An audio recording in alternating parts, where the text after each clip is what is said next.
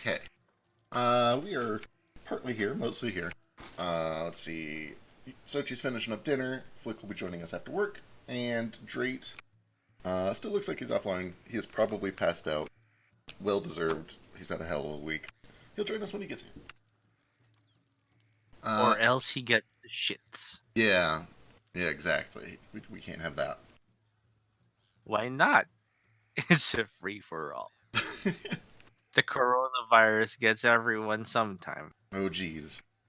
Hopefully not. But anyway, let's see real quick before we do anything else. Inspiration.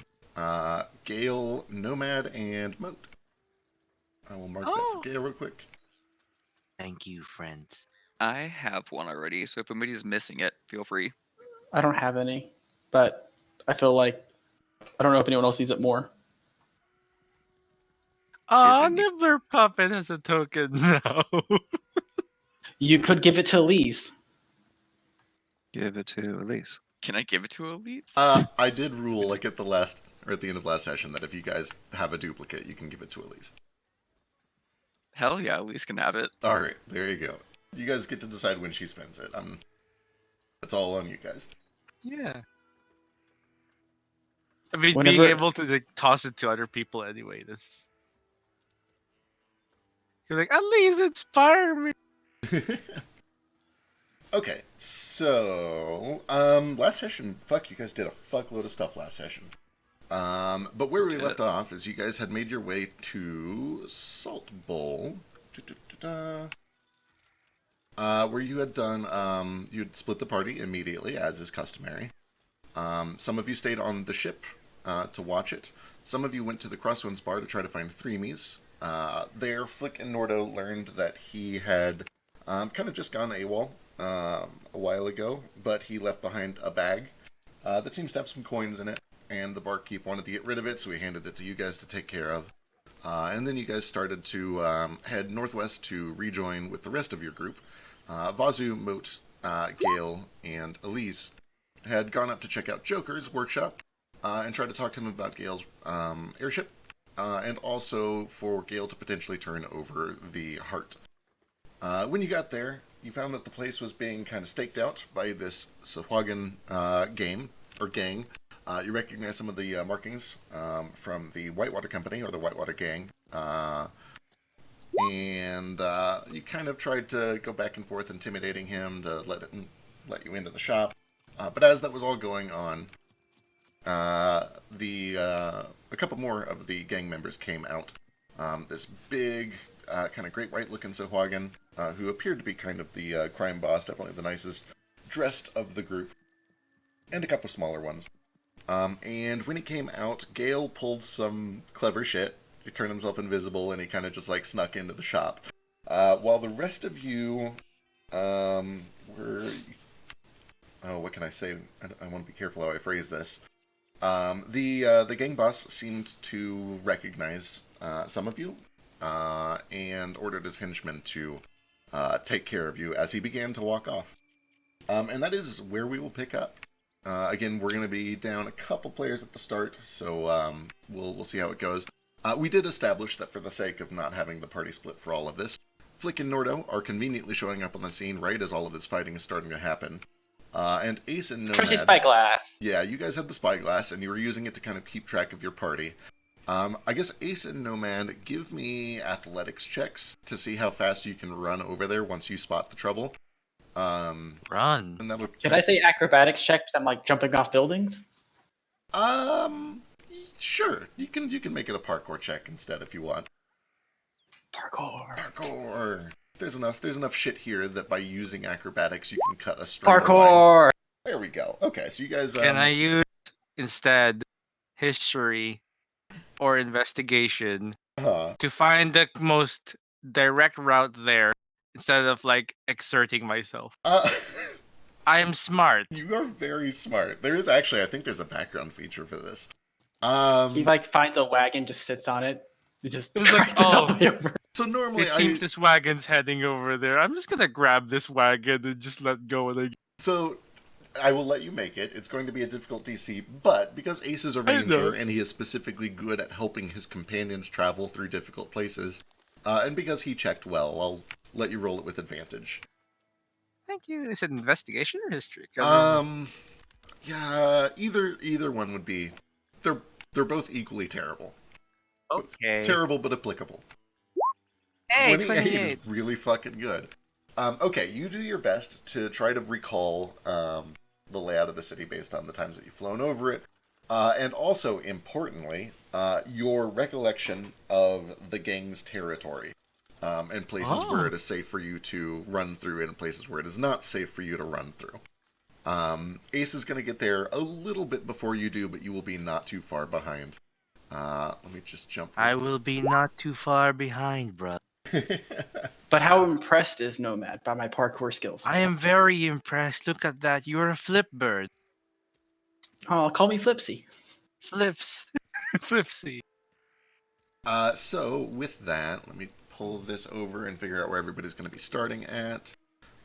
Gale's already in. Order on Flick just showed up. Nomad is going to be off the map for the first round, I'll say, and then you will pop up here at the top of next round. Oh, just tell me when I get within 120 feet of someone I can shoot. Where's Up at right now? Up is presumably kind of with Nomad, and we'll hop in at around the same time as Nomad, because Sochi is finishing up dinner. Hey. Up? I finally got around to making them a combined sprite, so that we don't have to have them constantly overlapping. The kobolds and Toto are chilling out over here, trying to stay uninvolved, because it's probably going to be dangerous. So yeah, let's do it. Let's jump straight into initiative. Let's do this shit. Oh, look at the Whitewater boss token. Whitewater? Just call it what it is. You are the milk gang. Gross. Stop that right now. My notes say the leader of the Whitewater Gang is Mr. White, and I don't remember where we learned that, but we must have learned it because I wrote it down. Now he is Mr. Milk. I forgot about Blast Off Death Dragon. I'm so happy. Alright, I guess I should probably roll initiative too. You should roll initiative for me, because my icon isn't on the map. Oh, here, I'll drag it over there. Okay. There you go. Where? Over on the bottom right-ish is where you're going to pop up. Okay. Put myself here behind it, since I'm going to appear after him.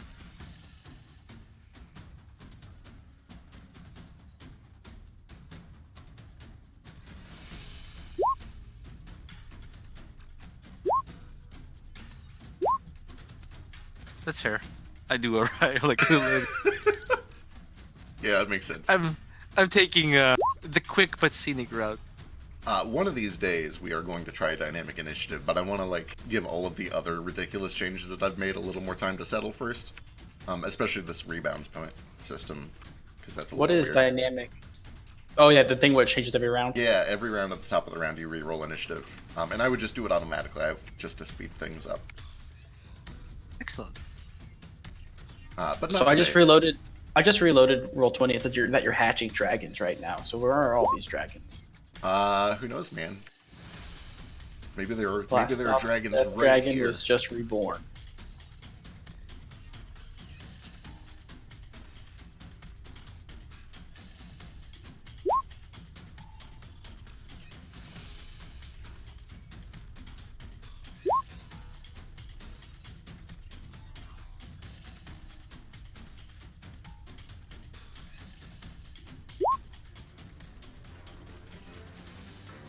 I think Drade is just still napping. I kind of figured, yeah. Would you like me to summon Drade? I mean, I don't want to interrupt his sleep if he needs it. Okay, I'll put the phone down. I was just gonna call the cops. To check out his address to see if he's alive. You know, This guy is illegally napping. I need you to arrest him right now. like, oh my god, my friend might have slept in carbon monoxide or whatever. He slept in. Sleeping, he's missing D&D. Arrest him up. It's very Who's important. EJ? Probably nobody. Don't worry about it. Don't worry about it. It's probably nothing. EJ question mark. We put the question mark in there. We have to worry about it. No. That's crazy. All right. Ultra-rich Joker. Oh yeah, shit. I should probably. Good reminder. I literally thought EJ was him, so that breaks my theory. All right. So I took the left in West Avenue, and now I'm here. Ace, you are the first to react. Hear all of this stuff starting to go down. The sound of weapons being drawn in the distance. I bonus action dash all the way over there with all my movement. And then, what do I see, I guess? As you come around the corner, you can see that Moat, Elise, and Vasu are all kind of starting to draw weapons. You hear the heavy footsteps of Nordo and the much lighter footsteps of Flick running through the main thoroughfare, and realizing that there's a conflict about to happen. You see 3 massive Sahuagin. One kind of looks like a hammerhead over on the right. The other 2 just kind of look like Makos or whatever, the normal kind of shark-like appearance. And beyond them, you would probably hear but not see some much heavier footsteps of somebody walking away. But all 3 of these Sahuagin are pulling out weapons. This guy over here, all of them appear to be just kind of wearing plain clothes, kind of dirty. But this one has a lot of chains kind of dangling off of his belt, and you can see that some of them have hooks and spiked balls at the end of them. This guy in the middle has a glaive, and double checking a thing. The guy with the glaive also has a bunch of just piercings all over. He's covered in metal piercings. And then finally, this guy on the right has a curved kind of sickle and a shield. Does he look like a bitch? Of the 3 of them, he looks most like a bitch, but still not very like a bitch. Does he look like? I guess also, bitches aside, does he? I guess does it look like this confrontation is just unavoidable? They have been given an order to fight, and it seems like they're intent on carrying that out. You don't know that, but you've got good insight and a good battle presence. First attack on this guy over here, because I think he's the only person I can actually hit. Unless I can hit this guy, but. Let's see. Yeah, that guy's clipped. So it is just this guy. He has some cover, but you don't give a shit about that. 28 lands for 21 piercing damage.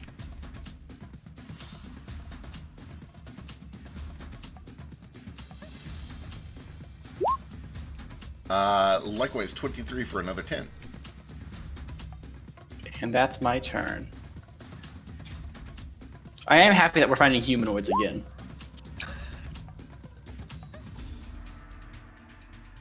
Okay, double checking a thing real quick.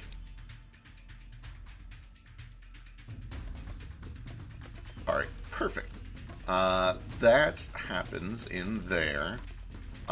Gale is kind of going in here and trying to figure out where Joker is, I'm going to say. But he gets to this door and he finds that it is locked. And he starts banging on it and calling for Joker. And just like, give me a second, hang on. Which brings us back outside. Shrudy McShruderson. Shit, I gotta remember which one of these is which. Okay.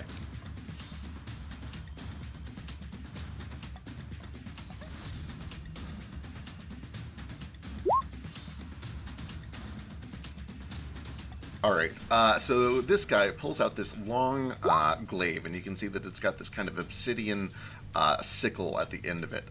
He steps forward, he slams the base of it down into the ground, and as he does, these black flames kind of rise up the pole all along the head of it, and then also start to crawl up his arms and over him.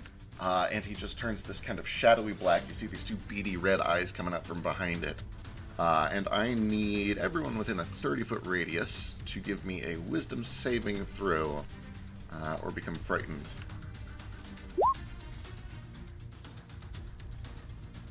Am I 30 feet?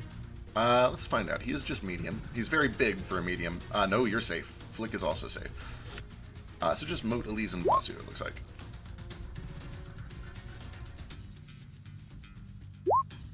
Elise is okay. Vasu is scared. Oh, jeez, I'm real scared. Moat is also scared. I'm actually real scared. I like to think Foster like projects not being afraid because he is so afraid. Right. Let's You see. think some punk ass black fire is gonna spook me? I've seen such fire. Sarcasm is his defense mechanism. Mr. White kind of looks over there, sees that things are starting to go well already, gives a little bit of a toothy smile, and then turns and walks away pretty slowly, kind of just casually walking away. Norda. Okay. Well, I would like to use my movement.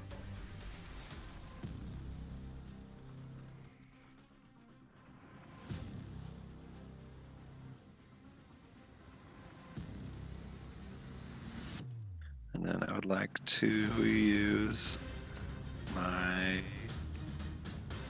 action, I think, to... Damn it.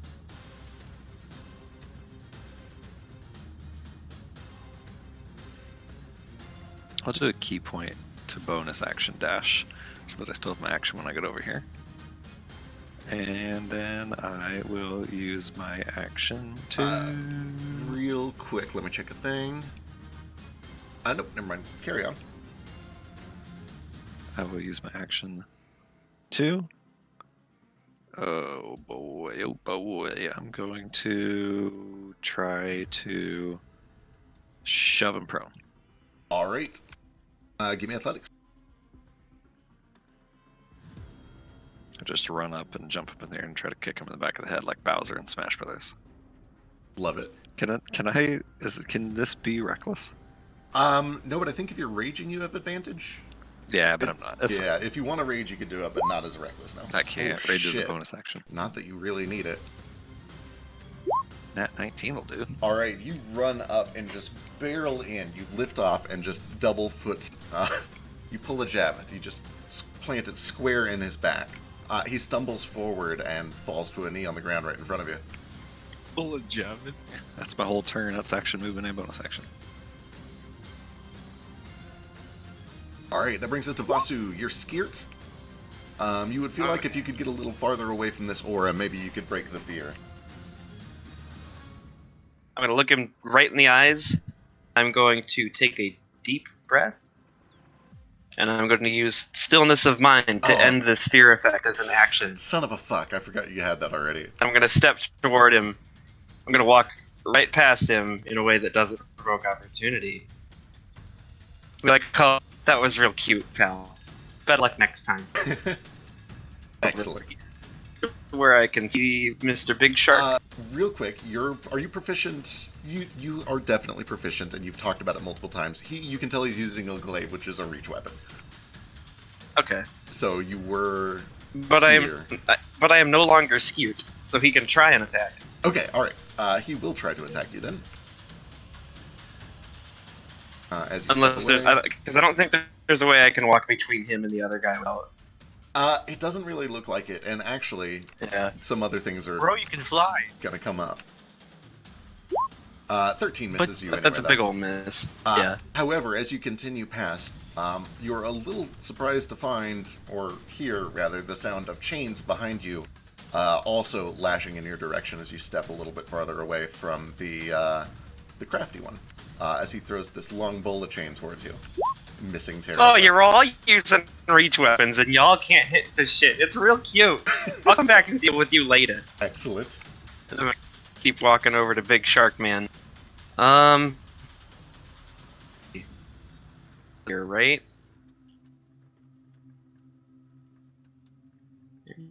Okay, I can get over there if I fly.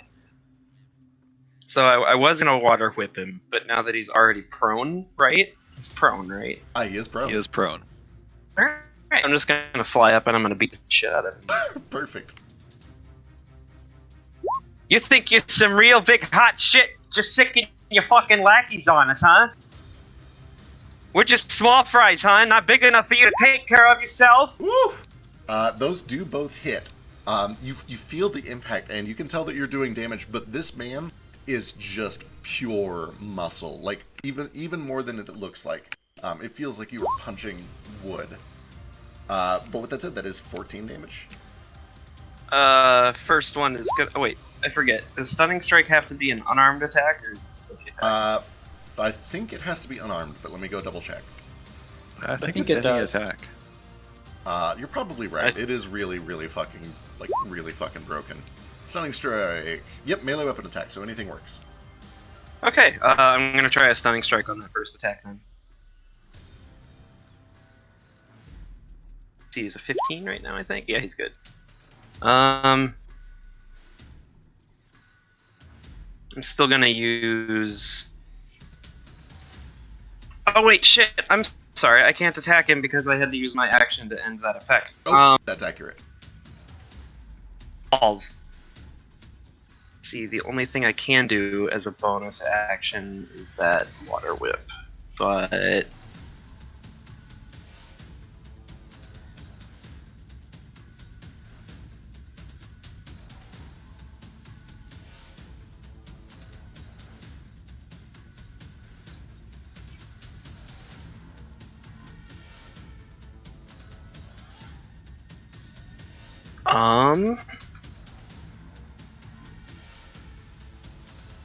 yeah, it turns out I really can't do much other than walk out there and yell at him. So we'll disregard those 2 attacks, but that angry speech is still very very canon. Okay, perfect. At the end of your turn, Mr. White, still on one knee, kind of prone on the ground in a bad position, turns to the two of you, flashes this big serrated toothy grin. You can see that there is just this tiny little flicker of pale blue light behind his eyes. And he says, "Do you really, really want to make a scene here?" And as he does, he whips his tail around towards Nordo at disadvantage because he's prone. Does a 24 hit? Jeez, oh, Pete, yes. You take 11 damage, and you feel like you have been hit by a bus as you are thrown 10, 20, 30, 40 feet back and land prone. My Atlanta. That brings us to Elise. Bully? Just gonna kind of look over my shoulder at Nordo. Jeez, you hit hard. Boy, Elise is, nobody really needs healing yet. She is going to, 10, oh, she saw that that was a reach weapon. 10, 20, 30, over here. She'll just dash to kind of get up in this guy's face. Brings us to Moat. Alright. I'm gonna step right here to get out of the range of the reached weapon, and then just step up to this guy. Alright. And attack him.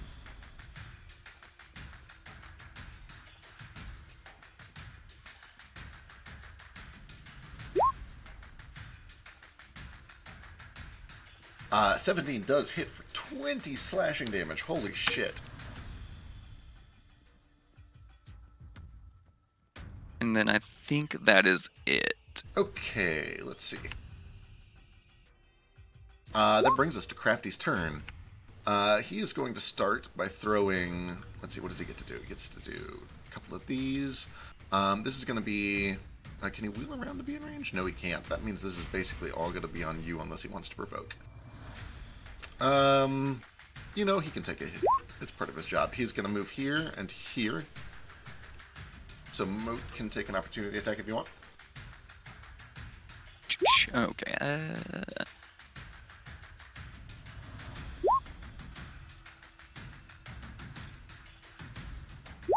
13, unfortunately, is not enough. He kind of slinks over here, surrounded by the rattling of chains. He's going to throw one of these at Nordo, who is prone with advantage. Oh, no, wait, I'm sorry, there's not advantage because he's far away. Oh, that's a miss. Then one at Moat. 19? Miss. And then he's going to follow up by bringing around these two kind of leather whips. Again, first one at Nordo. Misses. Second one at Moat. 24, I think, hits. Yes, it does. Okay, so as you hear this whiplash, you feel leather kind of wrap itself a few times around your neck, and then he yanks and it begins to tighten. And he is going to step back over as he does this in one smooth motion. You can feel that he's starting to tighten that grip. You will take damage at the start of your turns. But also, as he pulls himself closer to you, he opens wide and tries to take a chunk. Does it need to make a grapple check, though? Negative. It is an automatic grapple. A lot of monsters are like that. They have attacks that just automatically grapple. Oh, so to break the grapple. Okay, gotcha. Yep. The bite, I think, misses unless you're at below full health. Does he not get advantage because I'm grappled? No, only restraint gives advantage. Oh, gotcha. Yeah, then that misses. All right. That brings us over to this boy. Well, that's not good. He is already worse off than he would like to be.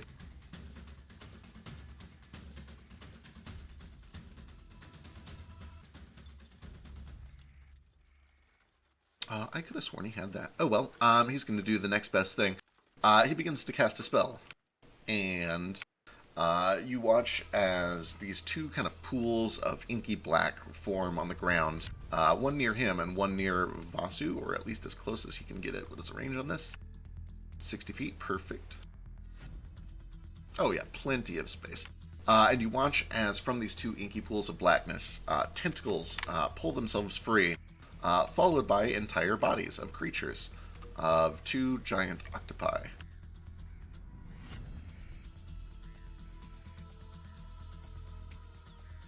Who summoned me here?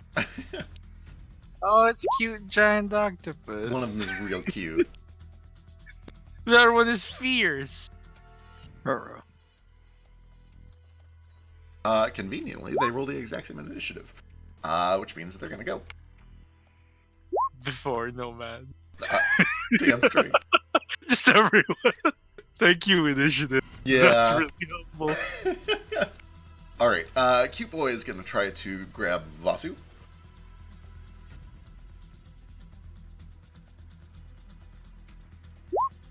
With a 21.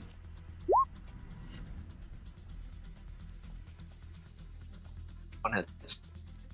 21 hits for 9 bludgeoning, and then you are grappled and also restrained.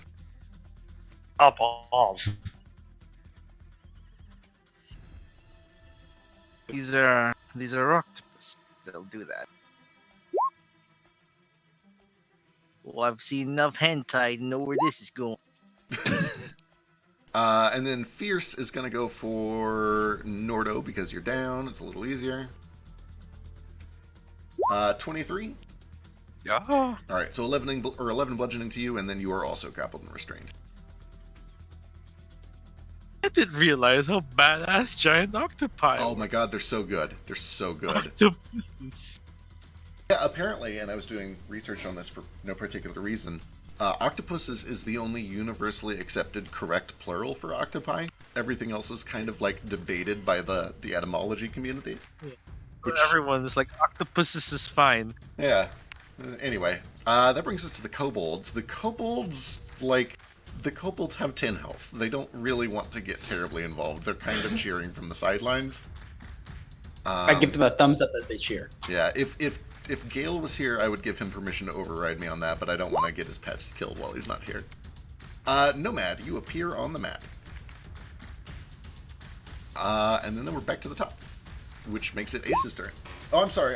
After somebody's turn, he's going to use his last legendary real quick.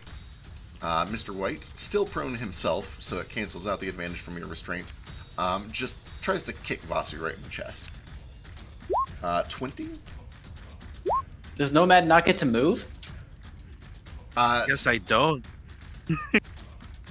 His turn. He was waiting for 3 NPCs and then you just skip him after all that. Well, we said he was going to show up after the first round of combat. I'll tell you what. After the first round. Gotcha. Yeah, I'll tell you what. You can move but not act on your turn real quick if you want. Yeah, because I am really fucking far away already. Like, I am 120 feet out the map. I'm not gonna be able to do anything for the next 3 rounds. So y'all, I'm just gonna chill. Actually, I'm going back. Yeah. Okay. So here's the thing. I wanted to be closer to the combat with my role of navigating the city instead of ending up in the back alley. Right. So can I have ended up here with Flick?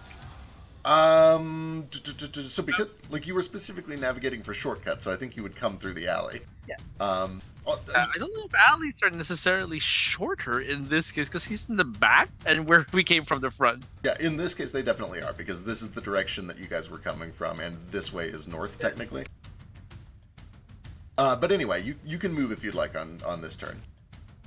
I did warn you that check was going to be kind of difficult. I'll move 30 feet here. It's gonna be a shit show either way. Just don't die, fellows. I have no protection magic that'll reach you. All right, Ace, you're up. And yeah, Mode, it's all good.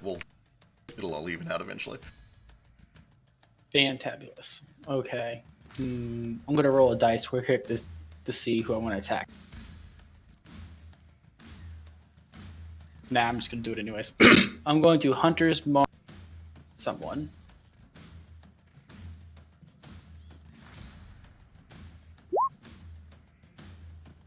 Who are you Hunter's marking? That's the decision. Who summoned the giant octopus? Far left. Tall boy. All right, I'm Hunter marking him then. All I'm right. assuming, or unless that guy's giving him full cover. Is that octopus giving him full cover or no? No, just half cover. So no Which cover. you ignore Gotcha. anyway, yep. All right, then he's Hunter's marked, and then I'm going to shoot him. Fire away.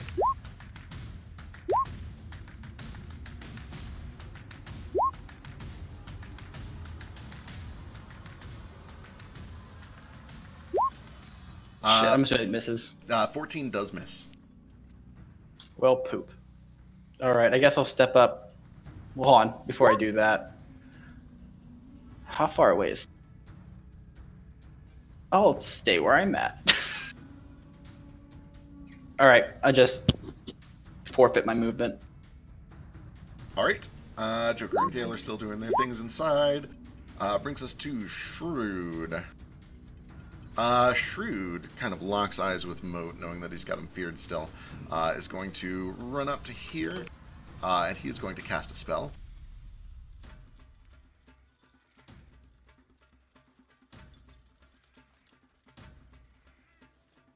And as he does, you can see that his glaive begins to hum and vibrate, and then he swings it towards Moat.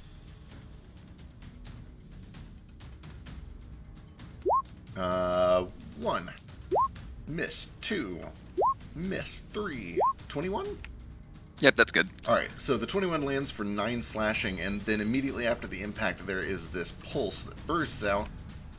You take an additional 5 thunder damage, and I need a strength saving throw.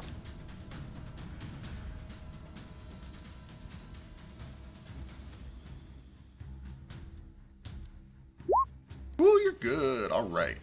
That is it for him. Mr. White is going to spend half his movement to stand up. He is going to look down at Vasu, who is currently restrained by this octopus. And he is going to... Didn't you say you had somewhere to be?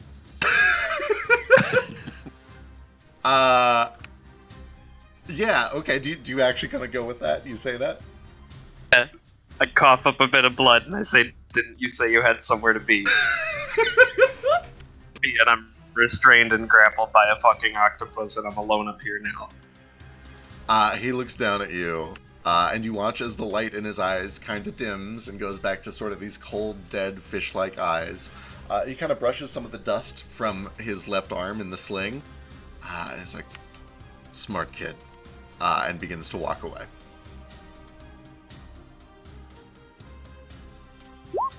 Nordo. Oh, So mad. so I'm restrained and prone, right? Which means I can't stand up from prone. Yep. Welcome to hell.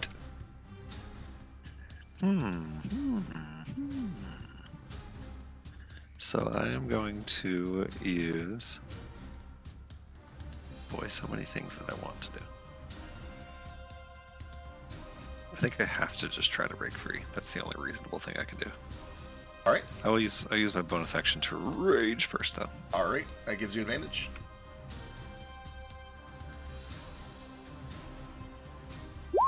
That is enough. 17 breaks you free. Praise be. That's action and bonus action. And seems like movement would be a pretty bad idea. So I'm going to just stay right here and hope for the best. You can use half your movement to stand up if you want. Well, yeah, I do that. Alrighty. That brings us to Vasu. Okay. don't know if it's come up yet, but how does that Cloak of Dashing Wind work? Or does it work at all when I'm like grappled? I believe it specifically says that you have to use your movement to do it, so if you're unable to use movement, you're unable to use the cloak. Okay. Just athletics or acrobatics, try. Yep. Looking for a 16 or better. Okay. Plenty more than enough. You're able to kind of wriggle yourself free of this thing. Nah. I guess if I use some movement to stand up from prone, I then can't use my dash, can I? Right, because it requires you to use all of your movement. Dash while I'm prone? Uh, Just kind of scoop myself along the ground. technically, yeah, actually, you can. It's called crawling, but like, there's no reason you couldn't use that to activate your cloak. Okay. Unless you're grappled. I forgot He about broke that. free. Oh, that's good. Yeah, you can still crawl. Then I'm going to use my Cloak of Dashing Wind to cast You're breaking up a little bit. But I assume you're dashing, yep.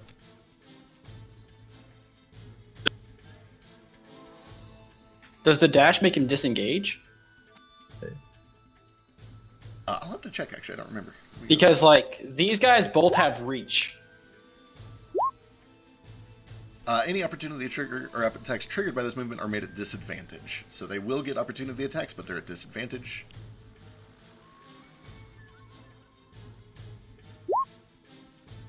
And yeah, that's actually true. If he aims up, he can do that. So just the octopus at disadvantage. Here we go. Oh yeah, flying. It's the whole thing. That's a big old miss. Alright. And then, still prone, I guess. I'm going to... Oh god, I should not be prone, but I can't do anything about it now. Just have to hope. Just have to hope that Flick protects me.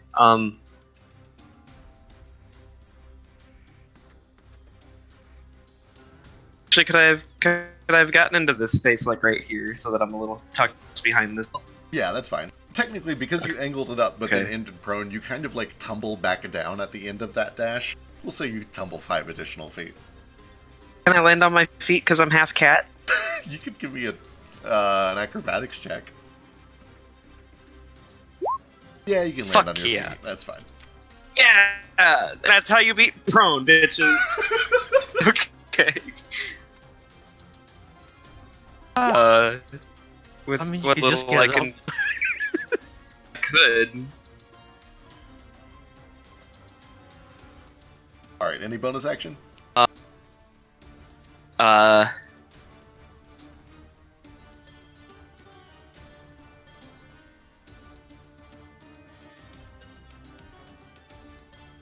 At the octopus in front of Nord. Wait, can you do that as a bonus action? That was only my movement. You used your You action. use your action to break break free. free. Shit, you're right. All right. Points. You're good. Sorry, I'm bad. Okay. You could bonus action key a dashing wind and stand up. Already standing. So, yeah. The only You could stand up again. thing that would be like, well, I'm going to save my key point. Sorry, you're breaking You're up. breaking up real bad. In the meantime, Elise is going to try to overrun this octopus to get over without triggering. She fails the overrun. Fuck, that means she's going to have to trigger from somebody. Wait, what is the range on this octopus? No, she's fine. She can do this. So she is going to go whoop, whoop, whoop, whoop, whoop, whoop, whoop, whoop, and cure wounds Nordo. Praise be.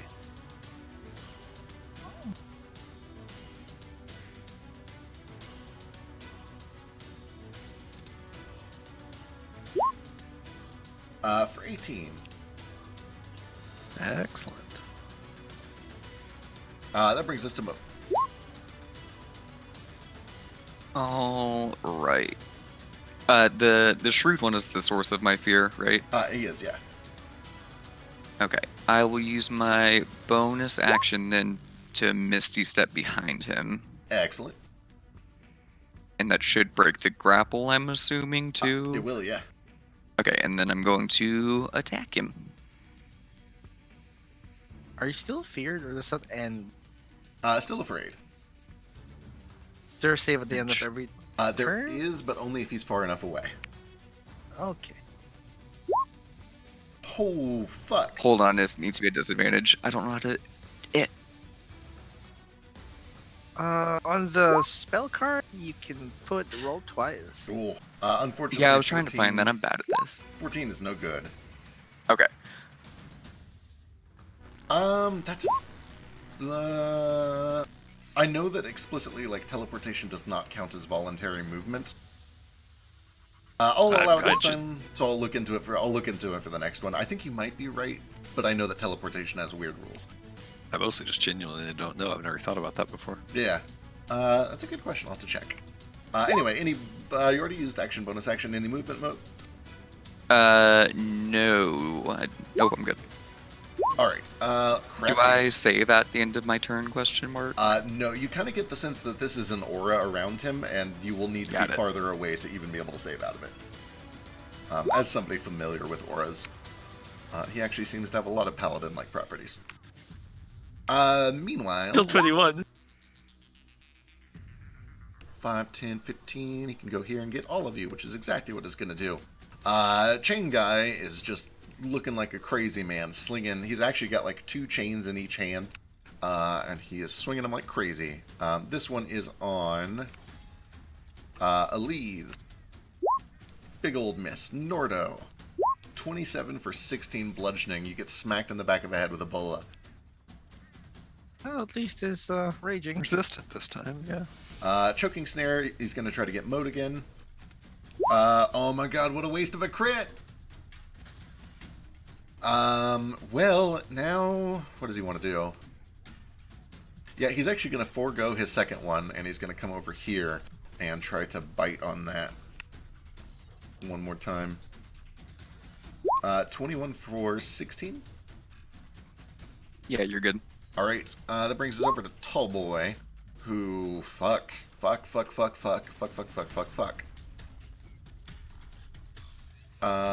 do that. Doesn't want to do that. Here we go.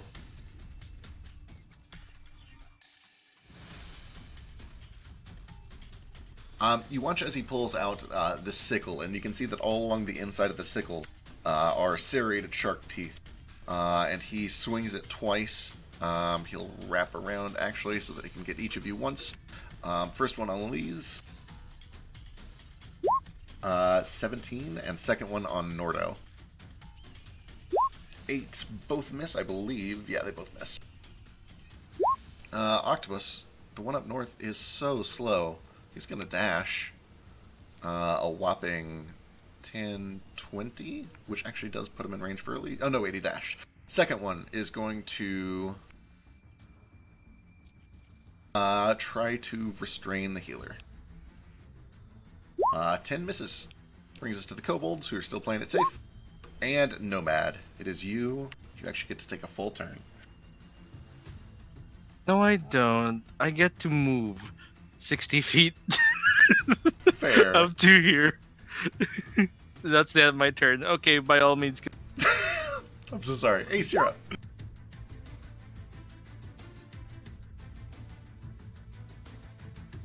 Okie dokie. I guess. Is Moat being grappled by anyone? Yes, he is. He is currently grappled by the crafty dude. Perfect. I'm going to use my bonus action to aim, and I'm going to shoot the crafty guy.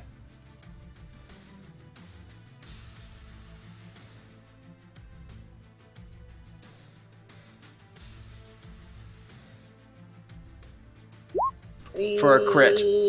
Yeah, so you can see that there is just this terrible bloodthirst in his eyes. He tries to bite down on Moat's shoulder, but he's shaking around trying to get through the metal, and he can't.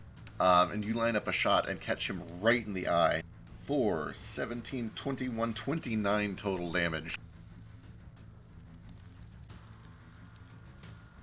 This gout of blood begins to trickle down the inside of his snout. Anything else? I'm pretty sure that's all I can do. I can't move, and I used every action, so I'm good. Alright, Shrewd. Shrewd is a little torn. Moat seems kind of taken care of, and Ace is pulling out a fuckload of damage. Actually, he looks over there and he doesn't see you, does he? No, he doesn't. Fuck. Oh, actually, no, he's got a thing for that. Perfect. So Didn't see who? Doesn't see you. You're in darkness. Yeah. Oh, I am. Then yeah. I didn't even need. If I am, I didn't even need to aim then. That's a But pretty it's good fine. point. It's fine. I'll worry about it later. Sure. Seeing that there is somebody over there that he cannot see, he is actually going to step away 10, 20, 30. He does see somebody here. Mo can take an opportunity attack if he wants. But he just went AFK. We'll get it when he gets back. Oh, of course you come over here to block my... I smell blood. And he seems On what? I'm not bleeding. Yeah. That is... Oh, sorry, that's probably me. I've lost quite a bit of it. That is notable, as you are not bleeding, and he still says that. He is going to... what do you look like right now, Nomad? Me? Yeah. Oh. Both yeah, I'm wearing my... appearance-wise and, like, stance-wise. Do you look like you're ready for battle? What are you doing? I look like... I'm like a, you know, those priests or a nun about to chastise someone? Literally, hands... a ruler and everything. So, Nomad has his fingertips touching each other. The four fingers facing downward, thumbs facing... You know, his usual Nomad is thinking stance. He's standing quite straight. He's here, his head slightly bowed. He's wearing these semi-religious robes that he had paid a good amount of money for to make it seem like, yes, I work with diseased or with diseases. And he's wearing a mask depicting an animal skull. Okay, excellent. Or an angry, yeah. So it's like, yes, hi. So, you eat me, you get diseases. Yeah. As he steps through, he seems to believe that you're not involved in this yet, that you're just a gawker or an onlooker. And he starts to step past, and as he does, he casts a spell. And you watch as this shadowy glaive begins to gleam this bright white, little bits of color around the edges.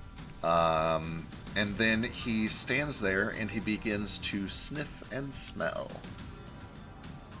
But does nothing else on his turn. Sniff and smell. Nordo. Okay. So these octopi, remind me, did they seem to have been like summoned by magic? It definitely seemed like that. Okay. And it was this guy next to me that did it? It was crafty. Probably. Okay. Either way, I am going to just wail on this spell slinger or whatever his name is. All right. And I will do it recklessly.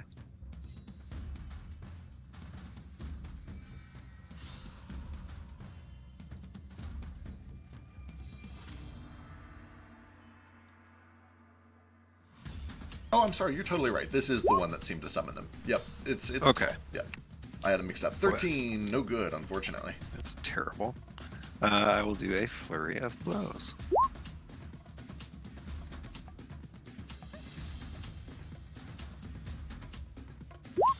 Oh boy, that'll hit for 11, and he needs to concentrate. He does not have advantage. Yeah, as you manage to line up this perfect shot right to his knee, you hear a crack, and he kind of stumbles as his leg bends in backwards, and with 2 puffs of ink, both of these octopi disappear. Beautiful. Octopuses, you mean? Octopodes? Octopodes. After the octopodes disappear and he sort of stumbles back, I just like give him a haymaker on the other side of his face. And that is my turn. All right, that brings us to Vasu. Okay. Look, he's eating a sandwich this whole time. Fly up here and beat up this guy. Shoe is gonna come out of my coat. Give me advantage on this first spear attack. Player 3 has entered the battle. 26 Oh, hits that for was a- 7. That was a kick, but it's still, we'll still take it. We'll say I kicked first. I just clicked the wrong one. That's fair. 27 for another 13. Both hits so far, and 24 for another 9. Just back to back to back, you begin wailing on this dude. The sounds of chains kind of wrapping around your legs and then shaking themselves free as he does his best to guard against it. Gross nomad. Awful. Scrapers. Everyone has scrapers. Gross. Alright. Back into my hood just to make sure he stays with me. I know that doesn't block him from combat, It gives but him I'm plus just 2 gonna AC kind at of. least. Okay, yeah, I'm just gonna kind of stand between moat as best as I can. Alright, sounds good. Elise, she is going to... does she have anything cool? Surely she's picked up some cool stuff by now, right?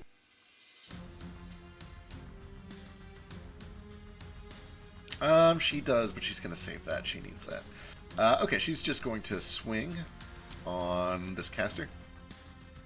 23 for 7.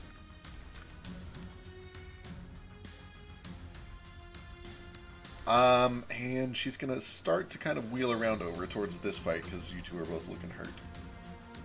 But she looks like she's trying not to provoke from this guy. Brings us to Moat.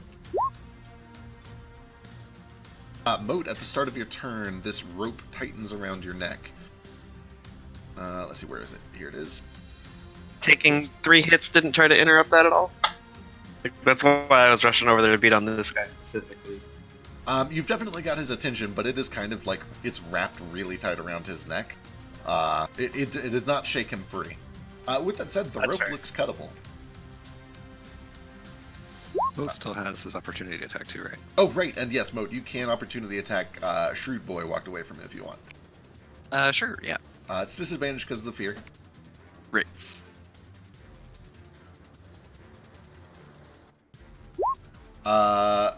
Sorry, I hit advantage at a disadvantage. 10. Yeah, unfortunately, critical miss, no good. And then, Sorry, there's a huge mix-up with my food, and it's driving me crazy. oh no, get that shit sorted out. You gotta have food. Correct. Okay, but then on this crafty guy, I will just... You said the rope looks cuttable? It does. I guess it's an action to either break it or an action to cut it, so I'll try to cut it. All right, give me an attack roll. Disadvantage? You're not. Oh yeah, fear. Yes, fear. He's not afraid of the rope, though. I'm not afraid of the rope. Plenty more than enough. You were able to cut yourself free of this rope. And it only takes Perfect. one of your attacks. I only have one attack. Oh shit. Who needs extra attack? Yeah, I do. it's gonna be a minute. Good old multi-classing. What are your splits? You guys are only 7 total, right? So if he's a 3, that Yeah. makes sense. That makes sense, yeah. Okay, I think that's gonna be it. Alright, Crafty is down a rope. He's also starting to bleed. His eye has an arrow sticking out of it. Yeah, he's not in good shape. He's gonna do the best that he can. He's gonna start by biting Vasu, who has got a lot of his attention. He does have advantage because you're bleeding heavily. 18? I'm not bleeding, you're bleeding. And no, that's it. All 3 of you are bleeding. It's actually a real gruesome scene over here. As he pulls back from the bite, How dare you make me bleed my own blood? with his right fist that has the 2 good bullet chains in it, he swings, and these are both going to be a Vasu. 16, 23.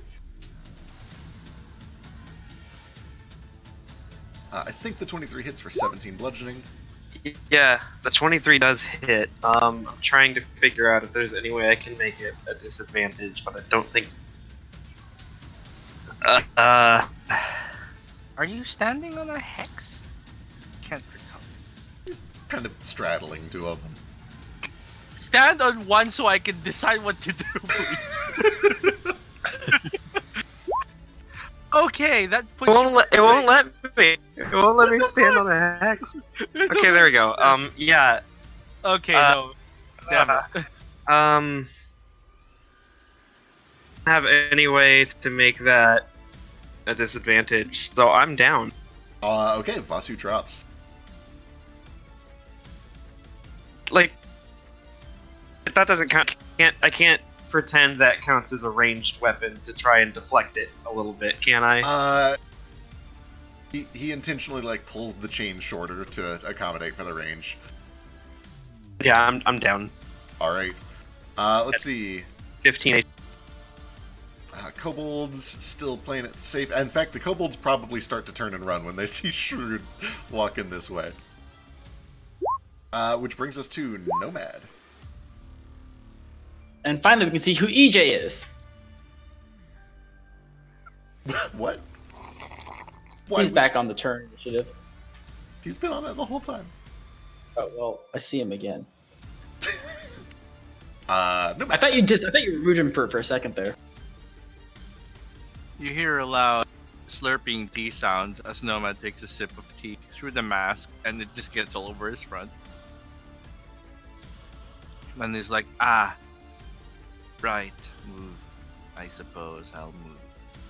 He just kind of saunters over here, like he's not even a part of. Give me a performance check just to make it official real quick. Oh yeah, he's not good at those, so. It's a pretty easy check this time. Cool. These guys There you are go. very used to performing violence with bystanders. Yeah. How's this work? That is enough. He still thinks you're a bystander. Okay. Yeah, so he's here. He looks around, like, oh, Vasu is down. It's a really quick rudimentary check. Of course, you're 35 feet away. And then, Oh, anyway. you do. So, Nomad spreads his arms away from those fingertips touching each other. He uses a bonus action to increase the DC to 17. And from his back, the robe starts writhing, like there's something under, bigger and bigger, and they kind of rip, not out of his clothes, but out of the air just above his back. Oh, And these Christ. 3 massive tentacles made of like these strange purple energy wraps around Crafty Guy and Shrewd Guy. And this Excellent. is the spell. Let's see. I've had this spell for a while. You I to have. say. I had forgotten about it because it's There gone has so long been without using no it. time. There's just been never any time to use it. But here we And go. I've been spending all your mana. That too. Yeah. Oh, yeah, so the DC is now 18. Okay. 18. It's strength or dexterity, their choice. Okay, good to know. Alright, this one makes it. Succeed. He seems to have very instinctual responses to a whip-like thing being thrown towards him. But the Zealot, he tries to just rip it free of himself, and is very disappointed to find that it is a tight grip. So let's see, he is restrained. Which one's that? The one down in the alley, Shrewd. Okay, yeah. I don't want them Thank getting closer to you. it. He's restrained, and you can use your bonus action to pull him if you want. Okay. Yeah, I'm gonna pull him up to here, if I can. 15 feet. Closer. So right here, yep. 15. Yeah, up to here. And I'm gonna hold him there. Alright, sounds good. And then you see in your, like, in all your telepathic mind, Nomad slithers in. Like it's a match for... God damn it. Alright, anything else? No, that's it. That's 5 mana. I'm probably gonna All right, Moat. In the middle of this bloody scene, you watch Vasu go down. Your ears are ringing. Nomad is doing some crazy shit. And you hear a tiny voice coming from down the street as a wooden door kind of clacks shut. And it says, Moat? Moat Shulamar? And then there are these tiny little footsteps that start running over. Holy fuck, is this Eddie Jamjar? Are you fucking kidding me? And No way. It's Eddie Jamjar. I'm so excited.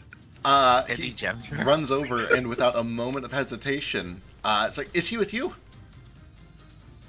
Yeah, he's with me. All right, he puts a hand down, and he is going to cast Cure Wounds.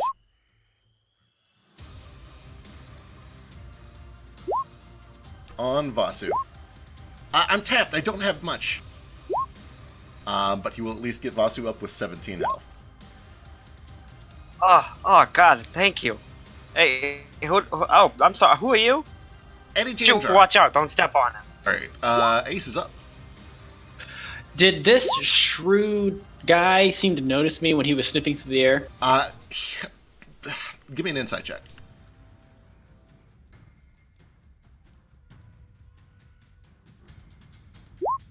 He definitely smelled something. He wasn't able to pinpoint exactly where you're at, but he knew that something was over here. Something beyond the things that he could see.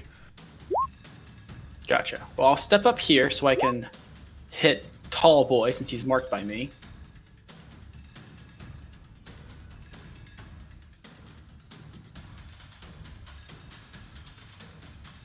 And I'm assuming I'm hidden from him, right?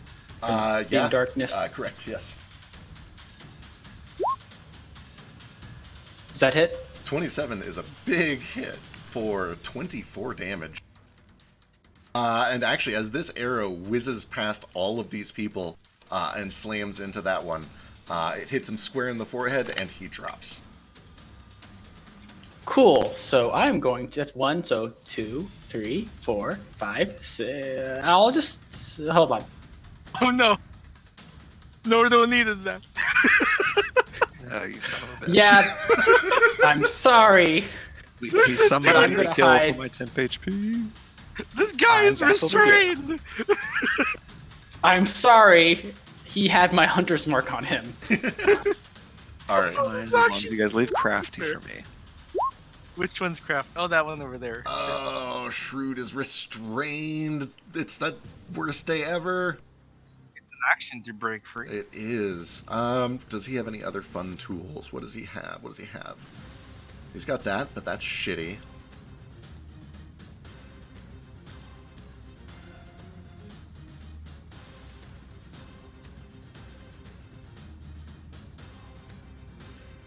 I wish there was a way to set DC strength or dexterity.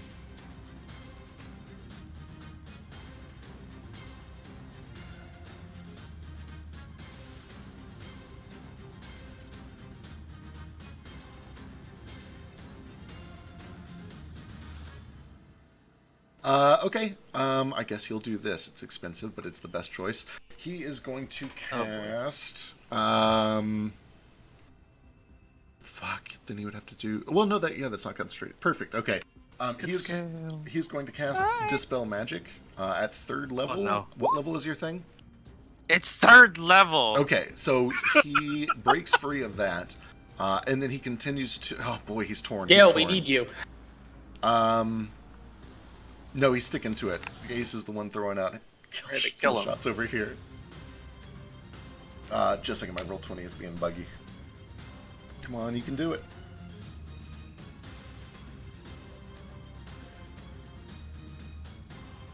I assume Gale just, went straight into the building and ignored the fight going on Yeah. outside because he was still invisible. Yeah, that's kind of what I figured. Is he's inside trying to get to Joker. He's undoing locks, and Joker's like, "Give me a minute." Okay, I'm finally back in. So he cast a spell magic as his action, and then he continues stomping his way down here with his movement, trying to look around. The kobolds have already kind of run off and backed off, they're pretty scared. And as he comes down, he's like, "Oh yes, I smell you. Where are you?" Mr. White has exited the building at this point. Nordo. Yeah, speaking of Mr. White, with my passive perception, is there any chance at all I like heard where he went? He kind of just started waltzing down this alley, and he seems to be taking his time. Right. Presumably he's over there. Mostly I didn't hear like the sound of somebody teleporting or something insane like that. Not with your passive, no. Okay. With that said, there's been a lot of loud noises going on. That's fine. I'm also raging, so I'm probably not paying that much attention. I'll just run up to Mr. Crafty. Alright. And beat the fuck out of him. Reckless.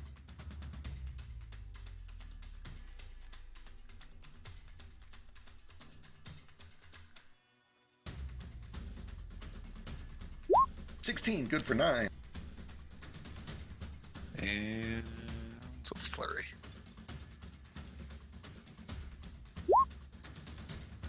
13, unfortunately, no good. Boy, some terrible rolls. They are. Anything else? Oh yeah, that was a flurry, so one more. 21 is good for another 9. That's it, though. Alright. I guess I have some more movement. I will, Help. Yeah, I mean, I'll move a little bit closer. I don't want to leave this guy's range, though. Have I seen his reach? These chains are real long. It looks like 15. Okay. With that said, you have seen him bite at melee. Okay. So I'll let you take that back if you want. No, I thought it'd be fine. It's I'm fine. worried about my buddy Ace. I'm going to follow. All He right. has advantage on the opportunity attack. Though, and to be honest, you guys saw my arrows, but you guys can't see me, so. Alright, he will try to take a bite. He's got advantage because of Blood Frenzy. 13 is still a miss, though. Excellent. In that case, I just keep moving then, because I don't need to worry about his chain range. Alright, you see... So I get that far with movement, that's it. Yeah, you see this big hammerhead, who still, for the record, has, like, barely been touched, if at all. His weapon is now, instead of this kind of burning black fire, it's this gleaming white with little bits of color around the edges of it. It's clearly got some sort of an active spell or effect on it. And he seems to be stalking his way down this alley. I want it. Okay, as I get there, I just shout at him, "Hey, what's wrong? You running away?" Something like that. Excellent. Alright, Vasu, you feel a tiny, soft, little precious hand put itself on your cheek, and you wake up with a little bit of health. And you find this freckled, thank you. red-headed halfling, who's got this... we'll describe him more later when the battle's over, but he seems friendly for the moment, at least. Okay, I will stand up, being very careful not to step on him. I forget how he's probably not that small, right? Halfling, he probably is about 2 feet tall. 2.5, maybe? They're pretty fucking small. Oh. He's so proud. Yeah, I'm gonna stand up, and then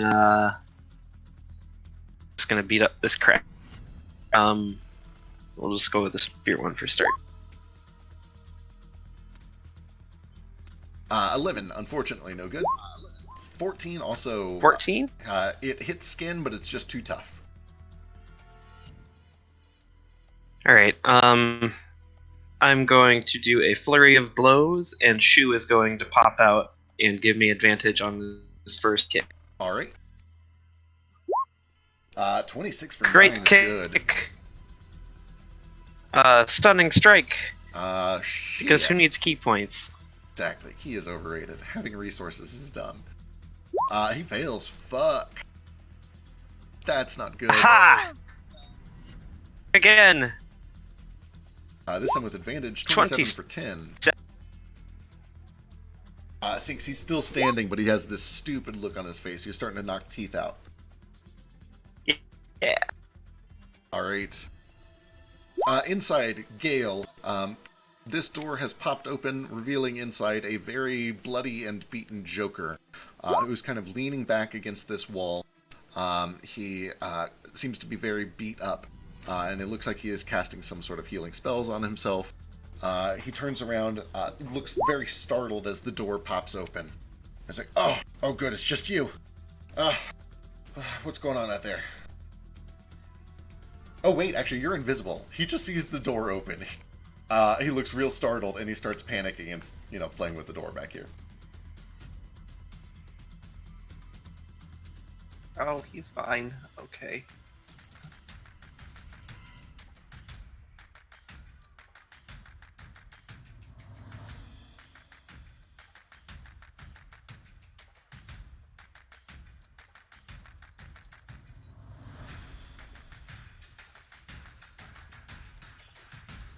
Sure, I'll shoot this guy. All right, advantage because stun.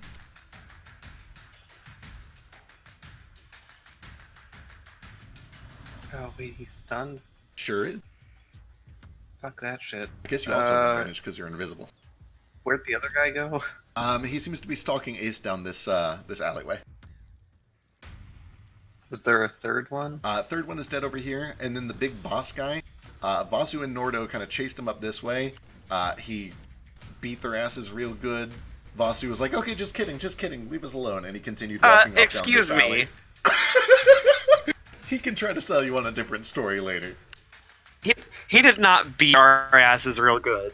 He beat my ass okay, and he said all he did was kick Nordo out of the fight. Yes, I was fine. It's just, that 40-foot pushback was something. Yeah. Imagine if you hit the wall though. True. So notably, 46. that is like an enclosed interior. It's not like a porch or a patio. That's gay. Why would you build this like this? I know, I'm so sorry, but it is how it was described the first time you came here. Pretty sure it wasn't, but that's fine. There wasn't a map, so therefore it's not true. Yeah, I know, I'm sorry.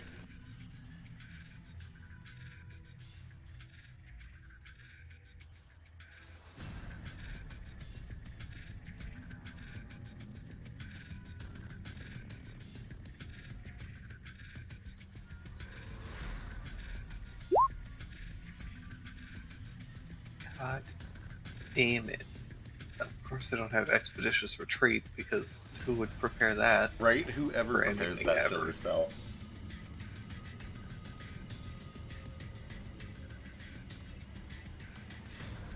Oh, we have a Yule too.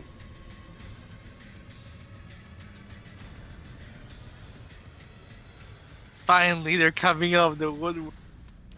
Soon we'll have a flick, and it'll be a whole family again. Sure, that'll do. Alright. Come over here. But Toto's here. Toto's gonna do a thing. Looks like Yule might be here too. I mean, up. It's UP.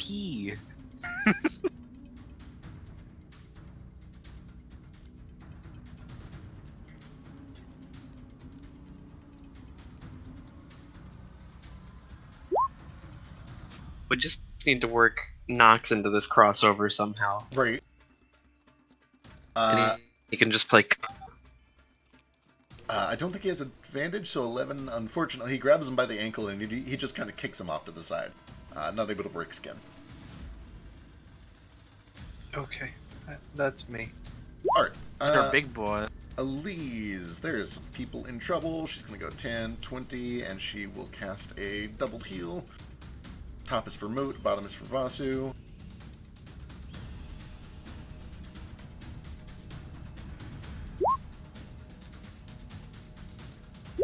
Ooh, terrible. Delightfully terrible. 4 for Moot, 7 for Vasu, and that brings us to Moot's turn. Okay, I still love her.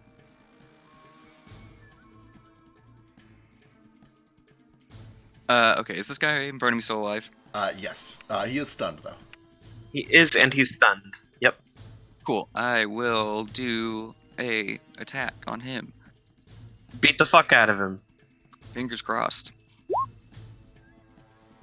17 does hit for 14 fire. And then I think... 1 second. Yeah, no, actually, that should be it. Alright. Brings us to Crafty. With my... I'm just... Look over at Eddie, then I'm like, perfect timing as always, Eddie. Thank fuck. No problem. This a bad guy? Very much so. Alright. Crafty spends his turn doing nothing because he is stunned. That brings us to Yule and Patches, who have caught up on their grandmotherly little legs. And go before me. Uh, Because I rolled a 2. You can see that there's a big, angry shark man who seems to be coming your direction and is fighting Toto. I I'll just be right. imagine that Yule ran the whole way here carrying Patches because he insisted he was tired. Cast a spell on me. You're all the way over there. Just come over here. You got close. So far. I will on my next turn hold a spell for me. Okay, run away. I cast Shatter on Nordo. Works for me. Perfect. Why not? It's a spell of level 1 or higher. I so was going great. to say, it technically counts. Actually, it has to target only me, I think. So. Well, I'll make it only Oh target. no, never mind. It says that targets you, not that only targets you. Excellent. Shatter things. All right, what you doing, Patches? I'm just gonna run up.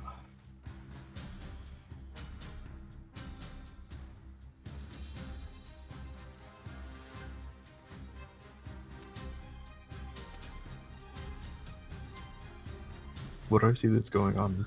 You can see that Toto is fighting a big, angry Sahuagin dude. Looks kind of like a hammerhead.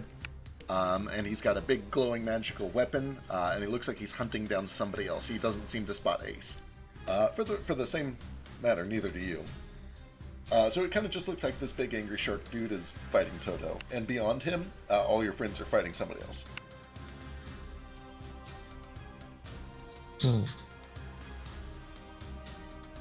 Um,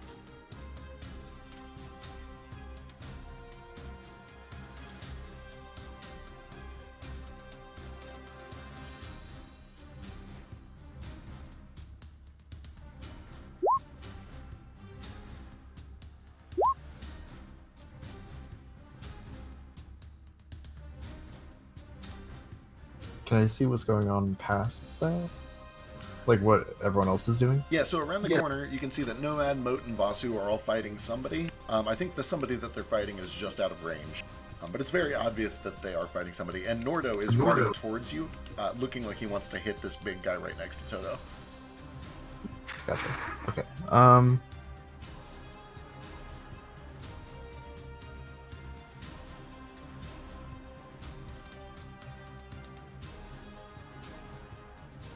I'm just gonna go ahead and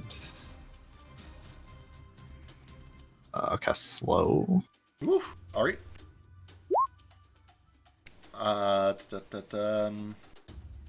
Six creatures of your choice. Shit, you don't have to see them, and if they are within 40 feet of each other, you know that there's one there. 40 Pythagorean. I think a diamond would hit that, but let me go do the math real quick. Pick me. Generate work, 56.5. So yes, if you want, you can target whoever they're fighting over there because you know they're there. Yeah. So,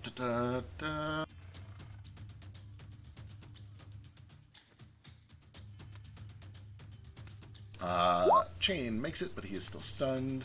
Zealot. I think that's a fail. What's your DC?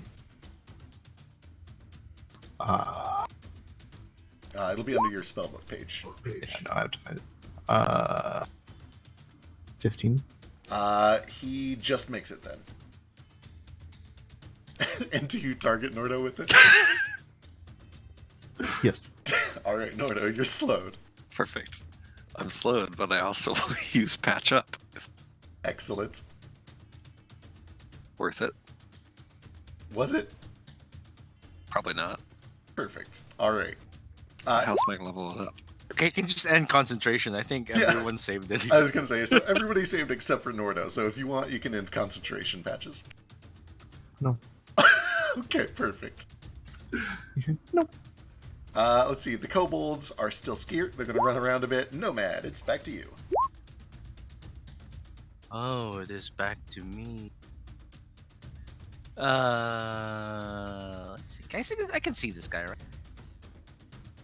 Yeah. On one hand, he's over there. He's next to Brother Bird. I'm low on mana. I have 5, but that's more than enough to cast a spell.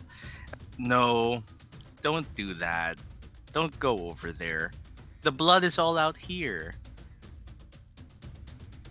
And he's going to use a bonus action to increase the DC of this by 2. Oh, god damn it. Oh no!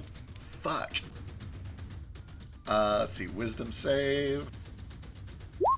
That is a fail. He is locked in place, and you watch as his weapon disignites. Whatever the word is. It goes back to normal. Mm-hmm. Yeah. You can tell that you have ended some sort of spell on his weapon. You see just like tentacles come out of his shadow, made of shadow, and wrap around him.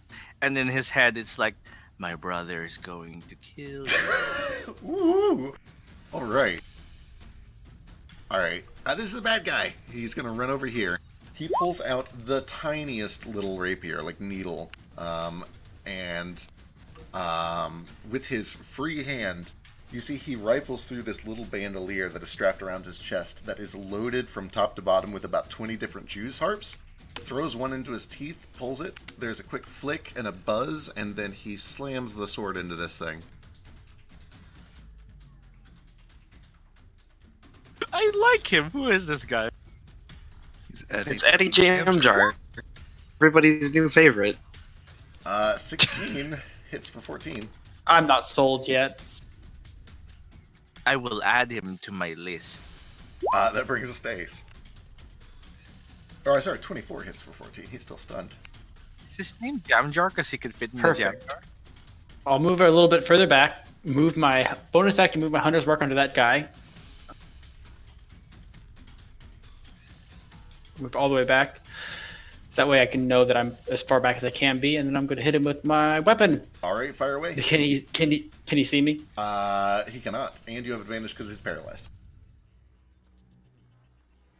And I'm pretty sure it's an auto crit if you're within 5 feet, but maybe always. Any attack that hits the creature is a critical hit if you're within 5 feet of the creature. If you're within 5 well, feet- I could just move up close then. Oh yeah. You could stab him with a rapier if you want. That is up to you. It's your call. Can restrained creatures make opportunity attacks or no? No, they can't. Restrained can, but he's not restrained. He's paralyzed, Yeah. so he cannot. Paralyzed. Can But creatures paralyze that not? can't see you can't make opportunity attacks. That is So then also I'll just move up there and then do that. all right. It was stabby. So with a little bit of retconning, that does become a crit. For 24, 27, 37 points of damage. This is the first big hit that he's taken, and you watch as blood streaks out across the street. Anything else? Does that crit? roll Move the damage? fuck away. Two, Yeah. 3. Let's see. 1, 2, 3, 4, 5, 6. And yeah, Nordo's right, or Nomad is right. Throw another D8 on that. Yeah. Another D8. For the main damage. For your There we go. Ah, there, one. All right. I'm pretty sure that my main damage is already counted, is it not? No, it doesn't seem like it. It's a bunch of D6s from the bonus damage. Yeah, because it doesn't know that you crit. Gotcha. All right. Joker is like, wait, what? What's going on out there? Not that there's anyone there to hear it, but he is going to do a thing. And how far out would that get? Okay. He excellent. cast Meteor Shower. Those of you outside watch as this dim red light slips under the metal frame of this door, of the front door of Joker's workshop, and out pops a little card, which seems to just kind of hover in the doorway for a moment. Gale.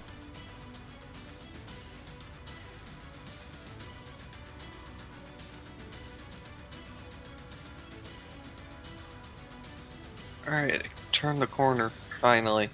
All right, as you turn the corner, it reveals. What is your passive perception? 10. Delightful. For the 100th time. I know, I'm so sorry. I should probably write it down somewhere. Okay. I forgive you. Let me check just to make sure.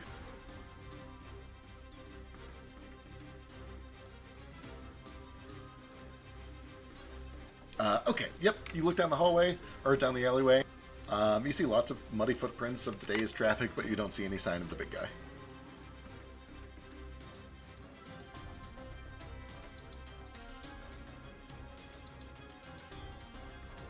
It's like your humanoid ranger is all the way on the other side of the map.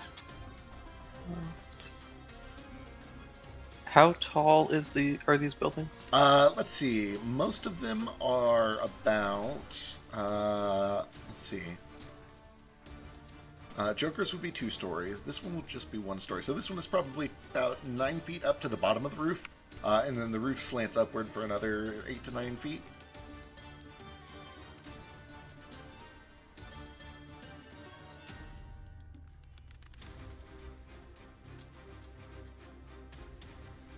Alright, I'm gonna...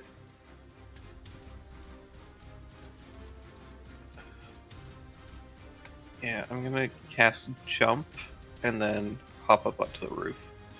Sick. Alright, you hop up onto the roof. Sniper Gale. And you take a look around. From up here, with your passive, there's no immediate sign of him. If you wanted to take a search action, you can. But I think Jump was a main action. Yeah, Jump is my main action for now, but... Yeah. I'm here now. Alright, excellent. Shrewd is right paralyzed. Or anything else? Shrewd is gonna get attacked by Toto. Hell yes. That's a crit. Auto crit. Well, it's an auto crit and an actual crit. Throw me another D8. Perfect. Toto's so strong. Does he get triple crit because of the crit? No, but he's a valiant and brave little boy. He climbs all the way up to the top of this thing, and just clamps down around one of his weird hammerhead eye stalks, and just starts biting and gnawing and tearing at it. What a good boy. Make like a squeaky toy sound. Yeah, kinda. Okay, Gross. he doesn't get to do anything except save against this paralysis. And he He fails. gets some rebound points, though. He does get some rebound points. Yeah. I've wrapped him up for you, Nordo. Here's some free Well, real estate for your fist. the thing is, Nordo is covered in magical molasses. Oh no! Why are you covered in molasses? His axe is stuck to his belt. He's trying to pull it off. He spends about half his turn just trying to pull his axe free of this molasses and can't. Then looks a little bit frustrated and pulls his spear out instead, and he's gonna huck it over at Crafty. Excellent. Oh no! Crafty is Well, still stunned, so you do get advantage. Great.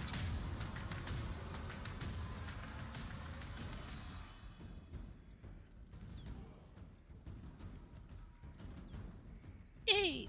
17 does land, and that is enough to drop him. But I can't use Touch of Death because he's not within 5 feet of me. And then I'll just start stomping my way through towards Shrewd, and can't quite get to him, just every step with this molasses. Perfect. And then I'll save against that spell. Alright, Vasu. Okay. Well, I was gonna beat up that guy, but he just got a spear chucked through his face. So I'm gonna Come here, flurry. bend down. I'm gonna bend down a little bit and thank Eddie Jam Jar again. Fly off over here, and I'm gonna beat up this shrew guy.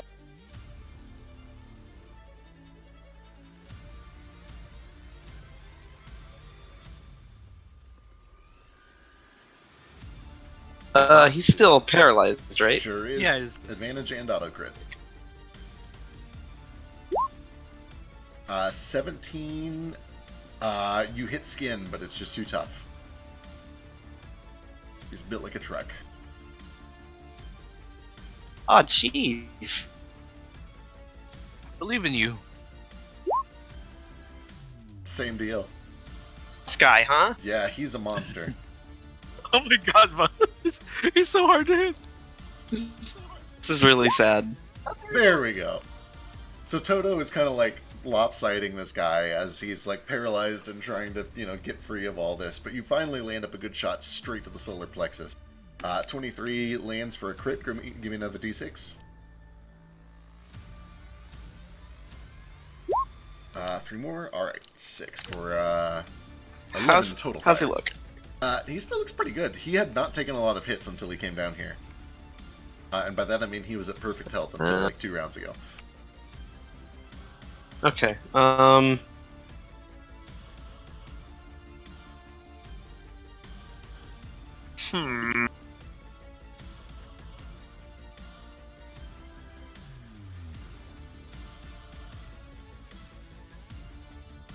gonna stunning strike. Just in case he breaks the paralysis. I don't know how that spell works. Sure. Let's see. Con save. I think that's That's save anyway. Alright. Yep. But he's hopefully still paralyzed He is. for a good while. For now, anyway. Alright, that brings us back to Gale. Or unless you have anything else. I'm just gonna back up so Nordo can beat him up because he Alright, sounds looks good. like he. That brings us to Gale.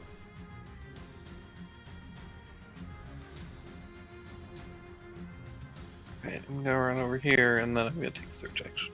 Okay, give me a perception check.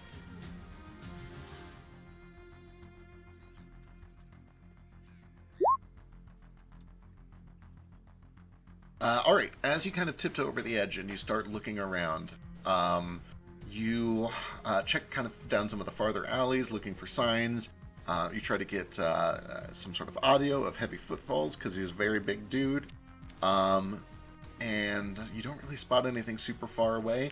But as you are continuing your search, you look down, and you can see that obscured in the darkness, tucked very, very close up against the wall right here, is a large figure who seems to be waiting for somebody to come around this corner.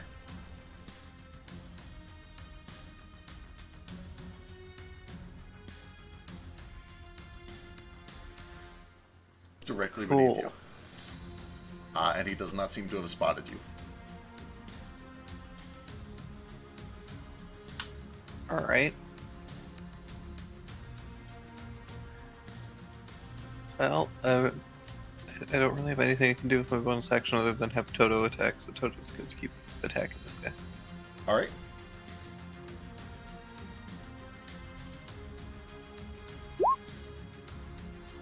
He's still just kind of swinging freely from the eye stalk. That's good damage, too. Boy. That's a shame. Let's see. Elise sees 20. She'll actually hit the backside dash to get over here and take advantage of the paralysis. Actually, knowing that this is going to be an auto crit, she is going to channel Divinity, and golden cracks form all along the surface of this guy's skin. Oh, jeez. Oh. Calm down there, no. Fuck him up! Boy. I can't reach him. Sorry. Guys, don't worry. I'll kill him and get my temp HP. Yeah, so I'm gonna let I Nordo can know that. also kill him! I can get temp HP for killing him. I get to feel good about myself for killing him. If you guys don't think for a second that Yule is not going to come over here and smack him with her cane. Right, so that's Yeah, but she has like a negative dexterity. 8 on you, Vasu. 8 points of healing from Moat to Vasu. Oh, thank you. Absolutely, That is pal. everyone in the area. Crafty's dead as fuck. It brings us to Yule and Patches. I keep my concentration up on slow. Perfect, good. I already broke it, so you're good. I cast slow. On everybody. No, I'll run over that direction. Alright.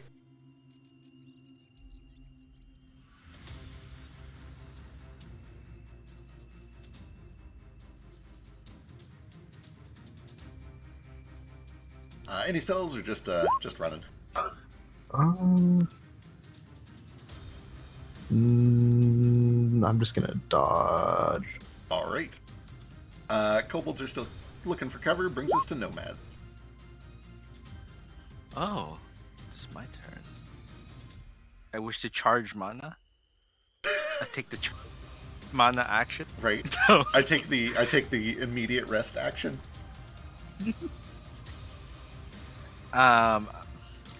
He sees Moat and Vasu there. This guy here. He's going to put a hand on his head. Another hand extends toward Moat and Vasu. He draws from them. Righteous Fury, Righteous Fury, Righteous Fury. And you see the little fire spark somewhere over his palm. And he flings it at the guy. An advantage. For 8 damage. 8 damage. Which does hit.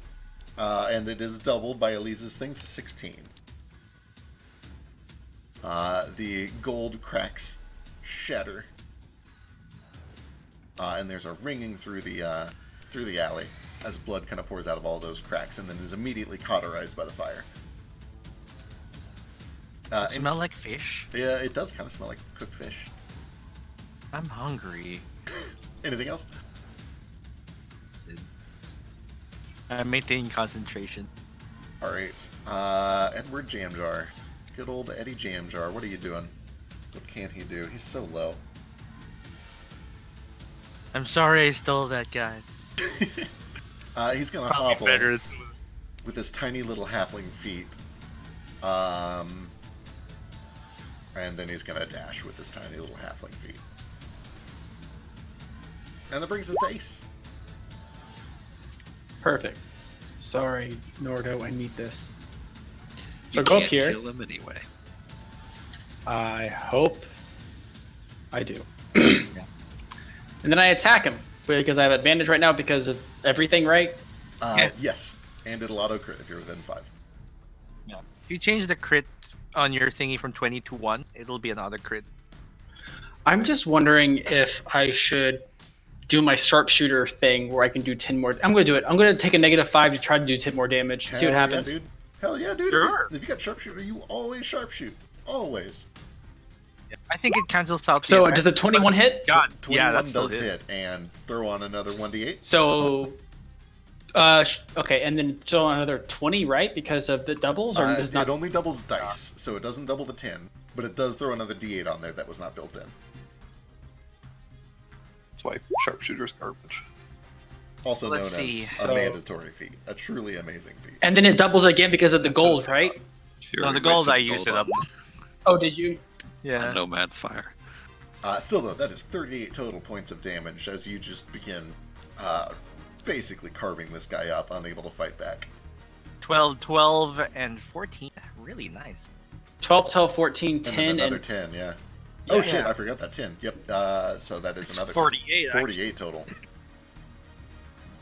Alright, that brings us to... wait, hold on. Uh-huh. Actually, I'm going to move here. He can't, has no reactions, right? So Yep. bonus action dash, I guess, and just 1, 2, 3, 4. I was here. 5, 1, 2, 3, 4, 5, 6, 7, 8, 9, 10, 11, 12. I'm still in darkness, right? Barely, but yes. Cool. Do not That's my know turn. where you are. But I am cheering for you. There was a lot of blood. Alright, let's see. This card, 10, 20, 30, comes floating over this way. Surrounded by this just dim red light. Very obviously a magical something or another. Gale.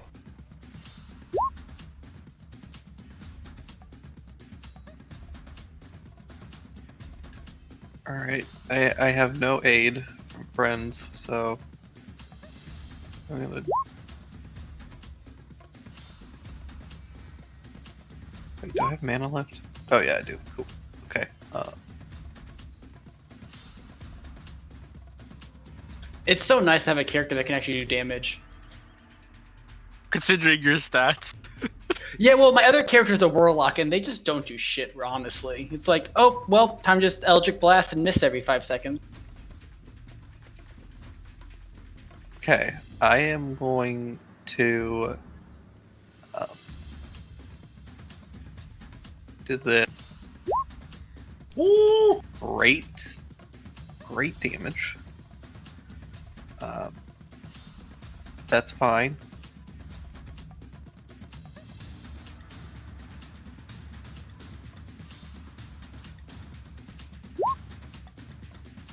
Alright, you've got the jump on him. 24 does hit for 13 plus another 4 is 7. Or 17, rather. I assume you, like, leap down off of the building to do this? Oh, hell no, I just aim down and shoot him. Oh, that's a ranged weapon. Oh, Branding Smite works with ranged weapons? What the fuck? Yeah, Holy I just found shit. that out Holy shit. last session. Okay. It's real good. Alright. I think it's the only smite that does. Yeah, goddamn. You watch as, very quietly, very cautiously, this big guy kind of reaches with his good arm, takes a drag from his cigar, and then kind of continues to look over his shoulder towards the alley, waiting for somebody to run past. And then out of nowhere, rocketing down from directly above him comes this shot.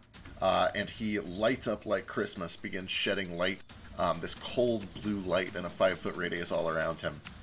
And he starts looking around confused and then looks up towards you. Kind of shrugs off this big impact on his shoulder. And as he looks up at me... And that is greater invisibility, right? Oh, no, wait, the Branding Smite is concentration. Yeah, that too. 27 for another 9 hits. Gets him right in the snout. Why, you little... anything else?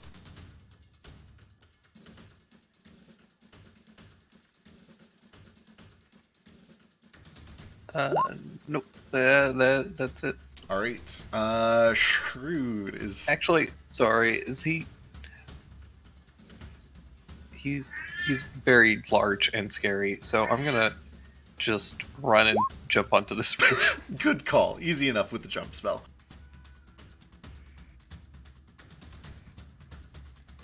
Alright, Shrewd is going to try to save out of this again. At the end of his turn, he fails again. Praise be. Christ, gets himself another 2. Which brings us to Mr. White. Let me go check a thing. Where's my jump calculator?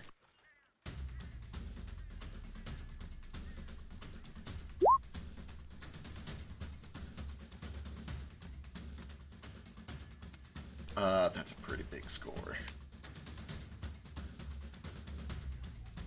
Ooh.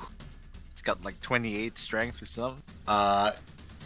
He looks up to you. Says, I knew you were clever. Takes a step back, builds up a running jump, and leaps as high as he can. Barely clings to the edge of this roof.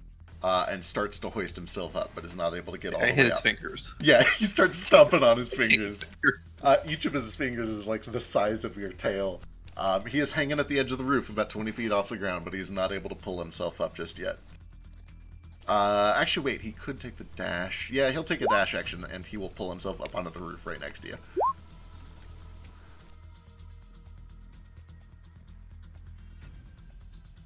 Okay, that brings us to Nordo.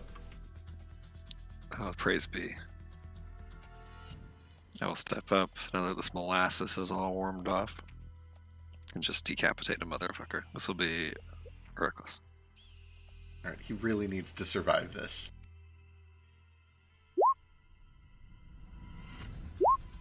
$24 is a crit.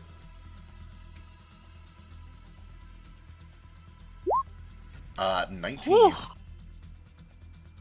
He is still up.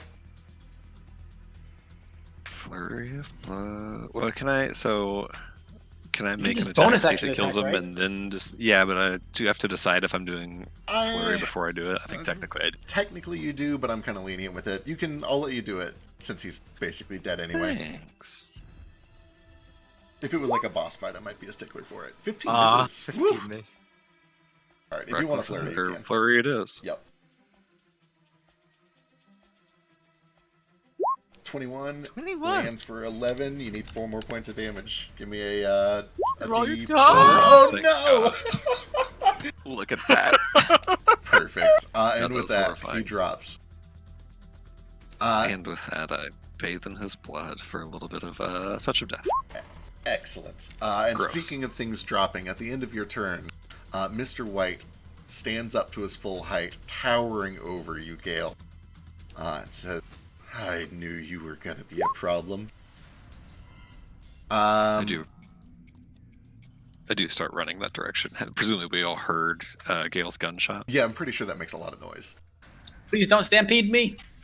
Also, sorry to It's actually go back really perfectly quick, silent. but how tall are these buildings again?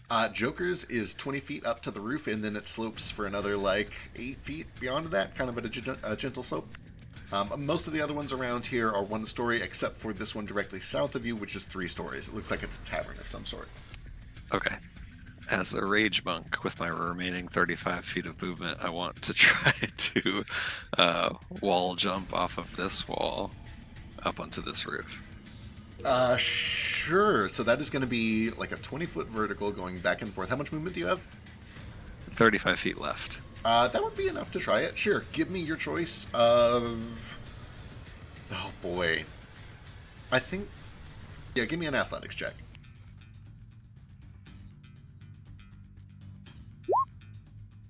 Oh, it's so Ooh. bad. I'm going to use inspiration. Okay. Oh, I can't. All right, I have advantage.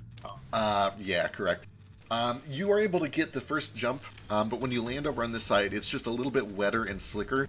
Your foot lands right on a big spray of arterial blood, and slip and kind of fall back down. You've got about 15 feet left when you hit the ground, so you can keep moving if you want, but you don't have enough movement to try to jump up there again this turn. Is the wall climbable by any chance? Joker's looks like it's just smooth brick. The tavern looks like it's wooden construction. If you had claws or, I guess with a really, really good athletics check, you could potentially climb it. Turtles do have actual claws that they can use for unarmed strikes, but I don't have a climb speed. Gotcha. You could try it. For With whatever. another- I'll just try. I'll try to climb up the side of this tavern to get up higher, so I can just jump across afterwards. Sure. Give me an athletic check. Turtles need climb speed naturally. Obviously, they have claws. Good Yeah. job. These are bad checks. Yeah, you just keep finding blood everywhere. You guys have made such a disgusting mess of this guy.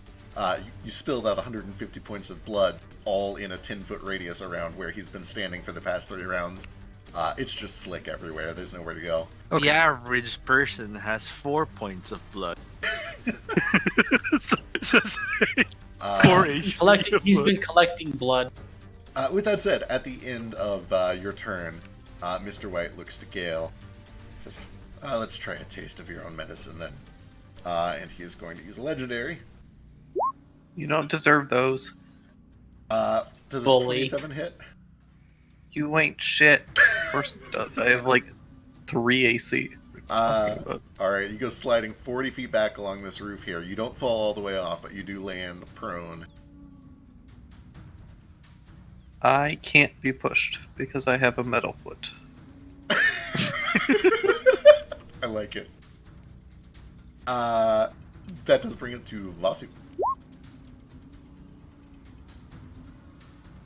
Vasu watches as Nodo tries to climb and just flies over it like it's nothing. That's exactly what I was going to do. You said this roof is 20 feet up, right? Yep, the bottom edge of the roof is 20 feet up. And then it kind of slopes upward a little bit. Okay, so,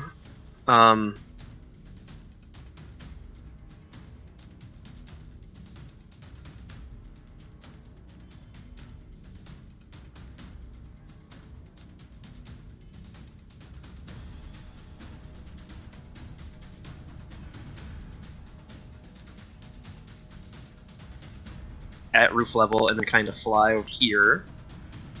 20 up, 40 over there. Ish. I can't move myself there because that part of the roof isn't revealed, Right. but... You guys have already seen the inside of his workshop. I'm going to go and reveal it. Okay, yeah, I should end up about 25 feet away from Mr. White without dashing or anything.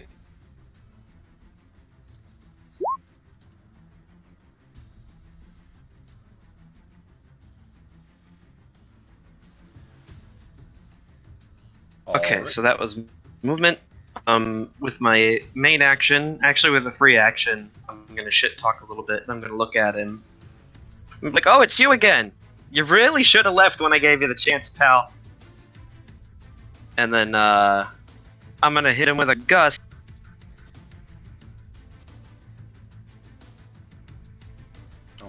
the offensive gust. Yeah. That is a strength saving throw. Yeah. I don't have the DC built in. He's probably fine. Probably okay. I'm sure he's fine with the 20. Hefty boy. That's the evolved cantrip has made it that much better. He's probably fine. I think he it's makes a just- save no matter what, yeah. Yeah. Alright. Okay.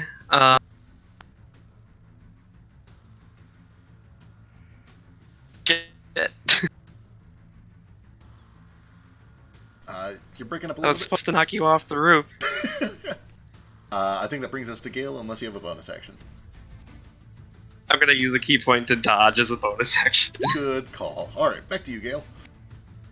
Grace, are there only like 2 people in this combat? I feel like I'm always going. Okay.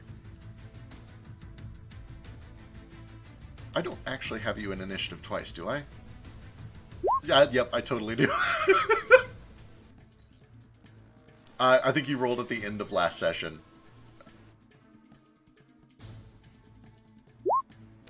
So just kidding. It's Elise's turn.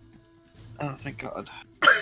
I was going to say, that did seem like it was happening a whole lot. Let's see, Elise. I don't even see her. There she is. People are kind of still okay. She's going to climb speed. She's going to start climbing. And she gets 10 feet up the edge. And then she will dash closer. 10, 20, 30 to get in front of Vasu. Brings us to Mo. Alright. You said this building looks like you could climb it with, like, a check? It would be difficult, but it is potentially climbable if you have, like, claws or if you're really good at climbing. I'm neither of those things. Can I see the roof from the ground? So, like, Yeah. Yeah, you can, like, see the edge of the roof up there. okay, I will bonus action Misty Step up there then. Easy peasy.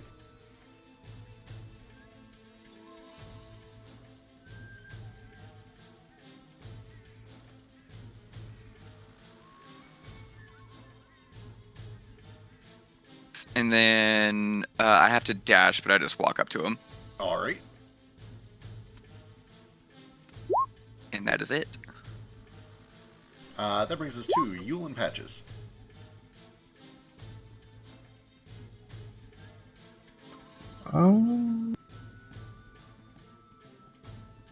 Everyone is going up to the roof of this building to chase Mr. White.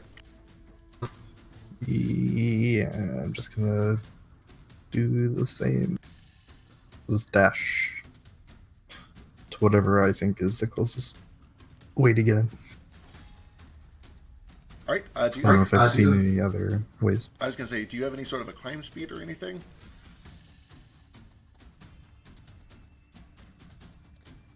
No, I don't think so. So Patches could potentially split up from you and climb up if you Yeah. want. Okay. Yeah, if we go together. So Yule will have What to if he wait just on the climbs onto his back? ground. You could try it. I didn't hear what you said. So Patches could climb up because it has a climb speed. Yule will have to wait down below. Unless Patches wants to try, like, literally carrying Yule on his back. And he's pretty small. But so is Yule. It's possible.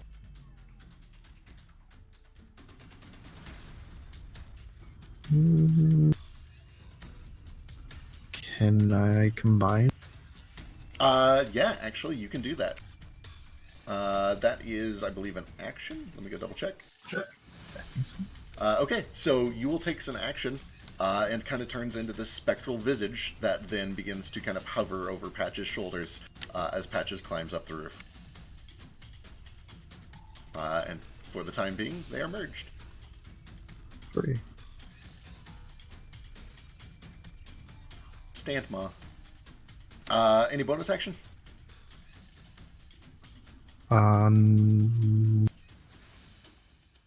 Not unless Patches can dash as a bonus action. Afraid not. Okay, then no. That brings us to Nomad. Well, this is some sort of predicament. I look at this thing. Okay. He looks at this, sees everyone trying to get up there, and was like, well, why not? Let me try my hand at it. And then I bump into A. It's like, oh, Hello. there you are. You are fine. I am perfectly fine. Excellent. I'm just... Watch me fail. And I attempt to climb the side of the building. Okay. It's really... I use my octopus grip action. You don't actually. I choose to watch him succeed, so he succeeds. Okay, this is going to Here's be. the wet slap. This is going to be extremely difficult. You can try it if you want, but it is going to be extremely difficult. It will be an athletics check if you want to literally just scale this vertical surface with no handholds. Let's do it. I am slimy. I- Which makes it worse. I cannot stress enough that this is going to be extremely difficult. But go ahead. You know, it's just gonna try it. Sure. Here's my action to just floop. God damn it. Nomad. Like one of those weird sticky hands in reverse. Just slaps his entire body against this fucking garage door and begins hoisting himself up one squelchy splat at a time until at the end of his movement he has made it up onto the edge of the roof. I think that required my dash action. It does. You have Yeah. you have 10 feet of movement left after a dash. Yeah. I'm just like... Physics. God fucking damn it. No joke, though. I am a god. I'll stand here and just dust myself off. I see Perfect. like nomad shaped like clean spaces on the like, you know, those rubber things you throw on the glass and it starts flipping Yeah. down. Yeah, exactly, Yeah. but that in reverse. Reverse. Yeah. Okay. I'm here. That's my turn. Well, fuck. Eddie Jamjar definitely cannot do that. I'll give him a foot up. Okay, sure. He will, he weighs fucking nothing. He will, if you like offer him a hand, he will kind of climb up onto your shoulder and just hold on tight and be along for the ride wherever Nordo goes. Eddie Jamjaw, right? Nice to finally meet you. Oh, you've heard of me. Oh, very briefly. Hold on tight. We're about to get a little wacky. Alright, that brings us to Ace.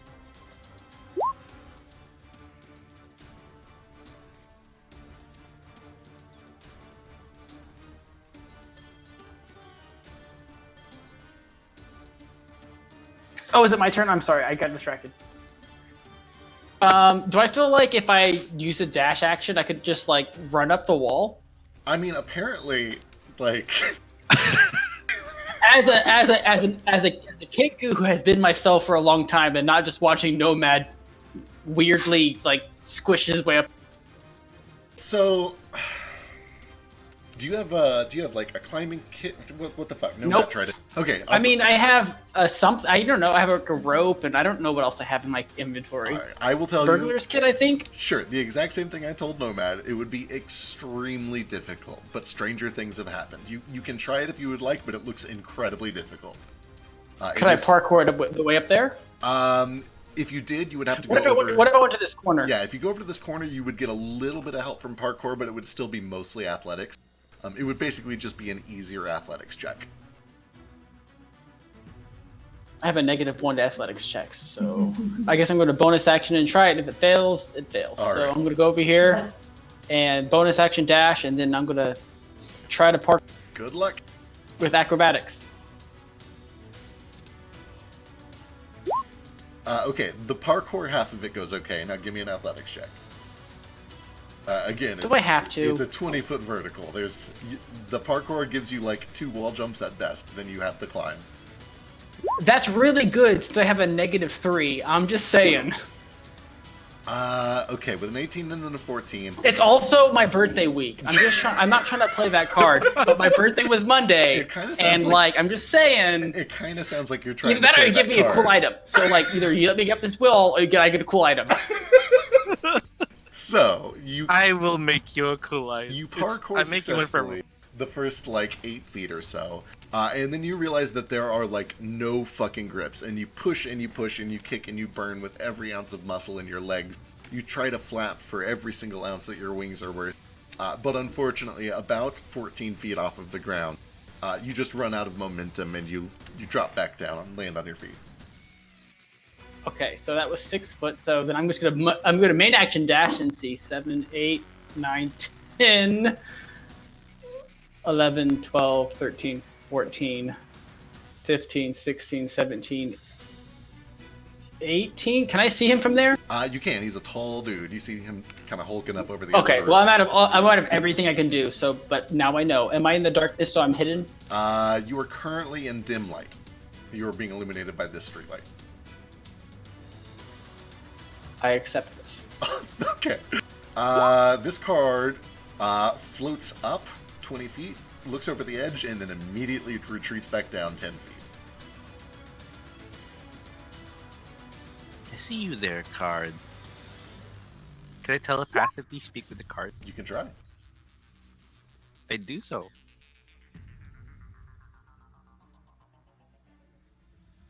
I'm on the very end of the turn order anyway. What do you say to the card? Hello. That's it. You get a response in your head. I think this is a really bad idea. This is bad. This is bad. This is bad. This is bad. But that makes it Gil's turn for real.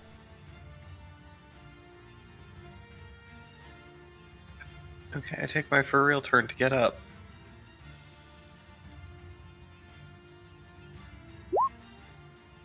Do I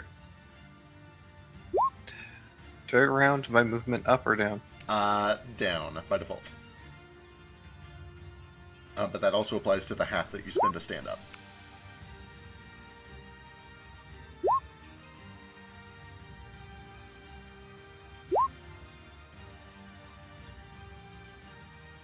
Alright, then I'm gonna step up there and I'm gonna shoot this horrible man a couple more times. Alright, fire away.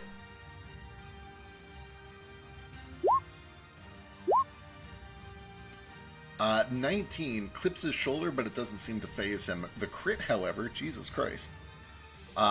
You hit directly in his wounded left arm.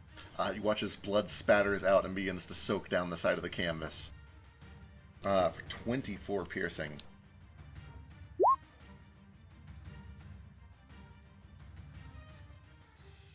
Let's see. Anything else? Let me just check the wording on the thing.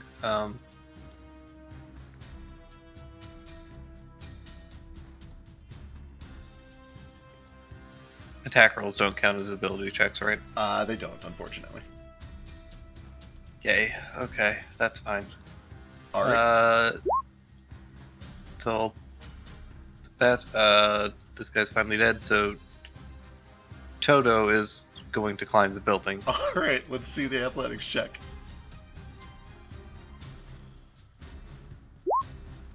He tries and tries. He gets about 7 or 8 feet up and then slides back down.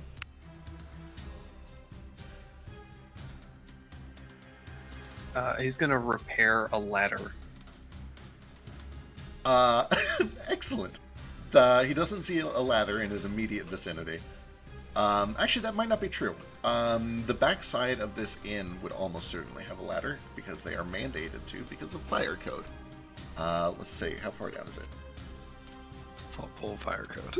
Yeah, the very important Salt Pole Fire Code. And it's not that far. In fact, it's 2 spaces south. So there's a ladder in the alley leading up to the backside of this inn, right over here.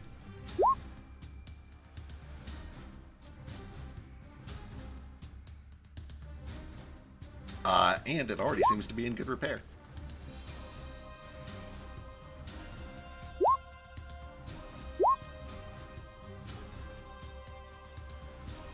At the end of Toto's turn, though, real quick, before it gets back around to Mr. White, he's going to use his last legendary to Tail Whip Moat.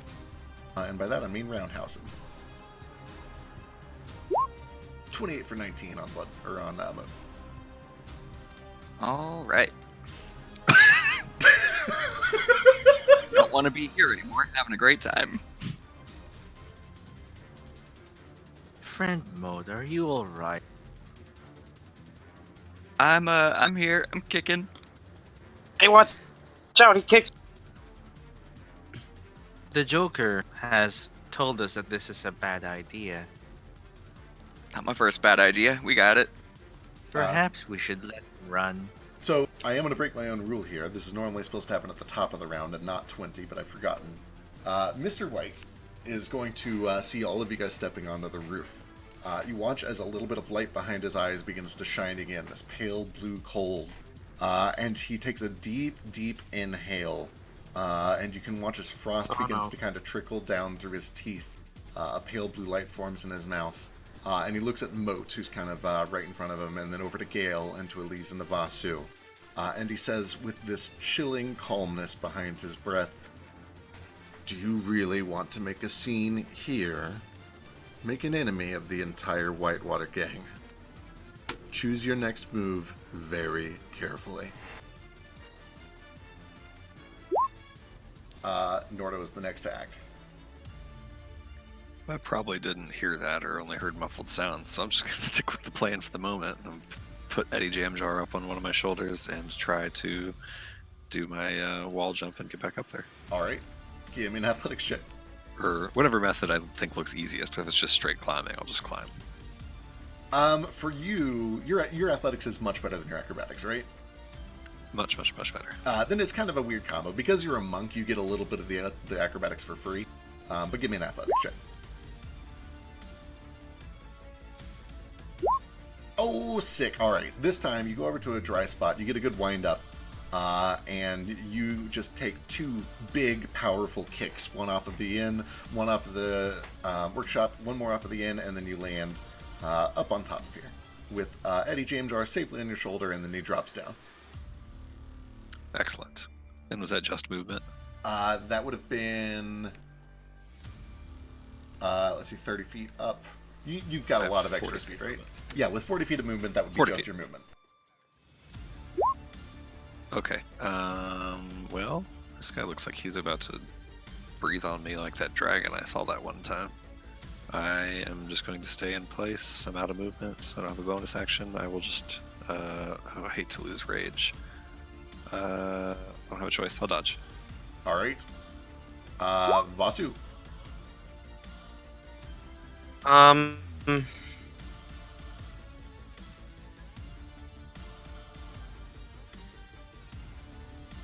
Really sure what's going on here, in or out of character, or why we particularly started this fight, other than that he was just there. Who is going to just step aside, fly aside over here, ish.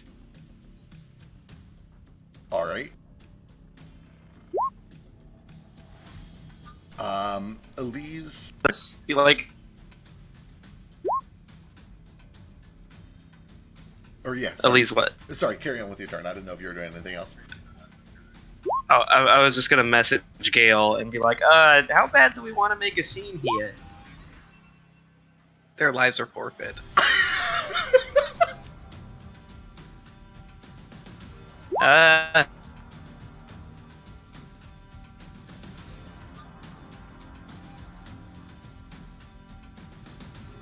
Oh, jeez.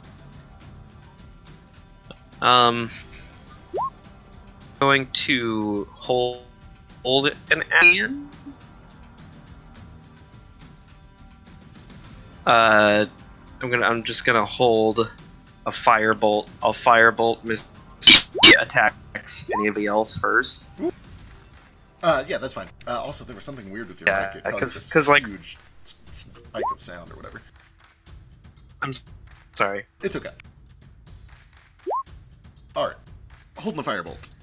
Elise is going to cautiously, kind of with her weapon off to the side, making it clear that she's not aggressing, step up to Moat and lay a hand on Moat.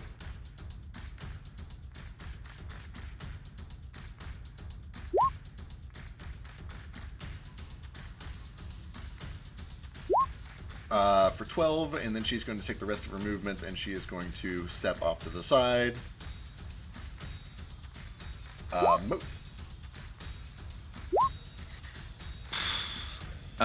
All right. I'm just gonna hold a flame blade for if he attacks anyone. All right. Kind of what, yeah, Basu's doing. Sounds good. Yule and Patches, you guys have made your way up.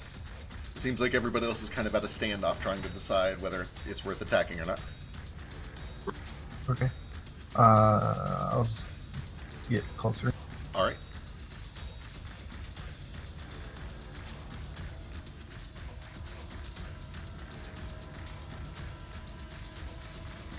I'm also going to dodge. Dodge action. Alrighty. Nomad. I'm going to connect with his mind, and I'm just going to say, who are you and who are the White Water Gang? Also, why do you not just call yourself the Milk Gang? It's easier. Okay, that will basically officially put us into a talk round, and if you guys are okay with pausing for a second here, we can do a talk round and then decide if you guys want to resume combat. Certainly. He responds to you first, Nomad. I am Mr. White, and I know who you are. I would love nothing more than to wipe this roof with all of your blood. But I can't be seen making a scene in this town. Please don't test my patience. Even I do not know who I am. Could you tell me who I am? Who exactly do you think we are? I suppose you wouldn't. Beneficial. And he starts to kind of talk out loud. Oh then, What's it gonna be? Shall we dance? Then I start only know talking how to out do loud. the Macarena, pal. I do not know that dance. And Nomad says, he does not wish to make a scene. Perhaps we should not as well. You do see that this whole time there is this pale blue light coming from the inside of his mouth. Cold fog Can is kind I of rolling Arcana out. check that? Sure, if you want. Like, what is that? What's going on with your eyes? Are you sick? Yeah. Is it the coronavirus? Give me an Arcana check. He's drank too many Coronas, and now it's just going through his eyes. Definitely some sort of a magical effect. Looks like probably something ice or cold related. Honestly, I think the closest thing that you can think of is like a cold breath or a frost breath, like a cone of cold maybe. Hard to tell. Can I insight check him to see how much he doesn't want to make a scene? Sure. Yeah, Norda too. I was doing an inside check too. My roll was terrible, but just in case his is worse. That's mostly, does he actually seem at all worried about the prospect of having to fight us, or does he actually think he could wipe the roof with us? Nordo, he's definitely trying to de-escalate, but you're not entirely sure what his motive is. If it's out of fear for his life, or fear for his reputation, or something else. Okay. Ace, you get the feeling that he feels very confident. He does not think that he is in tremendous danger. It seems like he is trying not to fight here for some other reason. There's something else that he is trying to not get wrestled up in here. Was that Flick who I heard being? Ooh, it's a Flick. Here he is. Flick finishes sandwich. Like, grow your claws really back and big climb, sandwich. and climb a wall. Real quick, did Moat get knocked back 40 feet? He did not. Ace or Gale did, but then he stood back up and came back. No, I mean, like, he was legendary action too. That was just It was a different one. Yeah, it was just a regular kick. Oh, just He's still okay. No, it fighting wasn't the the shark? tail. This dude's really big, man. The other goons are dead now. So Nomad, as his action, I suppose, is like, he warns everyone and says, "We can de-escalate now. We do not need to make more enemies." But, he puts his hands together again, and he can see fire form, this tiny speck of it between both hands, and he readies an action to cast it on Mr. White if he does anything hostile. He says, "But if you do attack, I will attack." And he looks at his friend and just is like, "I do not wish to attack." Alright, so there's kind of this standoff going on. Everybody seems to have readied actions. Nomad, with your Arcana check, you're pretty sure he's got something readied and waiting.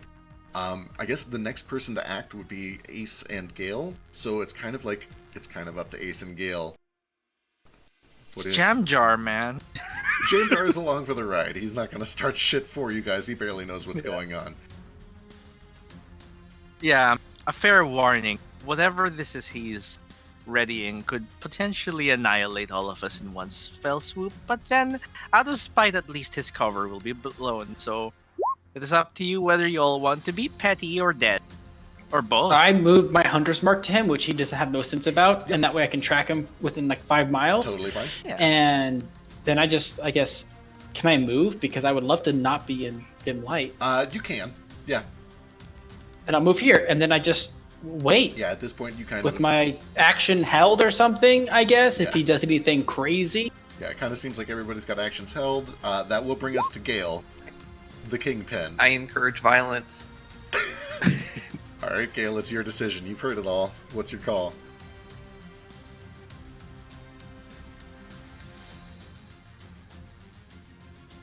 Do it. I think it should be my decision. Oh no, don't encourage him. Please it, you play it won't. smart. You're too scared. That's why you're not doing it. Please, I really like Gale. I don't want him to die. I want to fight this guy, but I don't want to be the guy to instigate it. Do you need me to be that guy, Nordo? I can be. We're bros. Every time I try to be the bad cup, I get almost killed. So somebody else. Also, damn it, Flick, you typed that at just the right time, so I said bad cup instead of bad cup.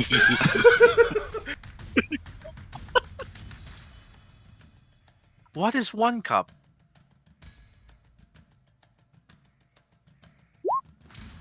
But does that's an I. ICUP. Oh God, can I do an insight check on this guy and get a read on like just his general, like, is he just kind of a piece of shit, or? Sure. Yeah, give me an insight check. God, I'm real good at these.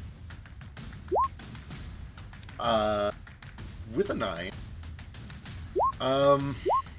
He's a criminal. He's a crime boss. You imagine that he probably has done a lot of terrible things, possibly.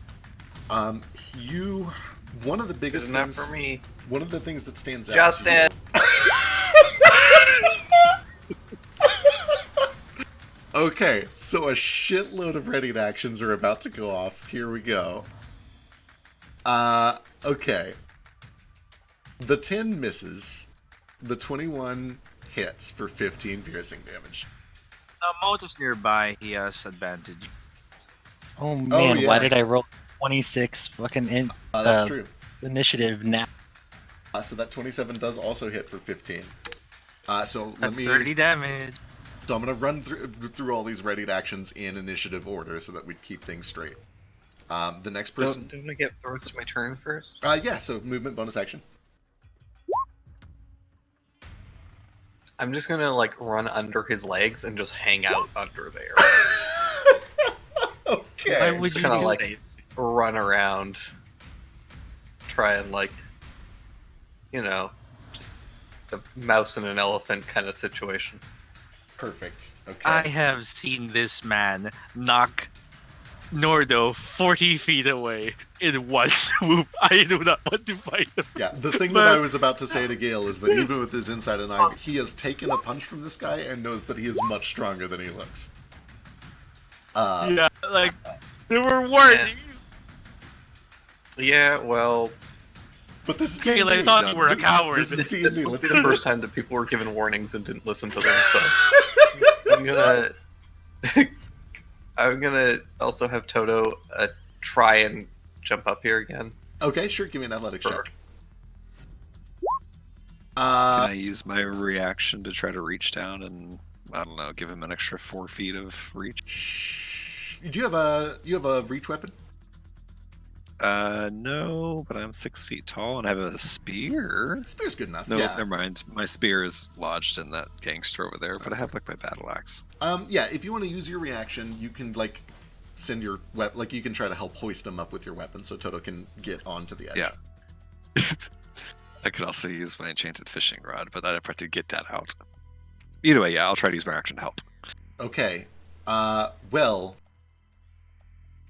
here we go. Is he going to do something hostile? He sure is. As you fire your shot, a chain of readied actions is going to go off, and here it goes. The first thing that happens is Mr. White looks to you, Gale, standing right between him, and says, "Oh, good. I was hoping I might get the chance." And you watch as, from the backside of his head, horns begin to emerge. You watch as his eyes begin to narrow into slits. You watch as the light in his mouth begins to grow brighter and brighter. And a massive gout of freezing cold air is blown directly down at you. I need a Constitution saving throw. Why must it always be a dragon, Gale? Oh, hey, Voltaire. Because it's You Dungeons want to and get Dragons. some original ideas back? Oh, you Says the made guy it! His whole character is Get fucked. Wizard of Oz. Wow, You thought that's Mr. White wasn't a white dragon, guys? Come on! a good point. It's probably preventing you from dying outright. I was gonna say, where's that put you? Guess how many hit points I have?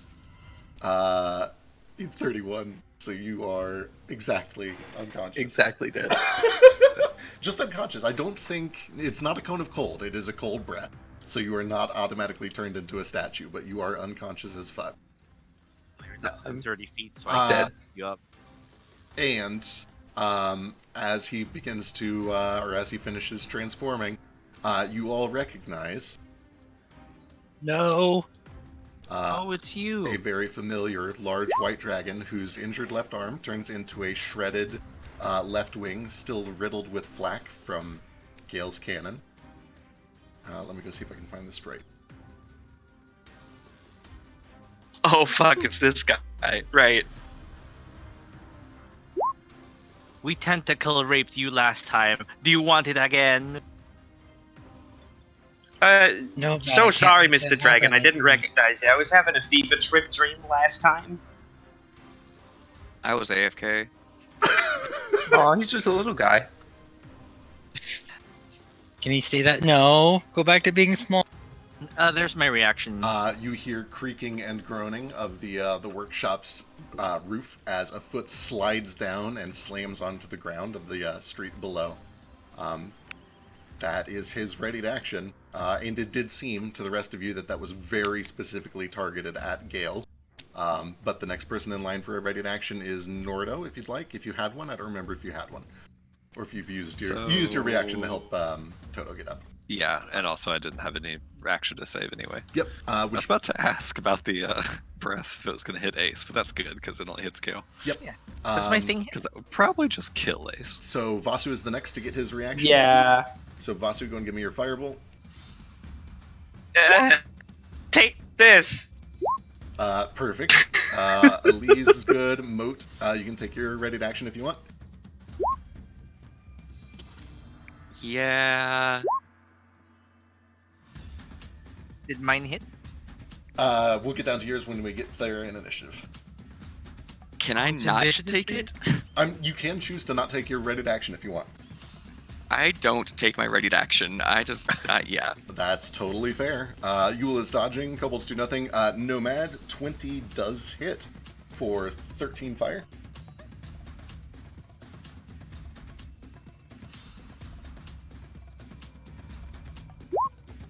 Let's see. That brings us.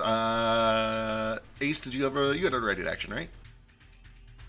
Yeah, is this the same dragon that attacked us when we were flying through the ice place? It certainly was. appears to be, yep. You even see that the left wing is still mangled from the big cannon shot that Gale invented. So, I'm not gonna lie, I got distracted by a cat for the last, 5 minutes. So, the last I looked up, he wasn't a dragon. Did he say things like, don't attack and I won't kill you all? Or is that long gone?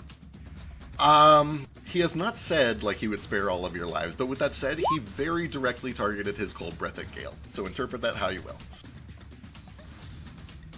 I do like Gale. And I'm stupid. So, I guess an attack goes off.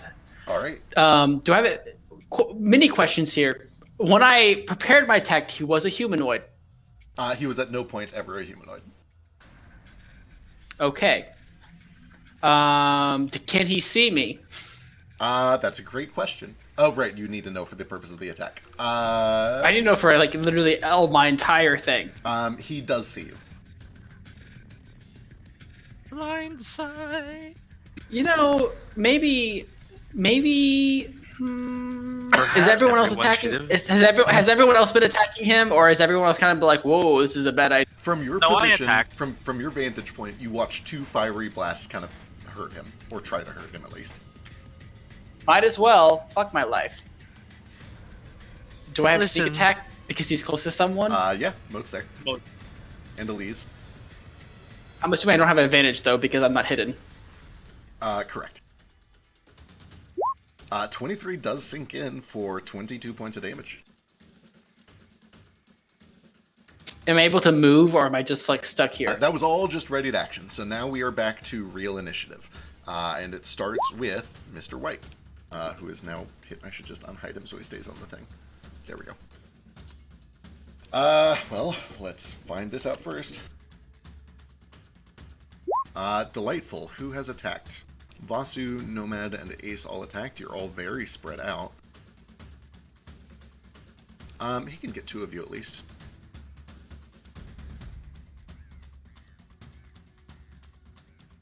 Come at me, I wanted to pick your brain.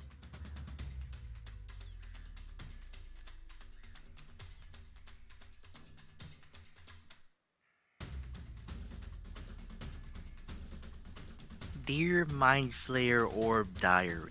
22, 13. Okay. He is going to wheel down to you.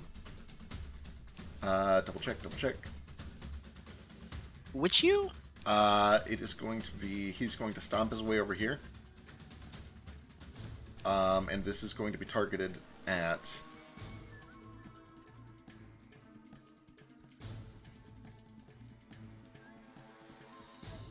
fuck, double check.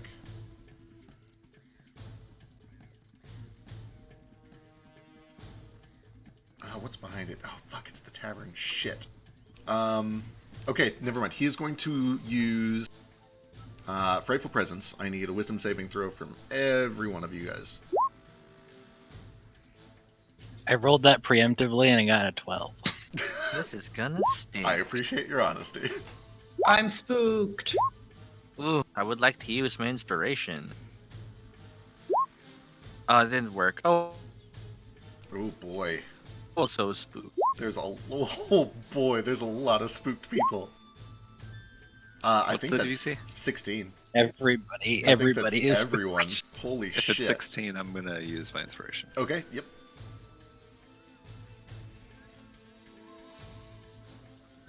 Can I use my birthday inspiration? No. All right. Wow. So I get nothing for being born this week? Wow, never, Beck. I never said that. Just you don't get that. Nordo's the Yeah, only. you get to behave. Nordo's the only person who saves. He is then going to follow it up with. Let's see here. He can do. Oh, I'm sorry, I stepped away for half. Does everybody need to make this save? You do, yes.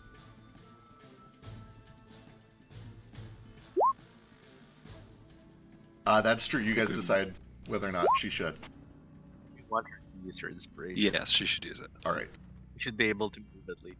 Okay. Am I she saves. scared? You are scared. Everybody except for Nordo and Elise is scared. And then he is going to come over here, and he is going to claw Vasu. Just puts a big, massive fist straight down, basically trying to crush through the roof. 33 for 19 on Vasu. Oh, no, that misses. Steps over here, triggering from Moat, Elise, and Vasu if you want. I don't. And is going to claw Nomad. 27 for 17. And then finally, he is going to... How much movement is left? That much. This is going to be a follow-up bite on Nomad. I'm scared, but I need to see how foolish. Okay, yeah, I'm not gonna. Yeah. As a reaction, I'm going to use this. Oh no, I don't have reactions. I think I use my reaction to cast Fireball. Oh, that's It right. hasn't been Yeah, my turn yet. that's right. Yeah, if you haven't had your turn back, you don't have a reaction. Good call. I'll take it. So let. How much damage is it overall? That is It's still about 47. Slashing, piercing, and cold. Woo! I'm still up, but All right. And then he has used 30, so he's going to use 50 and fly 50 feet straight up into the air. If you have a reaction and you want to take an opportunity attack, you can do so. Otherwise, that brings us back to Norda. Okay. So I pull myself up onto the ledge here. I see Nomad and Voss who's shooting piddly little firebolts at this ancient dragon. I'm going to step up to Nomad. And I'm going to put a hand on him and say, "What the fuck are you doing? We can't fight that thing. Just let it leave. It doesn't want to be here." And I'm going to grab him and pull him with me and just carry him down into the alley away from this thing. Yeah. you let. He's just like, I keep my words. I try. Love it. So, like, you know. And I assume Eddie Jamjar can handle himself. Yeah, he but looks like I he's will- getting ready to just jump. Great. All So, right. like, Vasu? Gale. Is that just movement? to do that? It is just movement, and the falling part of it is free. It is 20 feet down, so you do take 2d6 points of damage and land prone. I will use slow fall to take Okay. no damage. All right. Do I take damage? You're being carried, so no, you're good. Oh, you're and so light on your then feet. I will use my action. Do I have any movement left after that? You moved 10, 15, dropped. You should still have 15, or you're a monk. You should have 25 left. Okay. I am going to. I'm just gonna stay right there, and I'm gonna go shell defense. All right, sounds good. Vasu. We're gonna pull myself out of this hole in the roof I've been punched into. Yep. And then, he flew up 50 feet. Does it look like he's flying and getting ready to take off, or did he, fly up and then turn around and look back down, almost like he's gonna fucking breath weapon this whole roof? Passive insight is more than enough to say that he is getting out of range of you, but he is staying low, like he wants to get out of here quickly and try to not be seen. In other words, he seems to be trying to get out of here before this turns into something bigger. Okay, so he didn't, turn around and look back at us. I mean, he's still aware of you. He can see you, but he is trying to get away, yes. Right, but it doesn't look like he flew up, stopped, and turned around and is Right. getting ready to breathe off. Right. Okay, so it looks like getting ready to bolt. I don't want to pursue him any further because I've been fucking decked into the next week by this guy twice already. I'm going to pull a similar thing that Nordo did. I'm going to fly over here 50 feet. I'm going to scoop up Gale. He's unconscious, right? So he Yes. can't object. Correct. Okay, I'm gonna pick him up. I'm gonna pick him up and be like, "I'm sorry, this isn't a winning fight," and I'm gonna use my spend a key point to dash, but it's worth it. I'm going to dash, and I'm just gonna fly off the roof, touch down on the ground. I think that's 30 feet to fly off and then land. I have 30 feet of flight left. I'm just going to fly back into this building if I get to a door. I don't know where the door actually is. So the only door is around this side. Notoriously, as Is mentioned there a before, window? As mentioned before, this place is notoriously absent of windows. With that said, That's real bad. There is a place where his foot literally just kind of caved this whole place in, right over here. So this is just a hole into his warehouse.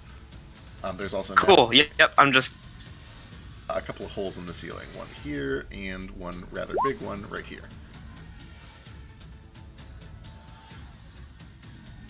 All right, that brings us to Elise. Up inside and be like just between some All right. Elise is going to drop down as well. She will take damage as she falls. She lands prone and has to dash, spend movement to stand back up. And she's going to come around and basically hide with you. And she looks like she's kind of looking at Gale, getting ready to possibly heal, but has used her action. Brings us to Moat. Yeah, I'm gonna just jump down there with those guys. How much movement is that? Sorry, that was 2, 2, 2, 2, 2. Okay, so I should still have an action left, and I'm going to Cure Wounds on Gale. All right. Jumping down, unless you have a way to like slow your fall or whatever, you do take 2d6 points of fall damage and land prone. Okay, I don't, so oh shit. Well, then I don't have enough movement to get all the way there. Yeah, I do jump down, though. That was Elise's problem, too. Okay, that brings us to Yule and Patches. This thing is basically... It seems to have mostly ignored you for the most part. I love it's just you and Patches on the dragon on the roof right now. That warms my fucking heart. Right? This is how Grandma dies, trying to kill her 5th dragon. Can't wait to just one-shot it. Do it, you won't.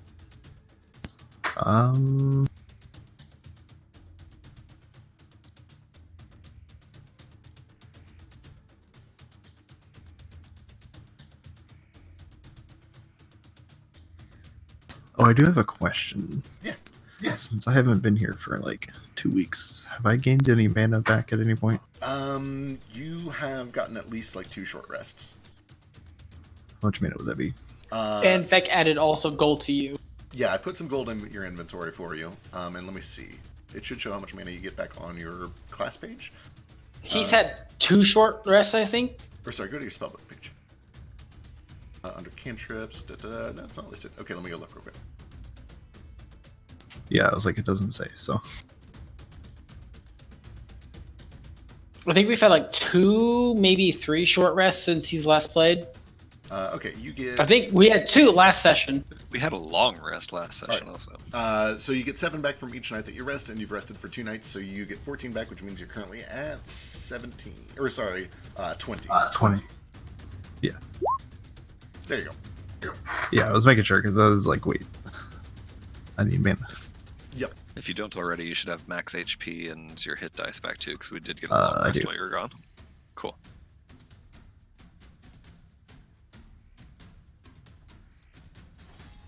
Okay,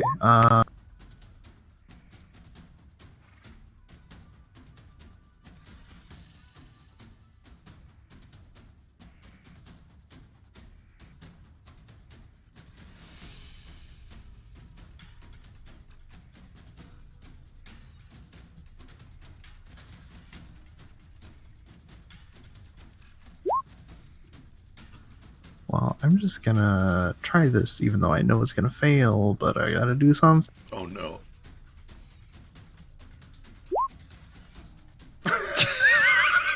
So just like the last time that you encountered this very dragon, you begin asking it the Thanksgiving Day's questions that it fears. Wisdom saving throw. Oh, I'm sorry, that's a 30-foot cone. He's 50 feet up. I need to know, though, who asked the question. Is it the grandmother, or does Patches ask now?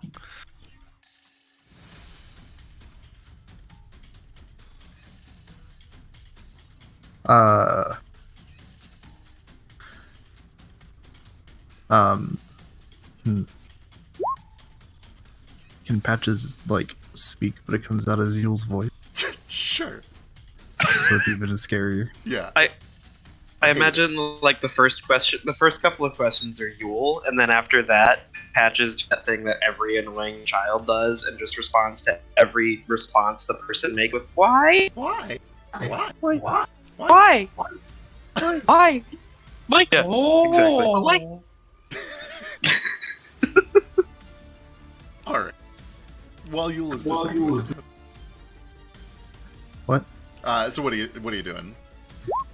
Oh, can I hold that for if he comes down within 30? Yep, totally fine. Okay, I'll do that. All right, Yule is holding strong and brave on top of the roof. Nomad.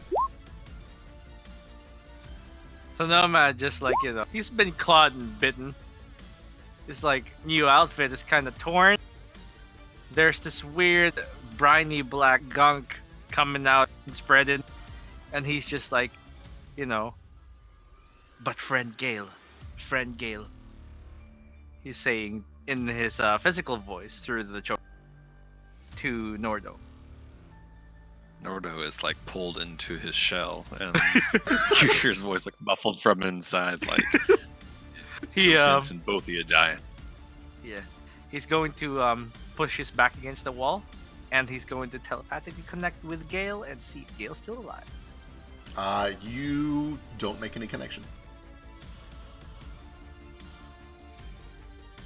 Friend Gale. He puts his hand in his sleeve, pulls out Nibbler. Go check, my friend. All right. And he tosses it up to the roof. Nibbler just lands. All right. And very slowly just kind of scuttles. Oh, there's a token! Oh, this token's so cute. It's like it just goes like kind of very. It's like a bug gets on the roof and just goes this way. Begins skittering over towards the hole to go check it out. Yeah. Can it dash? It can dash actually, so that's another 30. Okay, he goes close to Gale as he can. Oh shit! Oh no! He's so big. Oh, it elongated. Don't do that. There we go. Okay. Flick. Where did it end up? Up to the. There it is. Yeah. Flick, you finished your sandwich just in time for this to very rapidly escalate. What would you like to do? Well, really wish I had more sandwich. Correct answer. Continue. Am I outside still? Yeah, you're just kind of in the street over there. For everybody else, kind of thinks you're a bystander. I'll stick with the bystander thing. I'm just gonna walk this way. Why are there two of you? Yeah, I forgot he pulled himself on. Never mind. Okay. Oh, where was I at? Where should I actually be? I'll be over there, that's fine. Sure. I'll just stay right here. I'm not involved in this. I don't know what's going on. There's just a dragon that I don't see. Definitely don't see that. Alright. And he's jumping in the hole. 100% for sure. And he will cast Featherfall to soften that. And then he will run the fuck over this way with his tiny little feet. Brings us to Ace. Where is he? Eddie? Eddie went, Yeah. He went I see him now. I see him now. Is this dragon within 600 feet of me? He is, yes. Alright.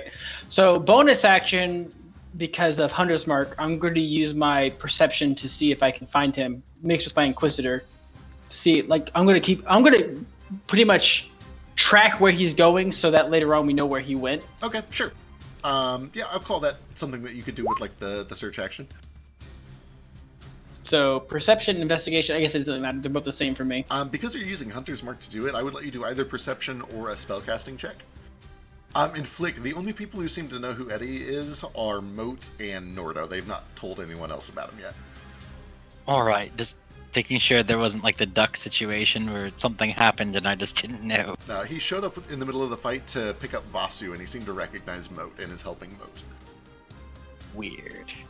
Alright. So go ahead and give me perception or a wisdom check, Ace.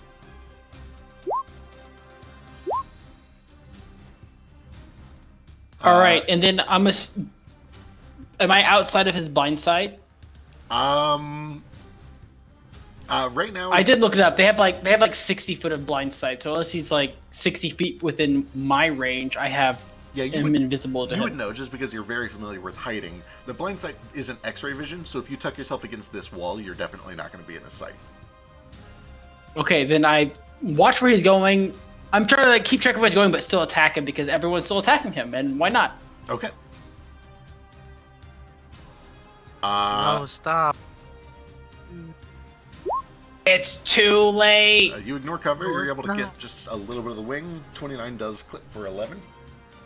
And then 1, 2, 3, 4, 5, 6. Try to tuck behind there, and hope that I don't die. All But we'll right. see.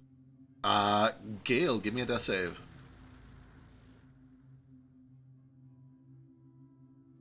Oh, he was healed.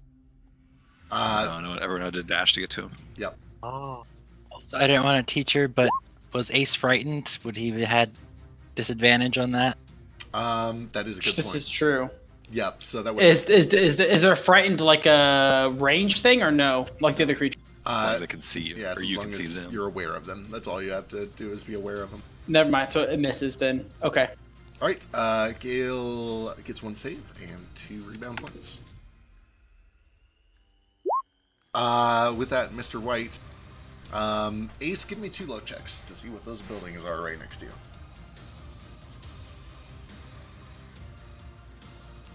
Good enough. All right. Mr. White flashes his head in your vague direction, makes eye contact with you for just a brief moment, and then he dashes about 160 feet southwest, which would be this way on this map. Just tremendous speed, very low, just barely kind of clipping over the rooftops. Gets the fuck out of Dodge. But I still see where he went, though. You're still kind of tracking where he went, and you have Hunter's Mark, so you can try to, get a ping on him. At this point, I guess let's cycle through real quick and make sure that we can get Gale stabilized, and we'll see if anybody wants to try to keep up, but I get the feeling y'all can't. Elise is up. She will get Gale up. It auto, since he's down, it is maxed. For what it's worth, I come out of my shell and immediately start chasing. I mean, obviously I can't keep up with him, but at least I go around the course, see if I can see where he's going. Specifically, my concern is this dragon that knows what our ship looks like flying to our ship right now. Gotcha. Yeah, I will, once we kind of wrap things up, I will let you and Ace do checks for that sort of thing. Yeah, Gale, you do wake up to 19 points of healing, with Elise and Moat and Vasu kind of all crowded over you inside of this warehouse. So you're able to get him up without any trouble. So I guess the next question, is anyone actually trying to chase with the intent to fight this dragon, or are you just trying to track where he's going? I'm just trying to track at this point. Okay, so we're gonna pull out of initiative a little bit here. Ace, go ahead, or you already made a perception check, right? You did. It was a 21. I should have had advantage. I don't know if I rolled with advantage or not, though. Sure. I should have had advantage on that. Yeah, go ahead and give me one more then. Is that 21 and whatever you roll? And then likewise, Norda, go ahead and give me a perception check. So it's a little bit better. 23. This is the highest. 23 and 16. You guys, Heal myself. you guys kind of take a moment and you climb to the rooftops and you try to get a good vantage point. And you can see he flies southwest, mostly west, seemingly towards the center of town, over towards the wooden walls where there are guards kind of stationed at outpost towers. He ducks kind of down and around behind one of these tall spires, and then disappears. He doesn't come out on the other side. This is a long Which shot, spires? but do I see anybody clearly see him? Like, do I see, like, townsfolk aghast looking up at a dragon in the sky? With your 16, you definitely can hear like a couple of shouts from bystanders on the street. It is the middle of the night. It's a little bit... Actually, it's not even the middle of the night. It's just dinner time. You definitely hear some people on the streets like pointing and screaming. Ace, you would notice that as well, and you would also see that there are a couple of loud flashes and reports of gunfire coming from the tops of the towers on this wall. As if people were shooting at the dragon. Yeah, as if people on those towers are shooting at the dragon. But a couple minutes go by, there's a panic. You see people running on the streets. You hear horses and carts suddenly start to go a little bit frantic. But everything kind of goes Horses quiet. or centaurs? Both. A little of both. But yeah. As soon as I see that there's a bit of a farmers with Ruckus? pitchfork situation going on. Yeah, ruckus.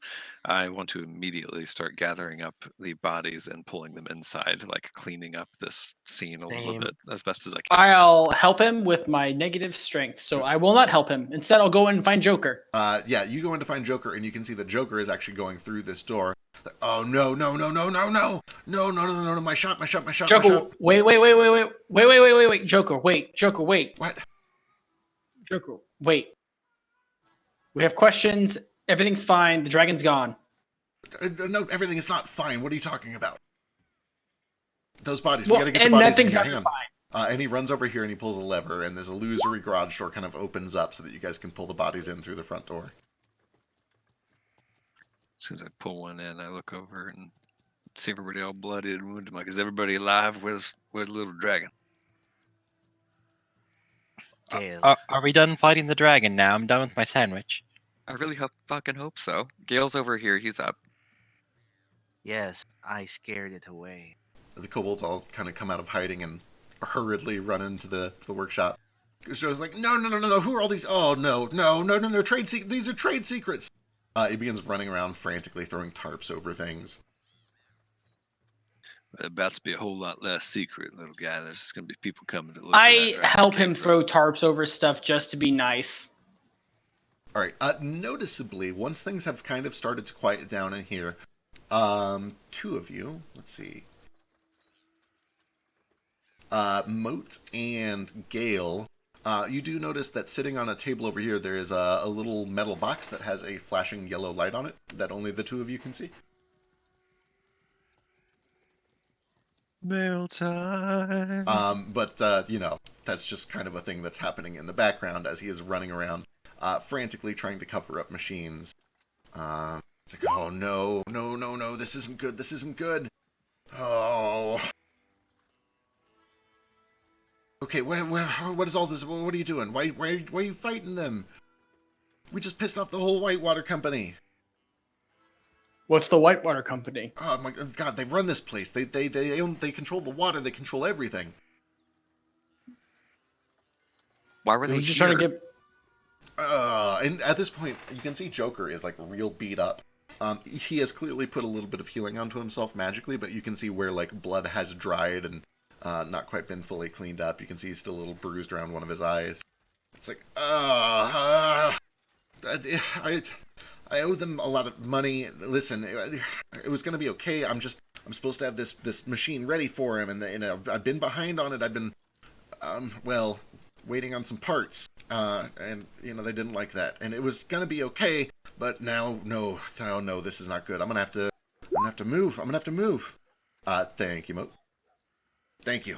It is a shame. Some of us tried to no problem. de-escalate. They're real nasty. It's okay. All right. Okay. Where can I go? And he kind of like climbs up onto this little table, and he starts unfurling this paper map, and you can see that there's like lots of spots circled on this map. And he quickly pulls out a little red piece of charcoal and draws a big X through Salt Bowl, and he writes, You Debt. can go with us Yeah, where are you going? anywhere but here. I mean, that raises more problems. We came here to build a ship. Like, we need a workshop. I don't Yeah. mean to be a Debbie Downer here, but do we really want the guy who's attracted the attention of this company on our ship to bring it back to us again? Oh, We attracted the company of the ship. I was gonna say, as long as I The can. company. Didn't they say they already recognized us anyway? So it doesn't matter. They already know what we look like. If The this company. person owns the company, then we have already earned his ire early. Technically, he attacked us first, unprovoked. Hey, we just came here to see Joker, and he told his thugs to take us out. We didn't start anything here. Oh, I do what? not know. Do you know him? Well, we saw him on some frozen isle with the phoenix bodies frozen in ice, I guess. He attacked us for no reason. Well, that's He very attacked us unlike for no him. reason. I mean, he's not a good guy. Don't get me wrong, but he's a businessman. He doesn't. I'm very surprised to see he was even like willing to do that in public. I've never What is seen his anything name? like that. He almost ate me, if that means anything to you. I don't know why. Yeah, those teeth That are was- real What scary. What is his name? It's Mr. White. I don't know what that. Maybe it's a real name. I don't know. It's just Mr. White. Also, Becca, I Original. want to make a check. Sure. What kind of check? Is this guy my father? Is Joker my dad? What? Give me perception or investigation. Do I get advantage because of humanoids? Yeah, He's sure. not humanoid though. Why not? Joker, not the dragon. Fucking Joker. Oh, Joker. Not that that's any less ridiculous. Luck check. It is his dad. Give me 20 insight. No, what is you know what? Fine, insight. Would But give you that, this too. it's supposed to be investigation. I just misclicked on it. Sure. What would your Investigation's a +8, so it would have been one less. One less, a 22. Well, I did. An investigation check doesn't really give you that, but it would give you this. That is the map that he's currently poring over. Hey, really quick, Have- also, Creaking trees! Yes, Norda. I'd like to go up to the roof really quickly, and I want to just like any conversation that I'm having is shouting down through the holes because I'm going to just stay on the roof and keep an eye out for anyone coming this way. And B, I want to go to where the shark boy turned into the dragon and to look for, I don't know, possibly anything that he was wearing or carrying that maybe got left behind when he shapeshifted. I don't know if that's true or not. Yeah, absolutely. Give me an investigation check. This will be terrible. You take a look around. You do find almost immediately there are some shredded clothes, a very nice, formal suit that he was wearing. You find that there is a very expensive pocket watch worth probably something in the ballpark of 32 gold. You find a little coin purse that is carrying about 15 platinum pieces in it. You find Spectacular. a little metal case that has 3 very nice cigars in it. What else would you have? That is all you would find on this person. Okay. I Joker. pocket everything I can and just gather everything else. What? You've been to the creaking trees? I've been to a NEFO.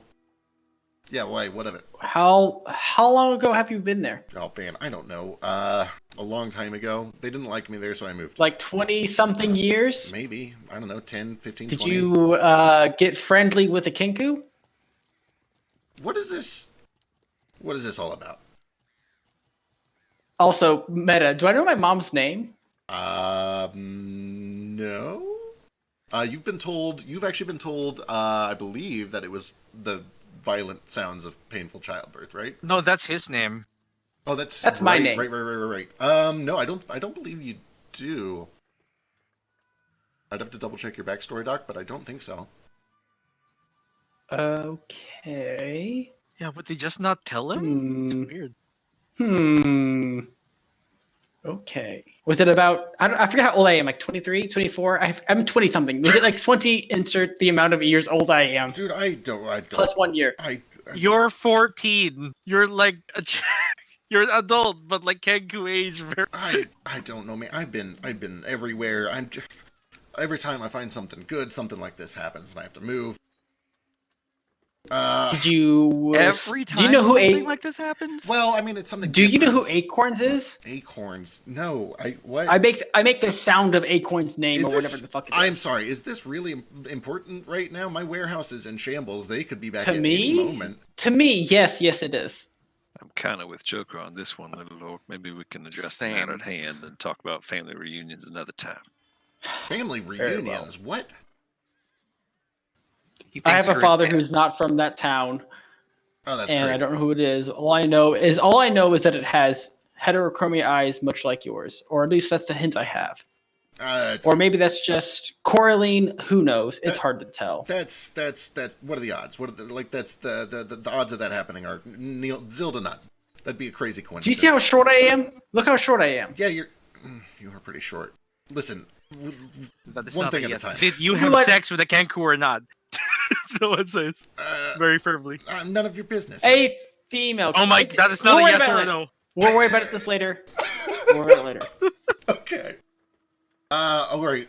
Well, okay, listen. Maybe they're just really pissed at you, and they won't be mad at me if I can get them this machine in time, right? Like, I didn't get involved. Did they see that card? I don't think they saw the card. What machine? Oh, right, yeah, the machine. Do you have it? And he looks around. He's like, "Where's your buddy? Where's the kobold? Where's Gale?" What machine? Oh, the machine. I need the heart for it. Listen. For what machine? This one. Come over here. Shh. Gale's over here, and he's still not moving. And as he brings you around this corner, you can see that there is just a little brass and copper and wooden machine. It's got these two kind of metal trays on it, and a big lever, and a bunch of magical stones that are embedded all around it. And he's like, "Okay, listen. The idea is it restores things that have been destroyed, especially like text, old books and stuff. I was going to use it. I was going to buy a bunch of that asshole's books from up the street, and I was going to restore them, and I was going to sell them. But I don't know. Mr. White seemed interested. He said he wanted to use it for something else, and he'd pay me big bucks to make it, and he loaned me a bunch of money, and then I, spent it, and I haven't finished the machine yet. Squandered it. Well, listen, I made the machine. It's missing that last part. I need that heart. Did you guys bring the heart? I really need that heart, guys. Friend Gale. Sorry, we couldn't find it. Give me a deception check.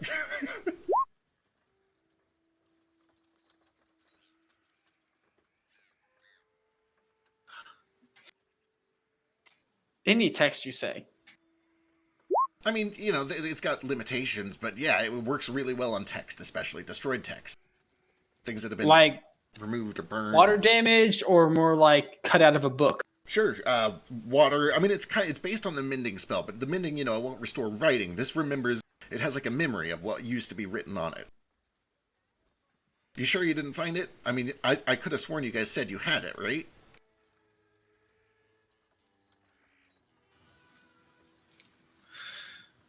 Yeah, give me a minute. How did you get involved with this dragon? Dragon? Dragon? What? Mr. White was a dragon, a white dragon. You didn't see all that, Joker? No. Did. You had a card. I didn't see any of this. I have no idea what you're talking about. And he gives a very big, obvious wink. I insight checked this. He's lying very obviously. He's being facetious. No, he wants to. Kingdom is being drunk, so it's fine. Joker, Yeah, listen. what? Be straightforward with us. We're not in the mood for this. Okay. He's being incredibly straightforward. Just No more sarcasm. All right. Okay. All right. What's up? Who is this dragon and how'd you get involved with him? I know Mr. White because he runs the city. He has a lot of money. He came to my doorstep because I was printing books because it was legal when I came here and started doing it. But then they assassinated the old mayor and made it illegal again, and he came here to shut my business down. But he said that if I wanted to keep working in secret, he could do it, and he would even loan me some money, but I had to make this machine for him. Did he ever say why? I don't know. He just offered me a lot of money and told me he wouldn't throw me in jail if I did it. What do you know about Mr. White other than just that? Oh, I mean, he's part of the Whitewater gang. They control all the water here. They run this place secretly. They don't actually have any seats in government, but, whoever controls the water controls the city. He's powerful. He's got a lot of goonies, a lot of henchmen, mostly Sohagan, some Dragonborn, some lizard folk, a couple kobolds. They're stationed over with the Emerald Company, I think. I don't know. There's a lot of weird rumors. Like that he's a dragon, but nobody believes those because they're crazy. Well, they're about to believe him. He just flew through the town as a dragon. A bunch of people saw him. Oh, that's not good. That's not good. That's not good. Moat, what's up? Yeah, while they're doing that, is anybody immediately rushing towards this building, or does it look like maybe we're good for a while? So- That's what I've been keeping an eye out for too. Yeah, so Nordo and Moat, as you guys kind of get a look out, you definitely get some people that are taking a pass and doing a quick rubberneck. You're probably a little bit surprised to find, especially you, Moat, people don't linger nearby. They kind of like, they poke their heads in real quick and then they keep moving. They don't want to like hang out around this. Okay. Are Joker and I about the same height? You're taller than he is. Okay. Well, as you said, he's white, I'm assuming, because his sprite's white. Yeah, he's white scales. He's got a red right eye and a black left eye. How old does he look? Because I'm, very knowledgeable on humanoid. You are. Give me a medicine check. It's a pretty easy one. Is this advantage or no? It is. It's about humanoids. So kobolds look kind of the same their whole life, but they get bigger as they age. And based on his overall size, you imagine he's probably 35, 40? And they reach maturity at what level? Or what age? Real early, like 2 years old. There's like a very small chance he's my dad, and I'm not sure how I feel about this. Listen, I mean, stranger things have happened, but that would be a huge I don't believe in coincidence. That. Did you have sex with a Kinku woman back on insert name of the city there? I mean, a few. Sure, why not?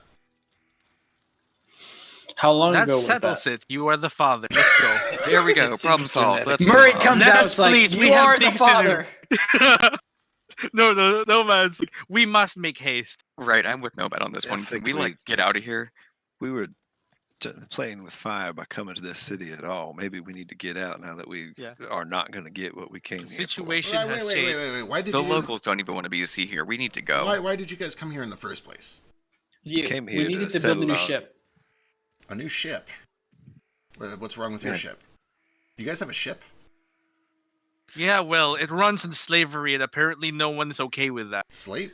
Oh, elementals? Oh, come on, they're not people. Whoa! Regardless of whether people are not in slavery. At that point, Nordo jumps down through the hole into here. Listen, I don't really want to debate much with you about who's a person, who isn't, but you'll recall we made a deal. We bring you a device, you help us build an airship. Yeah, absolutely. You have the device? Little dragon, are we still keeping a secret, or be ready to hand it over? I'm trying to get it out of Toto currently. All right. You kind of come over to Toto. Interesting. Drop it. Drop it. Toto. Gale, give me a charisma saving throw. Oh. Can I give you Tinker's tools? Sure. It's for a different thing, but yeah, give me both. I will give you the help action for Tinker's Tool. So that is 23. Okay. So you kind of reach inside. Perfect. Excellent. You reach inside to where this compartment... Before you tell me the answer, I'm going to Flash of Genius, that save. Okay. So it's a 17. 17? Can Flash Genius saves too? Right? I did not know that. That's real good. That's so good. Yeah. Saving throws and ability checks on me or anyone within 30 feet of me. Oh, okay. All right. You reach in. Toto is compliant. He's friendly. He's very loyal to you. But there is this, just kind of reluctance or timidness about all of this. And you reach in, and he kind of lets you into the compartment where you're able to unhook it and pull it out. And as you pull it out, you can see that in the spot where you remove it, on the metal plating where it had been kind of installed, there are bizarre etchings or growths, almost like mineral deposits when a plate of metal has been left underwater and hard watered for too long. But as you look more closely, you can see that those deposits are in shapes. They're in geometric patterns. And you have seen similar patterns on Nomad's spellcasting focus. They're very fractal, they're very mathematical, they seem somewhat deliberate, like a deliberate act of nature. And as you reach in and you kind of take this heart and you pull it out, there is just a very brief flash in your mind that kind of comes in for a second and then fades as quick as it came. of this sprawling, tall, white stone garden. Just stone pillars that have plants draping and hanging every which way from this tall structure. And in the center of all of it is this tall fountain, and growing up in a spiraling pattern around this fountain, being soaked by the water in it, are these thick, bright blue vines that are flowering these small white flowers every once in a while.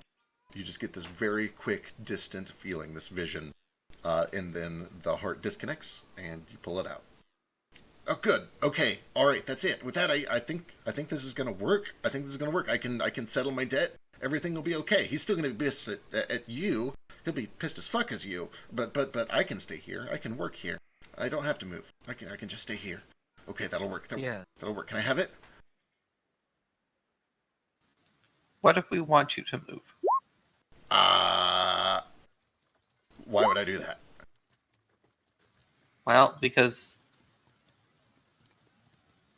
I need an airship and allies, and also apparently you are possibly Ace's dad or something. That's there's no way. That's ridiculous. I agree. It's genetically impossible, but until such a time as Ace feels comfortable accepting that fact, you're going to have to come with us. Okay, well, all right, cool. How do I build you an airship without a workshop? I'll get your tools.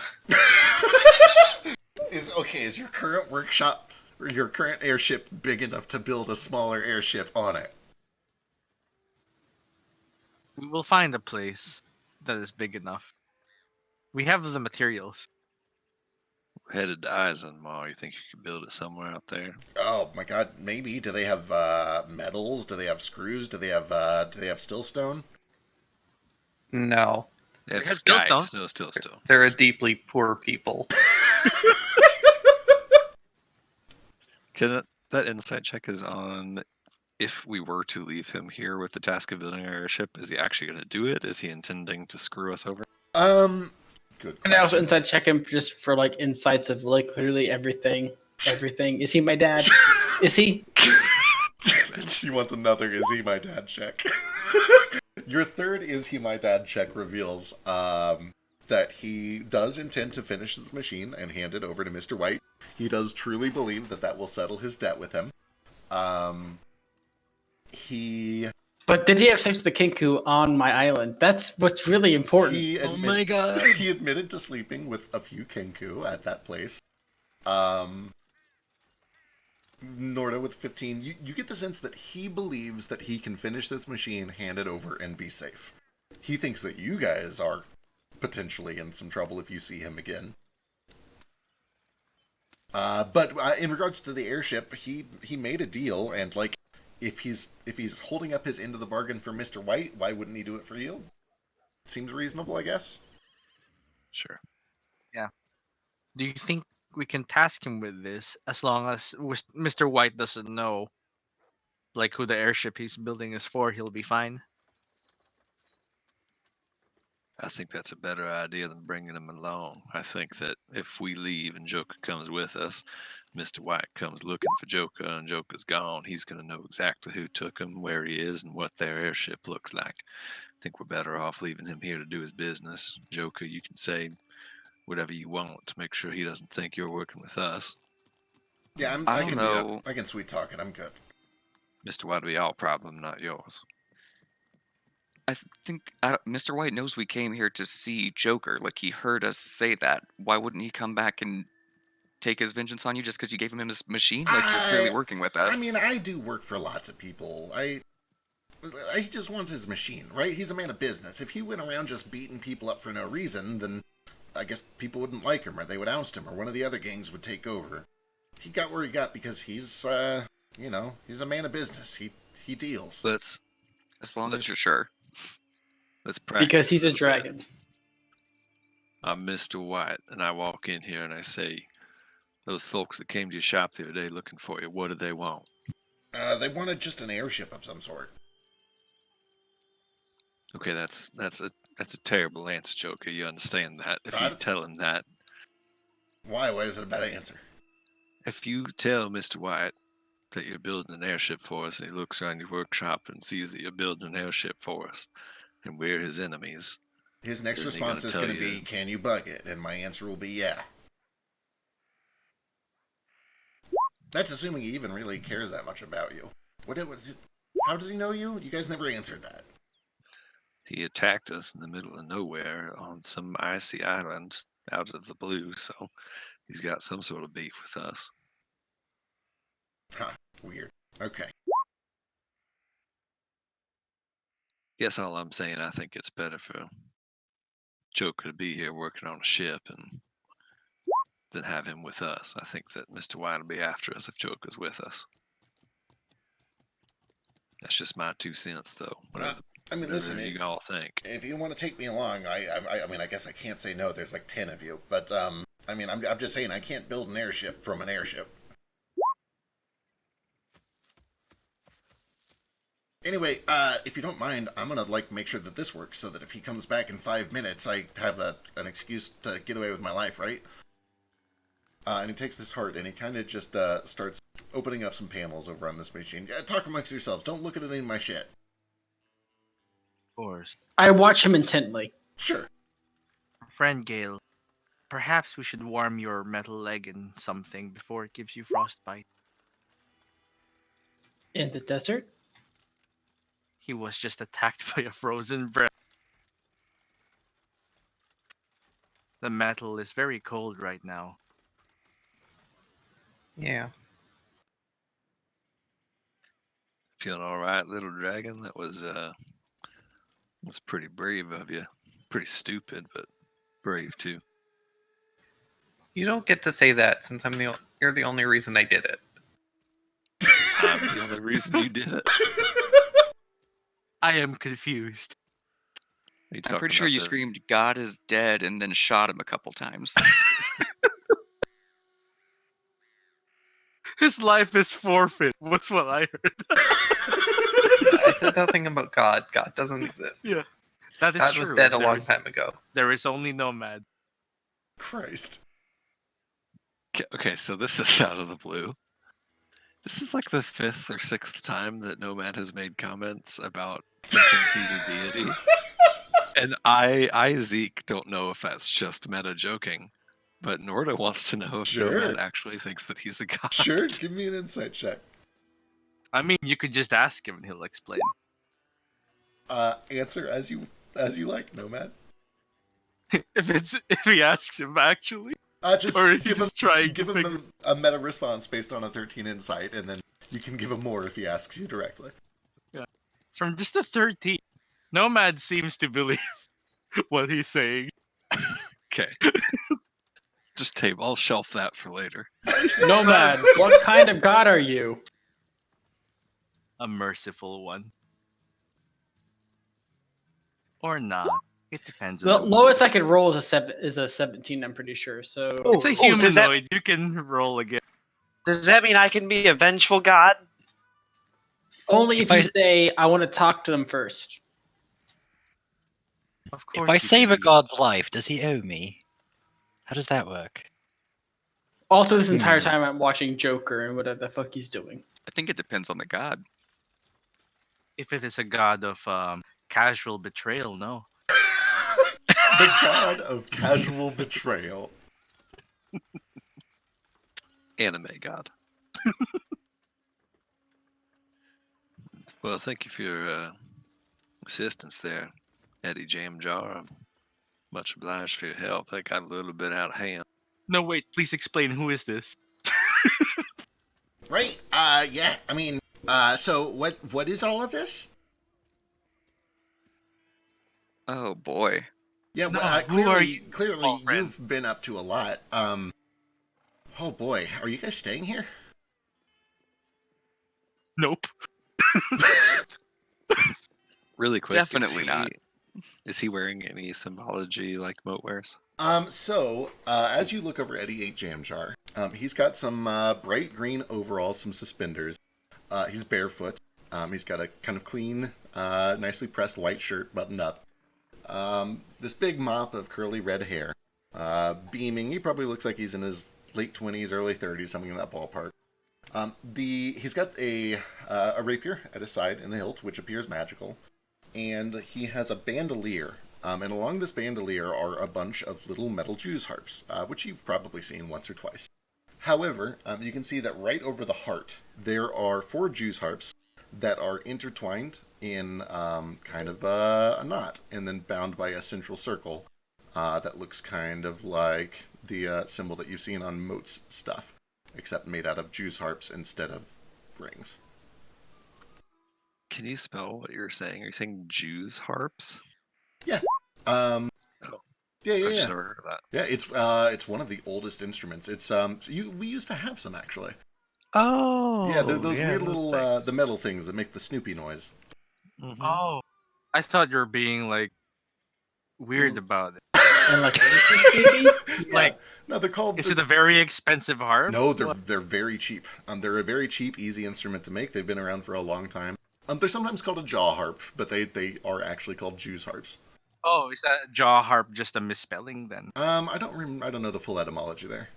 I feel like the Jaws harp should be made of shark's teeth. I thought jaw harps would you literally put in your mouth, and they made weird like Clanging springy sound. noises. Yeah, that is basically what these things do. Oh, Yeah. that is it. That's the one. Yeah. Okay, yeah. Yeah, I've seen them. Yeah, you like literally you put it up against your teeth and you kind of flick it and it makes this weird vibrating noise that you can kind of control with your. Yeah, exactly. This weird twangy noise. This guy is my people. I need to sit down and play some harmonica with this motherfucker. Right. Yeah, Eddie, sorry, that's a hell of a reunion. I'm glad I'm not dead. I just thought I was Same. like stopping some gang violence. I wasn't expecting a Same. dragon. Same. That's what we all thought. Okay, so Why are you here? I was gonna ask you Hello. the same thing. I was just doing I can't tell you everything, you know how it is, but I just got done with my thing. And I've been traveling east. I'm supposed to be heading over to what is it called? Someplace called Beetlejuice, I think, over in West Kona. That's Interesting. where I must go. Why? What? You're going there? Where the blue vines grow. Sure, I guess. Who are you? Oh, I'm sorry. I'm Eddie Jamjar. I've been asking nonstop. Yeah, no, I'm sorry. It's been so big. I'm Eddie Jamjar. I know Moat. How much do they know? 1 sec. Sure. Let me check my notes. While he is figuring out how much we know, my name is Nomad. It is pleasant to meet you. Nomad? Thank you for meeting our friend, Basu. Good to meet you. I like your disguise. Thank you. It is ruined now, but some mending will fix it. Yeah. He's casting some mend, and when he does that, he's gonna try and repair the roof a little. What piece by piece? Yeah, I was with gonna say mending. I forget how powerful it is now, but it does evolve. It's one 3 of the feet. evolving cantrips. It's a 3 feet square, so it's pretty good. Oh yeah, you can do it a little bit at a time. It's gonna take some work. Chunk by chunk, you know. Uh-huh. All right. Yeah, sorry. Eddie and I, we joined the order together. Me, Eddie, and Valna, another one of us. Yeah, have you seen her? I haven't, have you? No, I haven't. Interesting. I wonder what she's up to. Maybe we'll see her there. I don't know. It seems like Maybe. a weird coincidence for going to the same place. It does seem a little strange. You don't know where Firebird's Roost is, do you? Firebird's Roost. No, I never heard of it. All right. Well, worth a shot. It's a pleasure to finally make your acquaintance, Eddie. Call me Nordo. Moat told me a lot about you. Oh, good. You've been traveling with him? Yeah, he sort of found me and brought me out of a kind of strange time in my life, and I've been working with him ever since. Remember the guy I was telling you about from my dream? Oh, that's him? This is him. Oh, he's even bigger than Oh, man. I know, right? Weird. Oh, that's cool, I guess. Dragon? Yeah, don't know what that dragon was about. Cool. Well, hopefully he doesn't recognize my face. I think you're probably pretty good. I'm inclined to disagree with our friend Moat there on that note, Eddie. He saw us once before weeks ago and recognized all our faces. I don't mean to be the bearer of bad news or nothing, but Even the ones under the deck. Well, That's real bad. I'm good at disguises. Maybe I can just, I'll slink. I'm good at slinking. You're pretty good at slinking. If you want to, Eddie, we're not headed to Beetlejuice right now, but we'll be headed that way eventually. If you want to tag along, we could always use an extra hand. Oh, no pressure, nothing, but I wouldn't want to like interfere. I mean, I could try to help out, I guess. You guys already seem like you have a really big group. And just to clarify, I think Gale said something about the ship only being able to hold so many people, so the more weight, the worse, probably. I mean, we're working on it. Yeah, that's not going to take an overnight sort of thing. Honestly, we could use the extra labor. I don't weigh that much either. Yes, look I think it's a great idea. If we need to lose anybody, the prisoners of war aren't really accomplishing much for us, and Eddie seems capable in a scrap. Hello. Yeah, we decided to not die in that encounter. That dragon was real. That was real scary. Eddie. Yeah. Are you capable of using a hammer? Sure. Yeah. A saw? Yeah. You're hired. I can actually use a saw in 2 ways.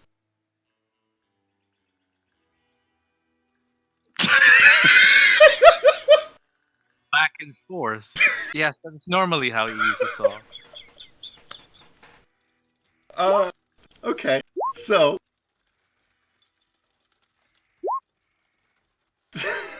Joker begins, fuck no, I refuse. I absolutely refuse to have more NPCs than is necessary. Give him to us. Why would you let us have him? He'll follow along. He'll follow along for sure. I need to Eddie's my familiar. I need to be very, very careful that he'll come along and we need an army. He will watch It's the gonna end ship. up being like Fire Emblem Three Houses, and we're gonna have main units, which are our characters, and then a bunch of NPCs that just die when we take hits instead of us actually taking hits. It'll be great. Exactly. Yeah, he'll I think watch it should the be ship. like our alts. Like, If you know, kill when Eddie I get sick of Jamter, playing I will Gordo, kill play you. Eddie. About this time, there is a big spark and the sound of electricity bursting and metal spinning to life. This horrible grinding noise, and then Joker's like, "Yes! Oh, okay. Somebody give me something damaged text, something ruined, burn some paper or something." I don't throw care. him some roof. No, okay. Text. TEXT. Text. Oh. I just get my colored pencil set out and just write a word on a piece of paper. I write Eddie Jam Jar on a piece of paper and then erase it and then hand it to Joker. Okay, all right, that'll work. He runs it over to this machine. He puts it in. He pulls this lever and this big metal plate kind of clamps down on top of the page. Everything spins up for a second. There are these awful, horrible banging noises. Sparks begin to fly. A small fire starts on this shelf right over here. Which he quickly brushes out and puts under a canvas. And then all at once there's a flash of light. The lid bursts up. It actually kind of goes flying off of the machine. It's like, oh shit! Okay, alright. And everything goes a little bit quiet. It's like, okay, the lid, I can fix the lid. The lid is good. But here! And he pulls, and you can see that when he pulls this paper back off, it appears to be fully restored, including the parts that you had erased. Eddie Jam Jar. Is that what you wrote? That'll work on anything, any sort of writing. As far as I know, yeah.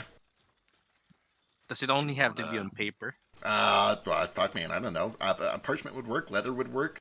It needs to be flat so it can go in the machine. It needs to be less than an inch wide, I'd say. Oh, it has to be put in the machine. It does. It has to be pressed flat into that machine. Do you want to try another example? You guys don't have any, magic scrolls on you, do you? But you We try have them this expended ones. Should we try to send through this Druid Grover's log that's missing a huge chunk of text? Oh, that's He has. I'm pretty sure he still has that. Yeah, they give Does it back he? to him. Yeah, we okay. with him, I thought. Yeah, he also already know what it remembered said, what though. it said. Yeah. Yeah. Here, I give him the expended spell scroll for detect thought. Okay, alright. Game the system, baby. Yeah, so this is basically, you know when you take a receipt from CVS and you expose it to high heat and it just turns into that kind of charcoal gray? It's basically that. It's this wrinkled gray paper or parchment or vellum that used to be very valuable and is now very frail. Parts of it even kind of like start to flick off just as you handle it. It's like, all right, I guess this is a moment of truth. He puts it down into the thing. He pulls the lever. Everybody stand back. It's probably going to start another fire or something. I'm going to have to put this lid back on. He takes like 2 or 3 minutes to screw the lid back on. But eventually, this machine powers up. And as it does, so all along the roof here, these blue lights are coming from blue stillstone lamps. You've actually seen these before. You imagine that these probably reveal invisibility. They're definitely magical permanent lights. And this time, as the machine is working, all of these lights in the ceilings flicker and sputter, and then one by one they shatter, running down the line until this whole warehouse is fully dark. But then there is a big spark. The lid goes flying off one more time. And then you see this dim red light as Joker summons this card next to himself, and it sheds about 10 feet of dim red light. And he pulls out this parchment, and it appears to be a fully restored spell scroll of, what was it? Detect Thoughts. Detect Thoughts. A functional scroll of Detect Thoughts. It hums a little bit when you move it around. It seems to be magical. Did your machine just break? Oh, your lights went out. Well, oh boy. I'll have to check the machine, but it works. It works. It even works on scrolls. That's not good. That's great. Oh shit. They're very dangerous. Hey, do you think that works on stillstones too? I doubt that. It's made for writing, right? I have more scrolls. Guess. I have a piece of paper that says my father's name is, and there's nothing else on it. No, I'm kidding. Could you maybe try this for me? See if there's anything on here hidden. And I hand him the piece of paper that I got at the monastery, the note that was left for me. Ooh, okay. Interesting. Sure.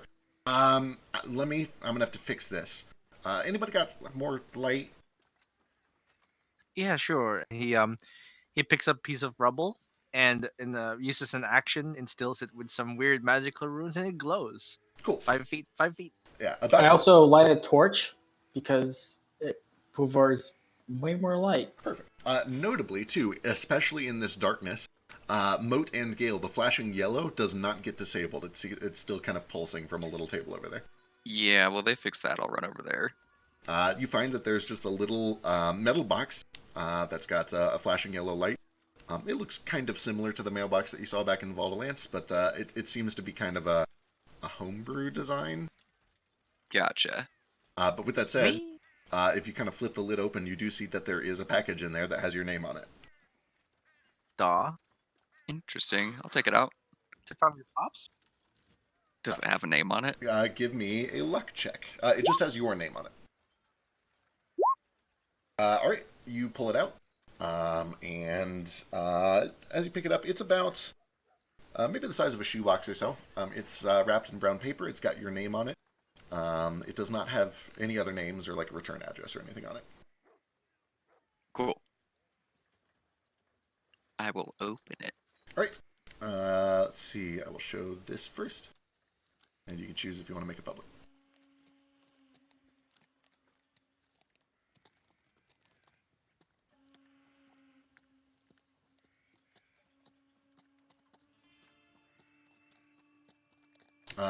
Once you guys get some other magical lights up, Joker goes to work repairing the machine. It's like, okay, that did a number on it. Clearly, that expends a lot of power.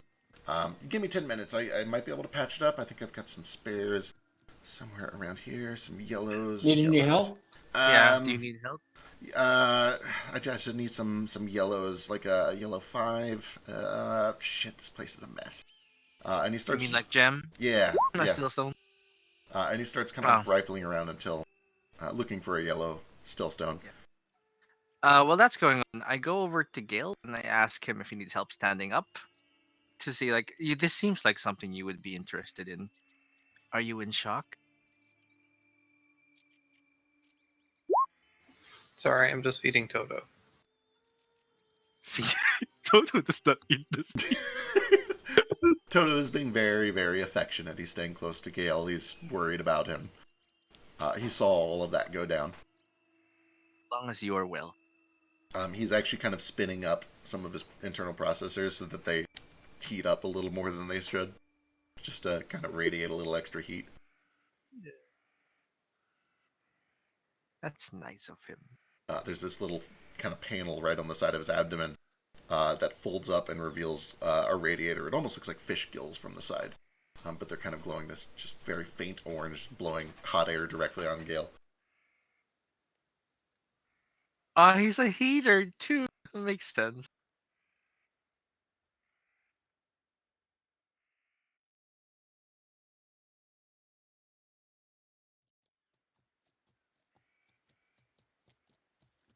So, Joker, yellow.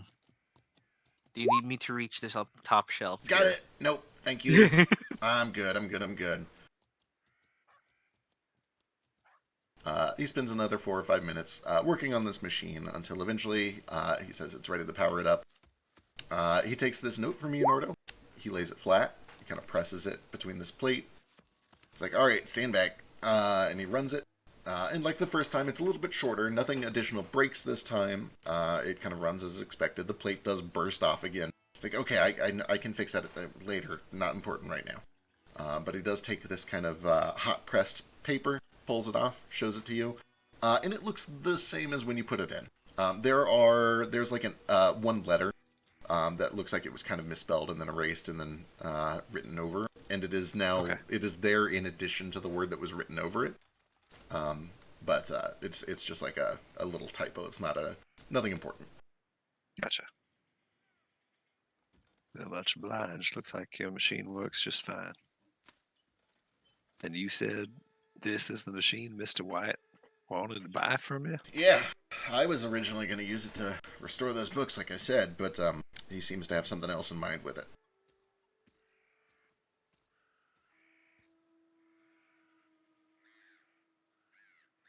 Any idea what his interest in it is? He said you didn't know. Oh, no, not a clue.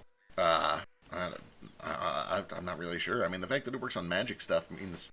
I mean, that has some pretty big implications. I don't know if he's smart enough to know about that. I don't know if Mr. White knows the first thing about magic. The fact that it can restore spell scrolls in itself makes this machine invaluable. Well, that's kind of what I'm thinking. Maybe, do you think I should ask for more? No, oh my god, that's crazy. He'll kill me. Perhaps you can make another one for yourself, now that you know what it does. Yeah. Unless he kills you. Oh man, you don't think that's a possibility, do you? There is a story about a clockwork, what do you call this? Well, it is a very big clock the size of a building, with many of these animatronic people who come out when the chime strikes 12. Intricate work of art. The creator of it was blinded after that because the one who commissioned it did not wish for another one to be made as beautiful as this one. I do not think Mr. White is this kind of person unless he is. I do not know him very well. It's hard to say. I don't want to be presumptuous. It's my life on the line, but he's got a good reputation for upending his end of the deal. And was any part of the deal not to blind or not to eat?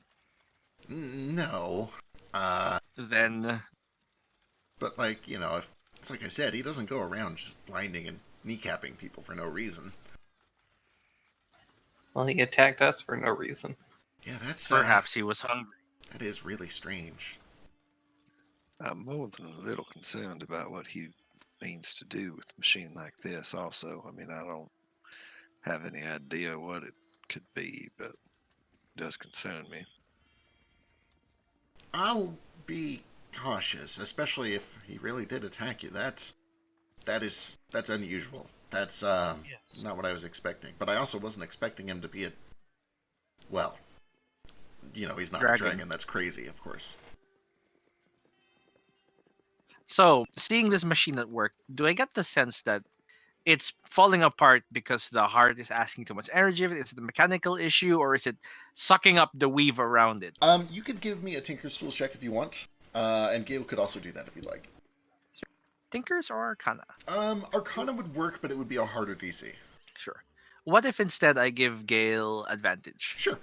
Yeah, that would work. Holy fuck. As you're looking over all of this, Gale, one of the very first things that you notice about this is Joker is competent, but he's a bit of a hack. You can tell that he is in over his head. He is working with a power source that is much better than anything he could ever make on his own. He's made something incredible by standing on the shoulders of an existing power source, this heart. He's clearly had a little more time to study it. He seems to have some degree of familiarity with how it works, but the rest of his craftsmanship is kind of just... It's okay, but it's hacky. He's clearly a little bit sloppy. And it seems like some of his sloppy craftsmanship is resulting in a lot of wasted energy, a lot of overdraw, a lot of overheating. He's not harnessing the power of this heart efficiently. But with that said, it is doing something, and it seems like this is pretty similar to what the heart's original purpose was in the first place, and he has just kind of tapped into it crudely. Yeah. Remember when Toto copied or like remade the sign? I wonder, you know the star chart that belongs to Flick? What if we put it in here? Will it reveal something that was not there? Perhaps erased. It would reveal anything that was like erased on it, yeah. Yeah. I don't think they can erase anything in the star chart, but we can try. It probably will destroy this. Yeah, last time we stuck something magic in there, it busted up the whole thing. I don't know if we should... I had my mic muted that whole time. That's great. Oh, yeah. He's wondering. I don't really know. If this fucks up the map, then I won't really have anything to turn in, so... Kinda don't want to risk that.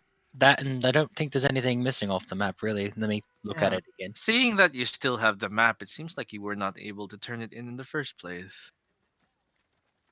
Did you not find him? Through Mace.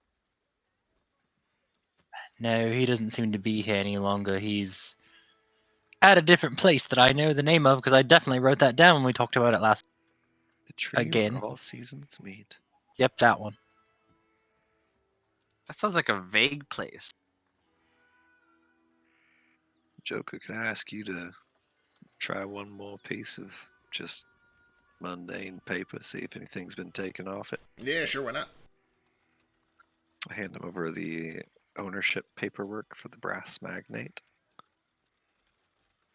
Excellent. Okay. He will put that in the machine and start spinning it up, getting ready to go. Meanwhile, Moat. Okay, so this is probably me just reading into things, but I would kill myself if I didn't ask. Do I recognize the handwriting of this letter? Yeah. You recognize that this is from... I'm so terrible with names. You're good. I just wanted to make sure. Yeah, it's from one of them. Yes, yeah. One of the parents. Yeah. Okay. It was from Thamior. Cool. Well, it would be really neat if we could get this thing to reveal its destination, but... Why don't you just identify it? Oh, it won't work if we do that. Oh. We tried that. We did identify it once. It just says that the destination will not be revealed by... Weird. Little bit. But I figured maybe they had to write it down on this to begin with. Could be. Could be a secret, too, you know. Alright, anyway, here we go. And he pulls this lever. A couple more minutes pass. Explosions, fires, sparks. Eventually, he pulls out this deed. And this appears to have been a freshly written and minted deed. It doesn't look like it has been corrected or reissued or tampered with. It looks like it was probably drafted up originally. It's possible that the ship has been sold, but instead of like erasing and reprinting, they just made a new one. Right. Question. Oh? The writing on the back of the seed packet of the Chaos Spring. Is the seed packet itself like a magic item, or is it just like is the writing just mundane writing on mundane paper? We would know that from Identify. From what you can see, the jar is magical. The dirt is magical. The seed packet itself is not magical. And the handwriting appears to just be pencil or lead on the back of it. And then the front of it is inked. Perfect. With that said, the jar is still currently closed with the packet inside of it. Oh, the packet's inside. Got it. Yep.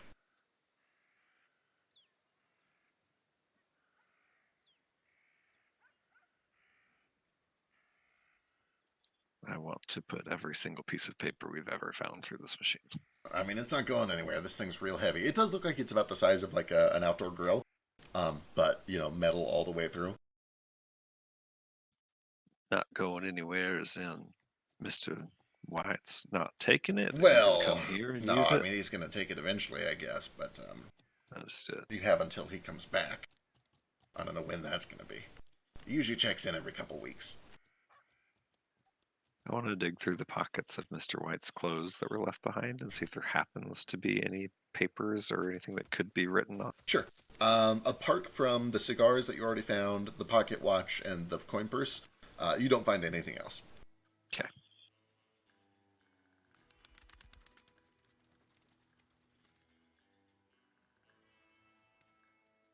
Well, anyway, my workshop is a wreck. Tell me about this airship. What do you, you guys held up your end of the deal? I gotta do mine. What am I doing for you?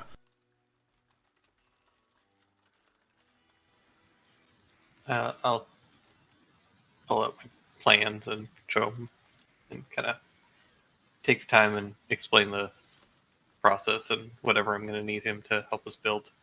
Probably largely just the balloon is going to be probably one of the harder things that he'll be able to do. Yeah. Okay, I know a guy that can do the balloon. The hull is going to be difficult to construct, especially because it's Realmouth wood. I might be able to outsource that. I know where that goes. I could definitely do the engine for you. Okay. This is really, you came up with this? Yeah. This is really good. I mean, it's like an A-class, but it's going to be faster and bigger. It'll carry more. That's actually pretty ingenious. I mean, frankly, I would still just make an elemental and enslave it, but I get it. Some people don't like. Yeah. The word enslave, yeah. Well, okay. At least you have to understand these elemental forces. They're like I don't know. They're not people. They're just forces. They're minds without bodies. I don't know. I won't argue with you. I get it. There's nothing. That's respectable. Respectable. Not wanting to enslave a thing, I guess. Sure. Yeah. Okay. How much you know about elemental forces? I mean, a little bit. I know that most of them that you meet are just kind of these mindless forces. The intelligent ones are dangerous, and I try to stay away from them. But the ones they use in these enslavement, and he makes air quotes, ships, like they're just the basic. They're basically like a gas that can think. They don't like talk and have thoughts and feelings. One we have talks right to us. Wait, you He guys also feels very vengeful. Wait, what do the engines look like? And he kind of like looks over to Gale to like he asks a bunch of like specs about the engines and how they're made. And like if you give him truthful answers, Yeah, I'll fill him in. yeah, it's like, oh shit, you guys have a primordial. Oh shit, oh yeah, that's slavery. Yeah, that's 100% slavery. You guys are. Oh, so you're saying that there are normal elementals that it's fine. No, Okay. I know. I thought you guys were working with like conjured elementals. Like they're not. If you've got a primordial element, that's dangerous. Do they know that? Did you like get that docked here? Is that outside the city? Yeah. I did not know that. But I mean, like if you have a good, if you got like 15 or so engines, then the odds, like, me, I don't believe in coincidence. The chance of one of those things failing with like an array of 15 engines is like 1 in a few hundred million. We have like 8. You have 8. You have 8 engines.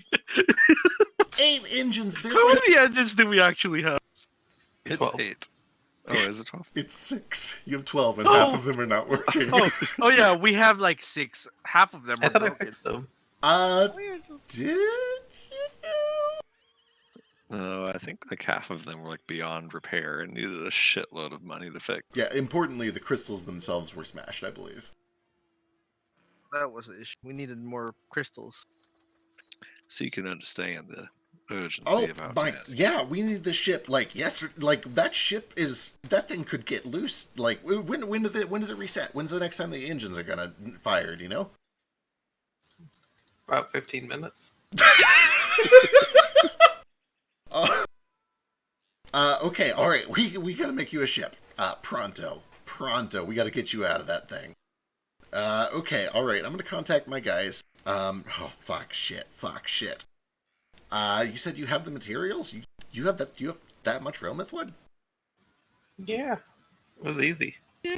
Easy. Where did you get 4,000 pounds of Realmouth wood? I have ways. All right, I'm not. Jesus, you're something else. Man, I could use someone like you if you're ever looking for a job or an employee. We were asking you to come with us. Oh, it's been established that Jesus is canon. He was a painter. Got it. Shit, has that not come up before?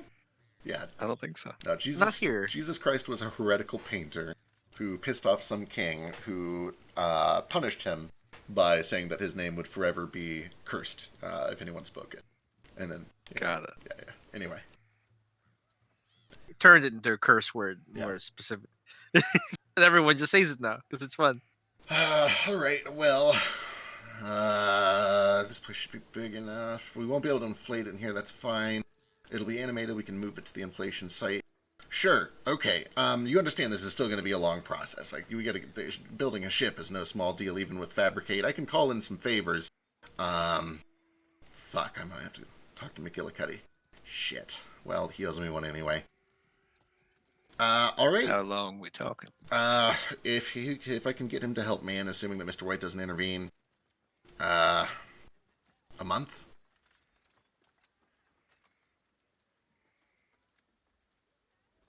That means you're gonna have to fire those engines.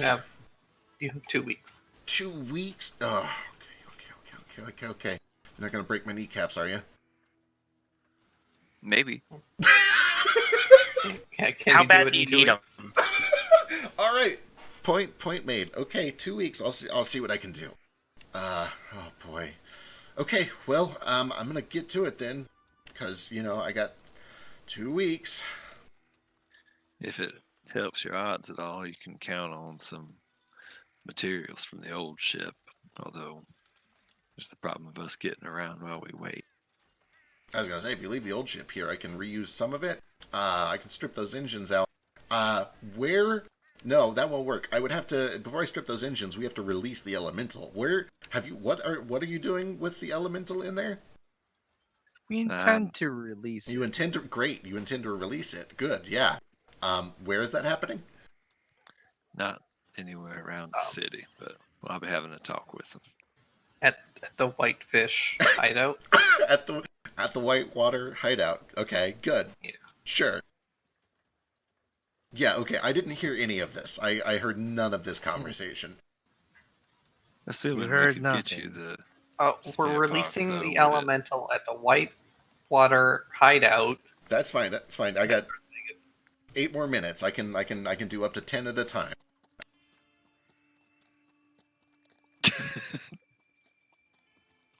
All right. If we got you the parts, how much quicker you think you could get it done? I mean, if you already brought me the wood, I've got the canvas. I've probably got most of the metal.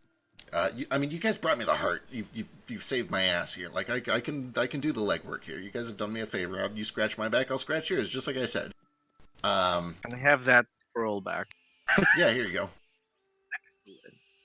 I will try to see if it's actually working or if there's anything in there that malfunctions. I will tell you what happened. Definitely keep me posted. By the way, Listen, I know I gave you that deck of cards the last time you left because I didn't know you and I was paranoid and, this was a big important deal and I get it. It wasn't right and I shouldn't have done it. But if you want... What does it do? It just lets me hear around it. Oh. I just wanted to make sure that I wasn't, being set up or whatever. Listen, I'm a little paranoid, okay? But if you want to take another card, it's a two-way. We can use it to, talk to each other. If not, I understand. It's a little weird. I would like that. All right, here's my card. And he pulls out a little deck of cards. And he kind of slides the glowy one out, and it sort of hovers in its space. Can I have an ace, please? Let me see if I got one that's an ace. Then I'm gonna slip it in Ace's hat and say, now you can talk to your father anytime you want. Okay, listen. That is unfounded. That highly unlikely. Okay, alright, here you go. Does he... For the record, Ace is not 100% sure that this guy's his dad. At this point, why the fuck not? Does he believe that to be as unlikely as he's saying he thinks it is? He seems convinced that would be a very big coincidence. Do I know if Kobold and Kenku are compatible? Yeah, you know that. They both lay eggs. Yeah, you know that Kobold, Kenku, Kuatoa, and Aarakocra, I believe, are all cross-compatible. I'd have to double-check that last bit. I think the ones made by Coralon? Right, all the Coralon species plus Aarakocra. Yeah, plus Aarakocra, because they're kind of bird. I mean, look at Vasu. He somehow made it with cat, right? His dad did, or his mom. So there's something there that mixes. Hey, don't use me as an example. You are the only one with cat leg, who is also a bird. What are you talking about? Your Don't all leg. birds have? Those- Don't look all at those points lucky have legs boys. like this? I hold out my leg. Do they in Eisenmar? I don't know, man. I think there's something wrong with your leg face. Yeah, they're pretty scrawny, but I'm also not very strong. Should eat more vegetables. Nah, I like meat. But the iron in the green leafy vegetables. That's why I eat iron meat. As for the rest of us, where we heading while Joke is working, we still need to go to Eisenmar. I was thinking on that. We were originally going to try to follow down where these people went, but now we know where they went. We still need to go to Eisenmar. I do wish to go to Beetlejuice at some point. I'd really like to check in back home, just to, make sure that it's still there. That is important. Absolutely. Oh yeah, did we already loot these, that guy?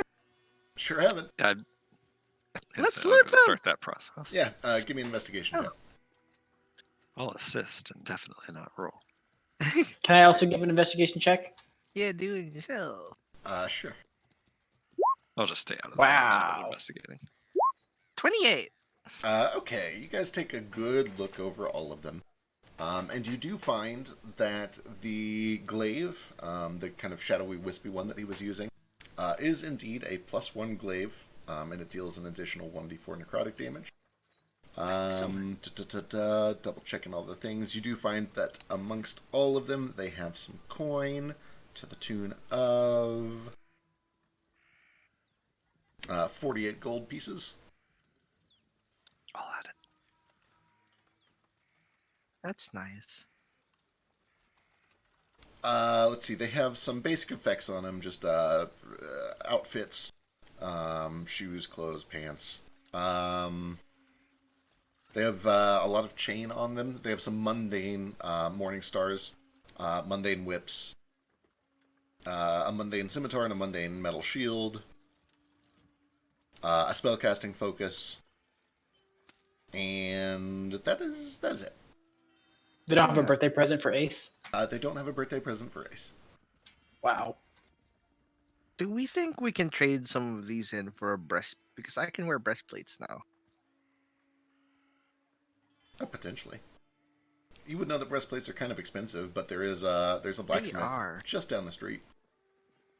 Yeah. Well, Oh, how yeah. about?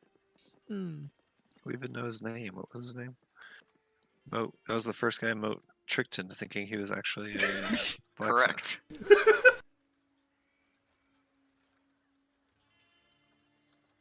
I'll find it. I wonder what happened to that shopkeeper that we quote unquote protected from gang violence, but probably got her murdered. Tumalo. Tumalo, the bugbear blacksmith in Saltville. He's probably fine. Is she fine, Vec? Has her shop closed forever? You guys haven't been by there, but who knows?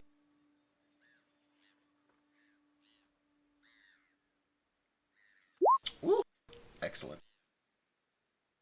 We came back into town and started new gang violence like 20 minutes after we got here, so should be fine.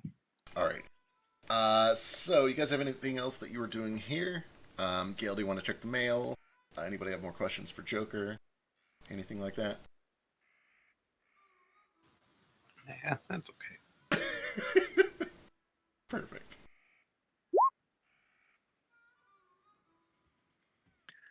This might just be out of character Drake being sleepy, but can I make an insight check to see if Gale is doing okay? He seems down. Go for it. So terrible. All my insight checks suck tonight. That is up to Gale to answer. I assume it's probably Drake being sleepy. It's mostly Drake and sleepy. Got it. But Gale's also sad because he wanted to kill that dragon. Same. I feel you. Hey man, I'm not stopping you. Just maybe don't tell him I was involved in any of this. We couldn't kill that thing if there were two of each of us. It's way out of our pay grade. For now. Until I take dragons, that's my greater enemy, but it's fine. I think gods outrank dragons. Got at least a couple of those to deal with, including the one in the party, apparently. He's fine. He has a pamphlet. Pamphlets are legitimate. Yeah, see, join the Church of Nomad. I hand you a pamphlet. I'm good. Come on. It's like a really badly drawn picture of Nomad, just his hands up and just being like, "Hello, do not be alarmed." It's very much like by the fireside, Mr. Rogers, Nomad in the sweater. Actually, it could be fun to serve two gods at once. All right, I'll do it. Yay! Excellent. This unlocks our team attack. All right then. So what do you guys do? Where are you guys going? It's like 8 o'clock at night or so. People are still kind of gawking at all this, but with a little mending that's been going on in the background. You have most of the major holes kind of closed up, at least a little bit. Frankly, I'd be on board with getting out of town before the night's even up. Maybe just drop off our materials so Joe can get started and get it going. I don't want to stay here any longer than we have to. I think that's a good idea. Plan. All right. Should we just keep the materials that we got here for now and sell it another? Seems reasonable. I think all Joker really needs is the realmouth wood to get started. Is that right? Yeah, I can cover the rest of the iron, the canvas, the regular wood. I've got a decent supply here, and I owe you anyway. A quick question. Which one of these big fellows have the largest brain? Or was the most intelligent? The spellcasters. Yeah, there were two spellcasters. One of them seemed to be like a dedicated spellcaster, and the other one was more of like kind of a paladin-y sort of looking dude. It's a little hard to say. Paladins don't eat in, so it's fine. The dedicated one. Does one of them seem like highest ranking based on just appearance or how they acted in the fight? They probably the hammerhead, but it's a little hard to say. Yeah. Oh, no spell books? No spell books. none of them prepared. That means they're not intelligent. Is that what that Can means? They don't have spell books. They either use charisma or wisdom. Therefore, they're not intelligent. I take some insult to that, but okay. Can I search for a holy that's symbol? true. Yes. Give me a religion check. Do they have artificer's tools on them, or any sort of tool? If not, then absolutely not intelligent. They had a focus on them. Yeah, what kind though? On the shield of the one that looks like the most dedicated spellcaster, you find a holy symbol for Joaquin, the goddess of coin and wealth. Ooh, may I borrow that? Is anyone going to use this shield? Don't see why not. It's all yours. Do you have a holy symbol I should be wearing for you, by the way? Let me just cross out this Joaquin and put just an octopus. It's a work in progress. Understood.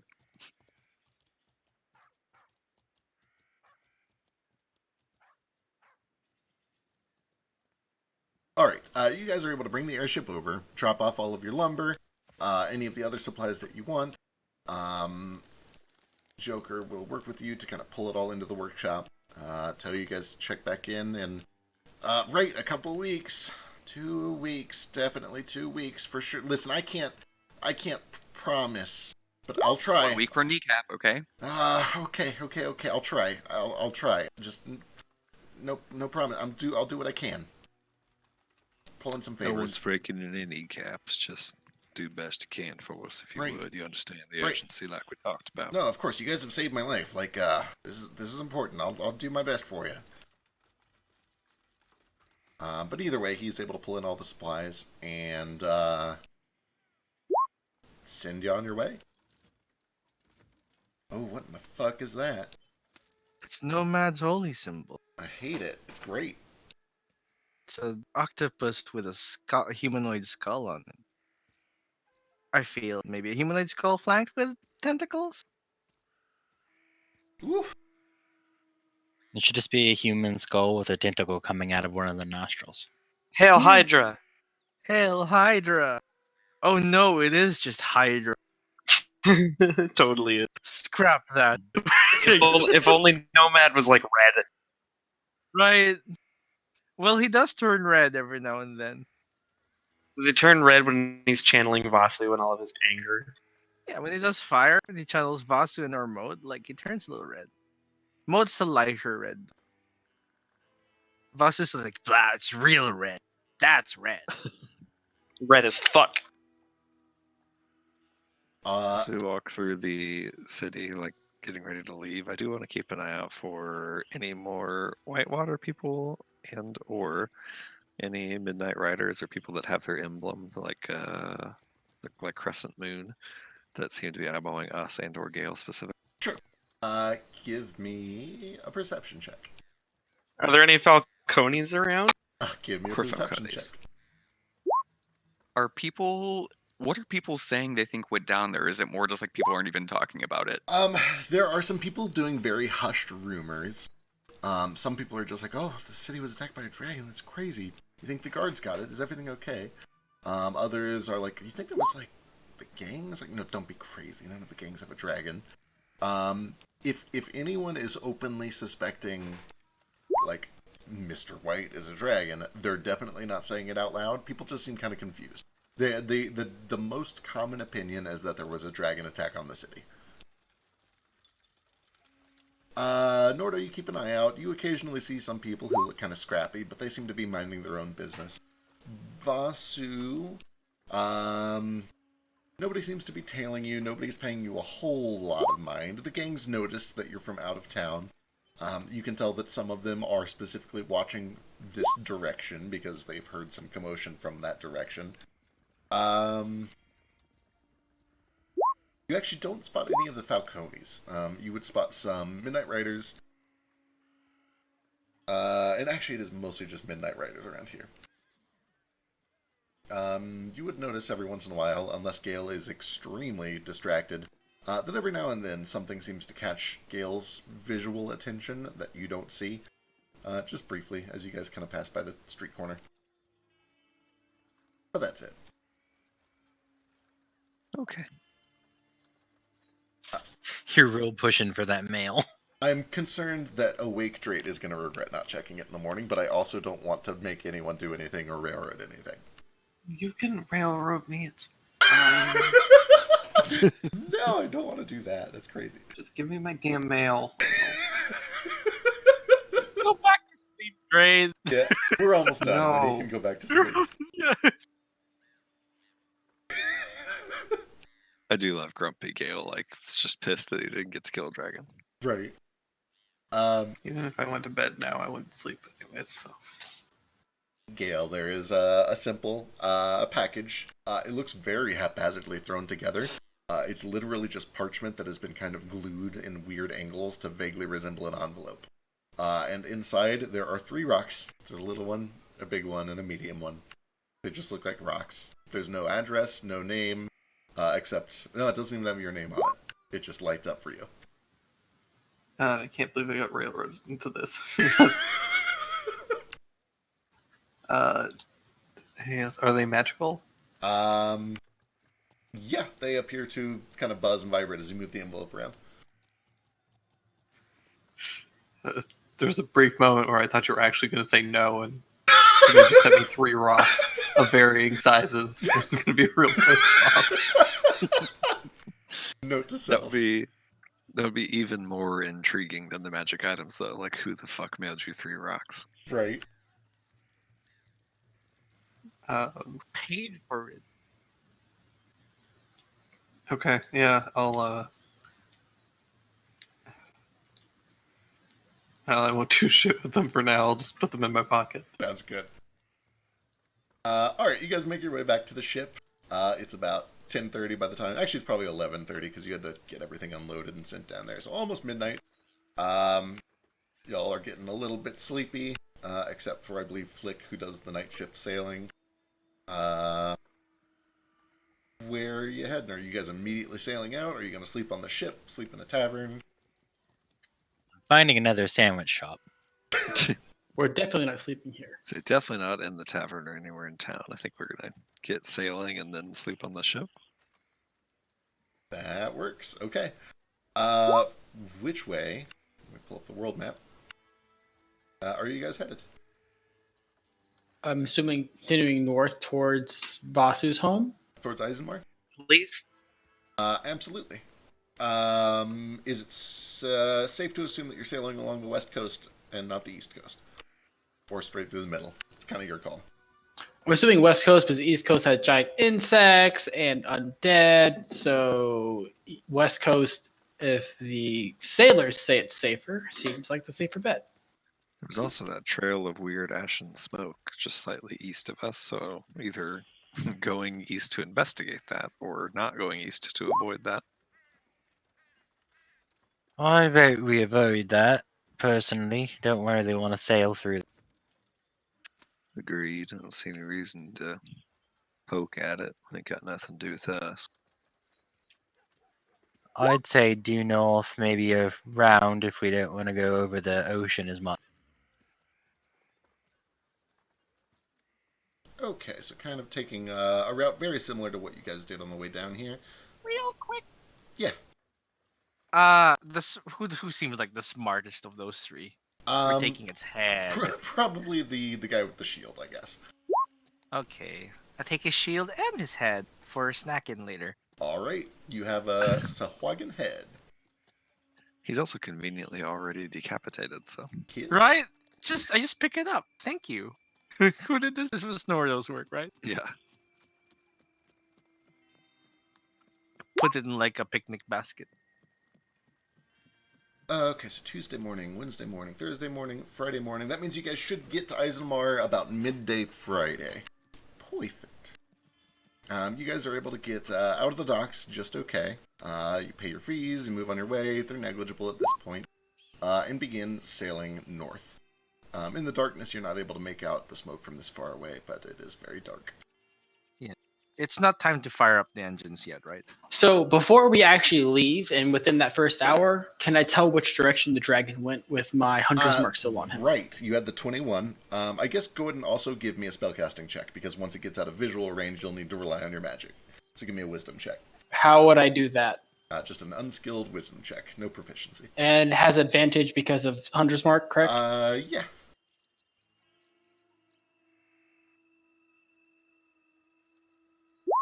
That's real shit. You can definitely tell that it flew kind of southwestish towards the center of town, and then it stopped there. It did not seem to fly farther. It seems to still be in town somewhere. Gotcha.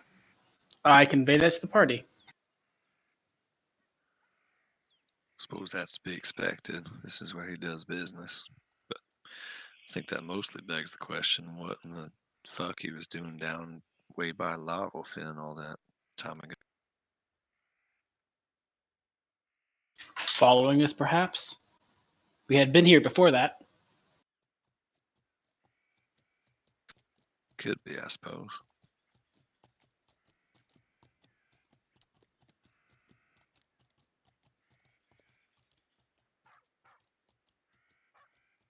Okay. Does anybody do anything particularly weird overnight? Or before going to bed? I'm trying to regain mana, so yeah. Sure. I'm going to ask Nomad and Yule if they will take some special time to meditate with me over the short rest. Oh, did you take that one? I did. Sick. Let us meditate. What's it How do? do What's you... it do? What's it do? I gotta say, it was a really, really, really, really, really hard choice, and What were the choices? I'll post them. I'll copy it over later when this thing actually comes up. Actually, I'll post the 2 options that I didn't take because Yeah. I don't want to spoil the whole list. Of course. Explain the prep. Actually, no, that seems a bit spoilery too because these might come up later. I'll show you the option that I took, but I'm not gonna list how it works with everybody. Okay, gotcha. All right, so you said Yule and Nomad? Yule and Nomad. So I took Light Through the Veins of the Fire Within, which is really cool, but I think I'm just gonna have to. I'm just gonna have to rename it Soul Education. That's okay. Perfect. All right. I'm really riding out this Jamiroquai theme. If you haven't noticed.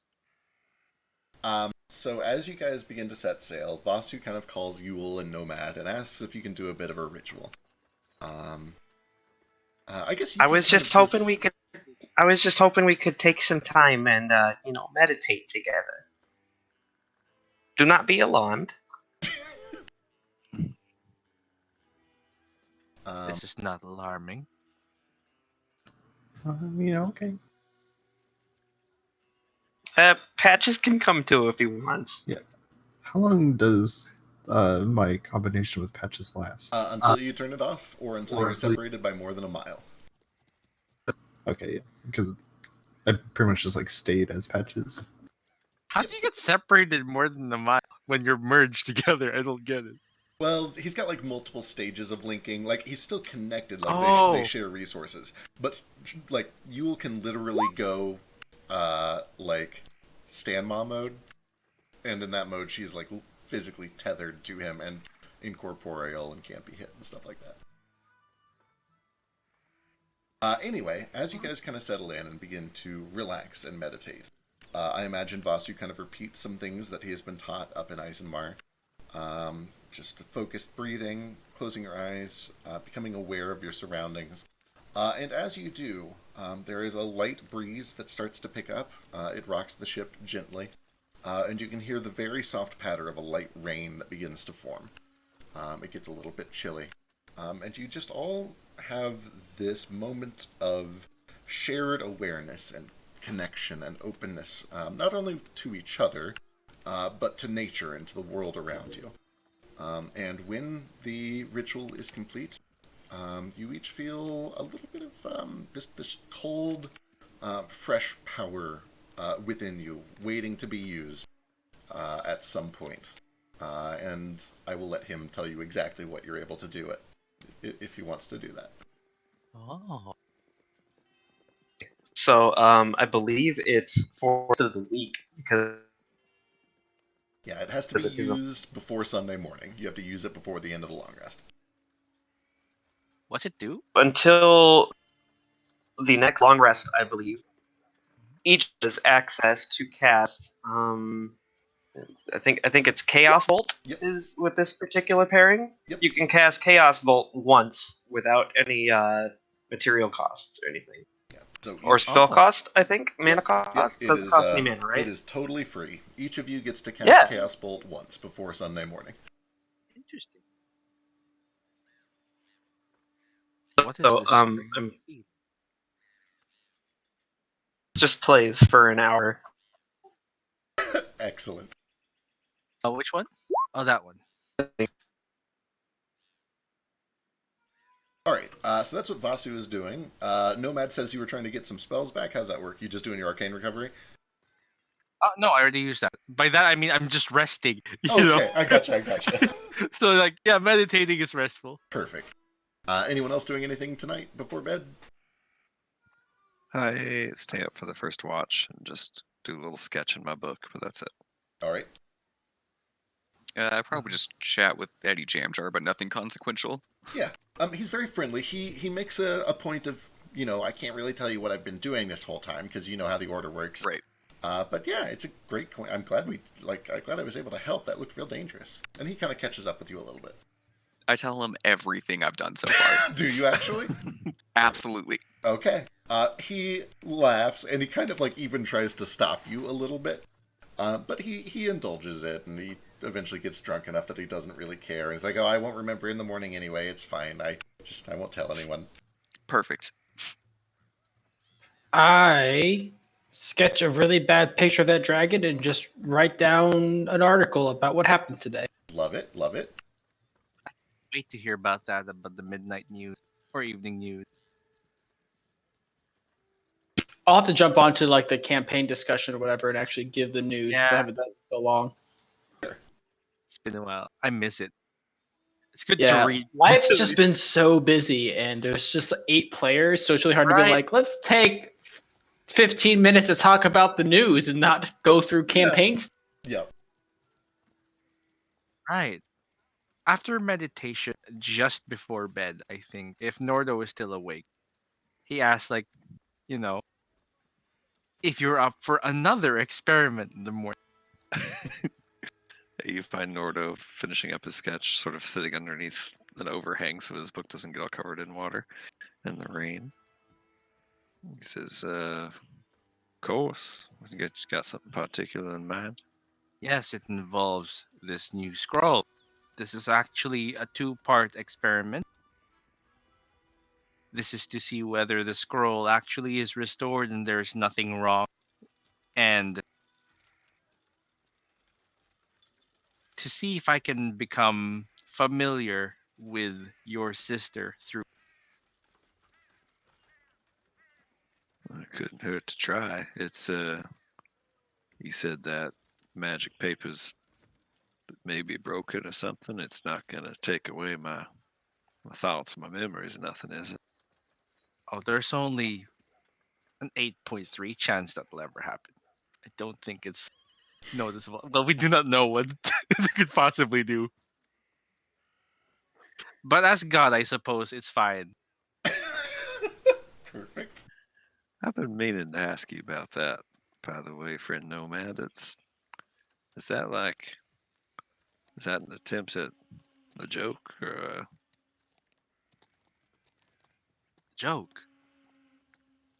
The whole God thing. I mean, I'm not a religious man, but you talk about yourself being God. Oh, yes. Because it is true.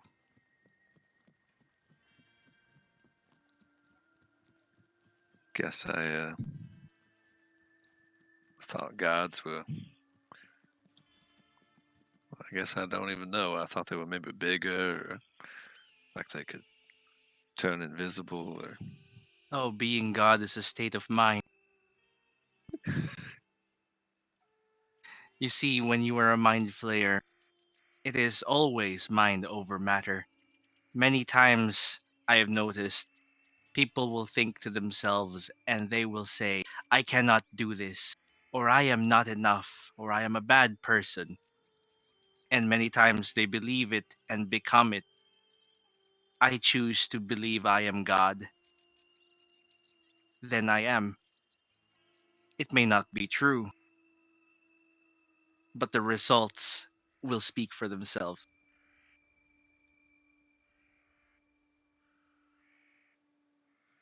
I suppose they will.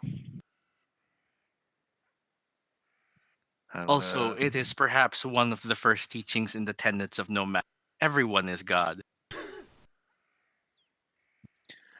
I'm pretty sure I'm not God, but I'm also was pretty sure I wasn't an elemental, so who knows? Maybe I'm an elemental god. Oh, you can be anything and anyone you wish. You can become a tree if that is what pleases you, or what gives you confidence and strength. Listen, friend Nomad, you're my friend, so I'll level with you. All sounds a little bit like hogwash to me. I do not know why this sounds like sanitizing pork. Sorry, Is it's that what you did with the pork before you cooked it? it's an expression. I mean, it sounds like nonsense. Sounds like, I mean, if I could just choose to be anything I wanted to be, I'd be a little kid back at my home years and years ago with my family. And I mean, I'm glad to have y'all in my life, but none of this would have ever happened. I would have never met any of y'all and be in a different life in a different world. I don't think I can just want that to be bad enough to make it happen. Oh, friend Nordo. It can be. Here, forget the experiment in the morning. Let me invade.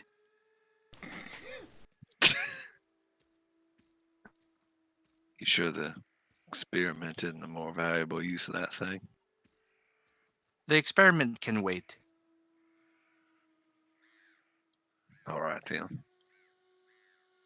Yeah, he's going to cast Detect Thoughts. All right. From the scroll. Yeah, from the scroll. And he's going to, he asked Nordo for his permission, so he's willing. He's going to go deep. You say unless the saving throw is like automatic. This is automatic.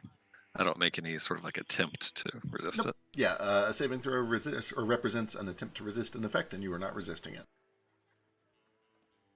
Right. So the spell does go off. It does consume the scroll once more. It fades into this charcoal. Yeah. Notably, it is very Just fragile. Like, I kind of gave that to as a gimme, as a demonstration, but once this thing crumbles into dust, it is like charcoal. It flakes very easily, and you'd have to be like specifically doing it out of combat in a non-stressful situation to be able to do that. Yeah. Like now, so I just collect the pieces again, just in case. Yep. Right. So I delve in, and then I ask Nordo to close his eyes with my telepathy. Nordo closes his eyes, and the very first like surface level thoughts you get are that this is all insane. Also, a little bit of like, well, his other stuff worked. Maybe this will work too. Yeah, and then we go deeper. He says, think about your childhood, your earliest memory. What game did you like to play the most? What was your favorite toy? Tell me about your sister. Nordo thinks about all those things in order. He thinks about playing hide and seek with Leah. Thinks about like one really specific time that sticks out in his mind where she was hiding behind a big old boulder and he passed by and she jumped out and startled him and he got all upset about it. Thinks about his favorite toy, which he didn't really have many toys, but he thinks about his mom's harmonica that he carries around still. Thinks about the one time he found his dad trying to play it, and it sounded like total shit. Thinks about a couple other fond childhood memories like that.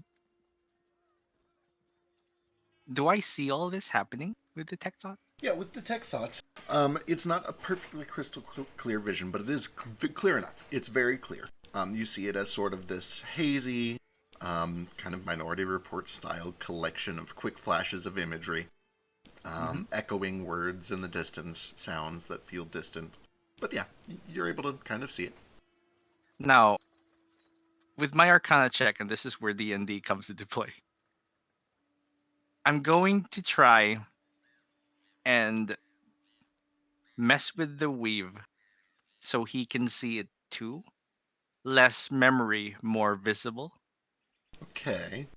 Mess with the senses, give it to him, let him remember the smell so he can smell it actually. The sound, the feeling of wind. Small things that make it feel like he's actually there. Okay.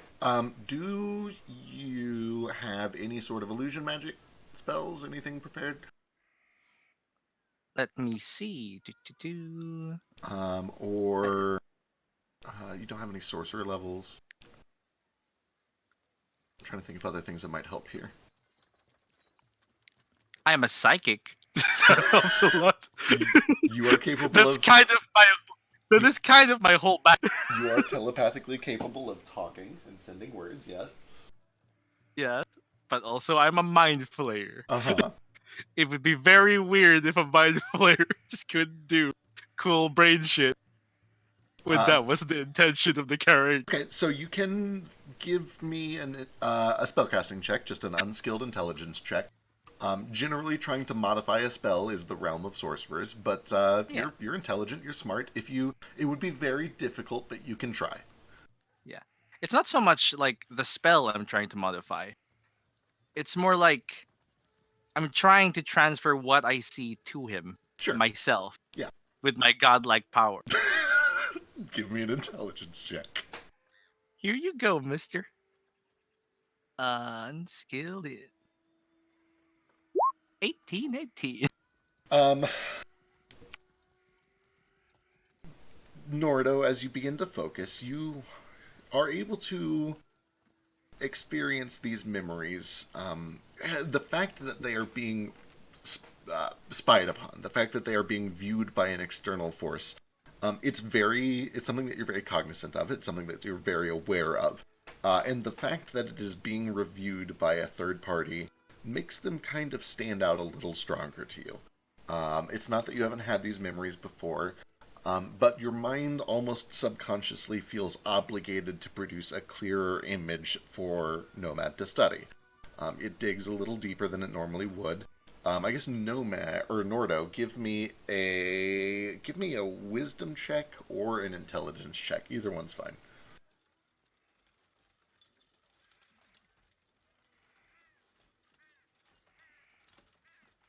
For reasons, can I know vaguely what this check is for? Is this also for the success of his plan? Like, is he trying to make these feelings feel real? Yeah, it's contributing to his plan of trying to make these memories more clear without needing to use the 5th level spell that is normally required to do that.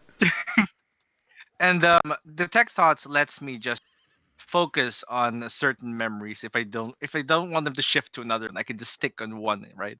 Yeah, I think it's like you're kind of at his... No, that's not true. A spell. You're right. When you probe, you do get to guide it a little bit. You're right. Yeah, that's correct. So that's one of the things I'm doing, is making it focus in there. Yep. Deeper there. Yeah, clearer. You're doing some of the digging here. Okay. I actively do not attempt to try to make this all feel more real. Okay. All right. Okay.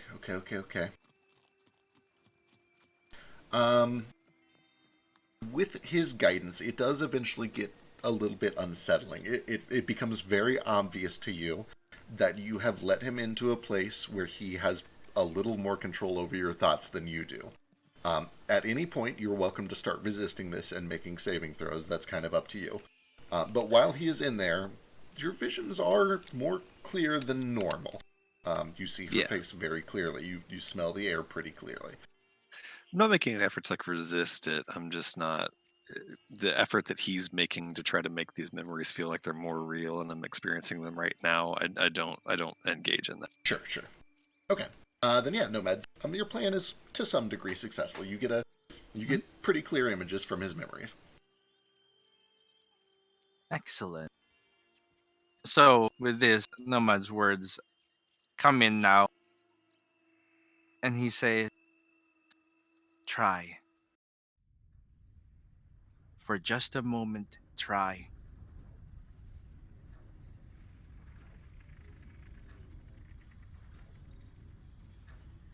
Lose yourself.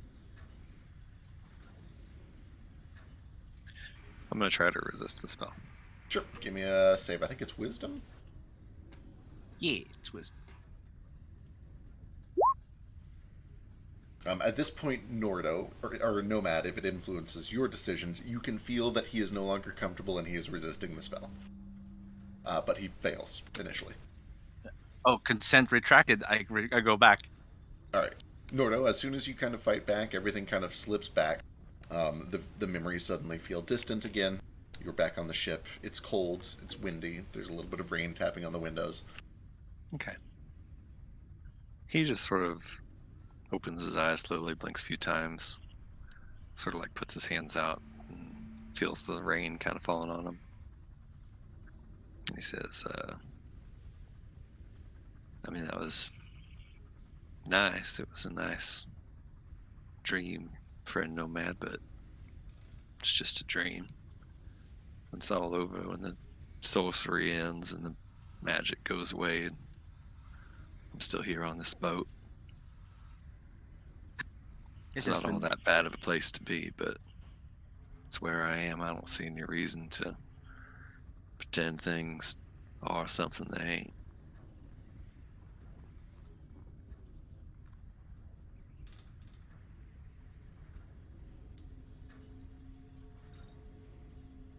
The reason is what you wish for it to be.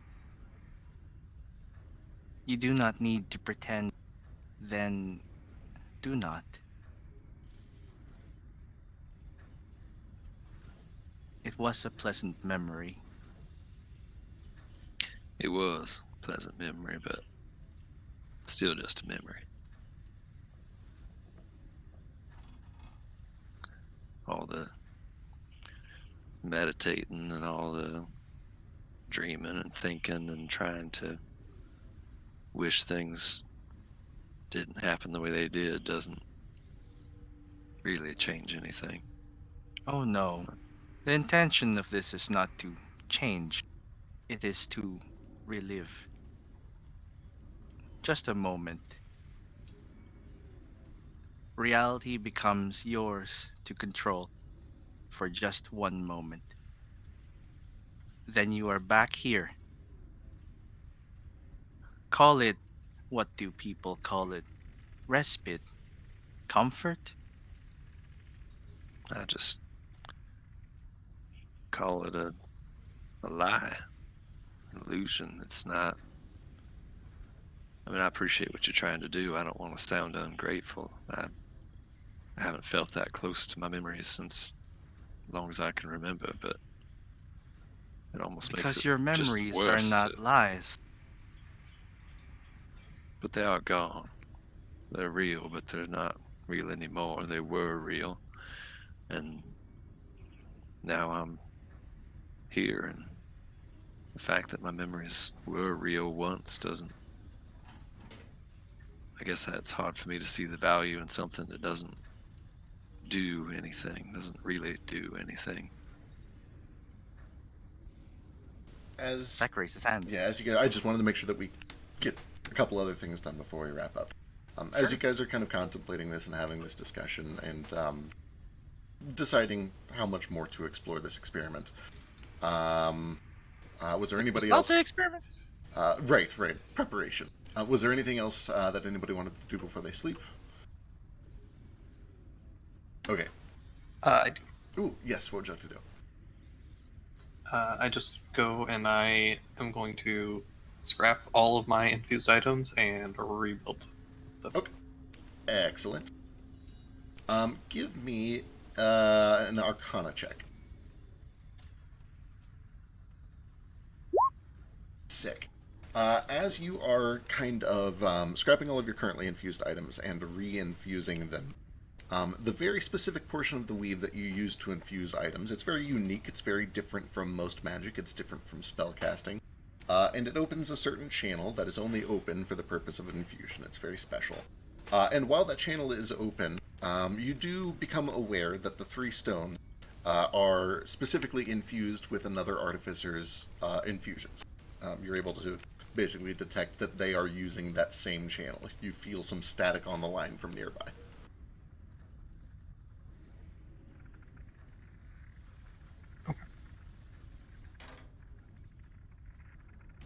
Let's see. Ace. As you sleep, you are visited.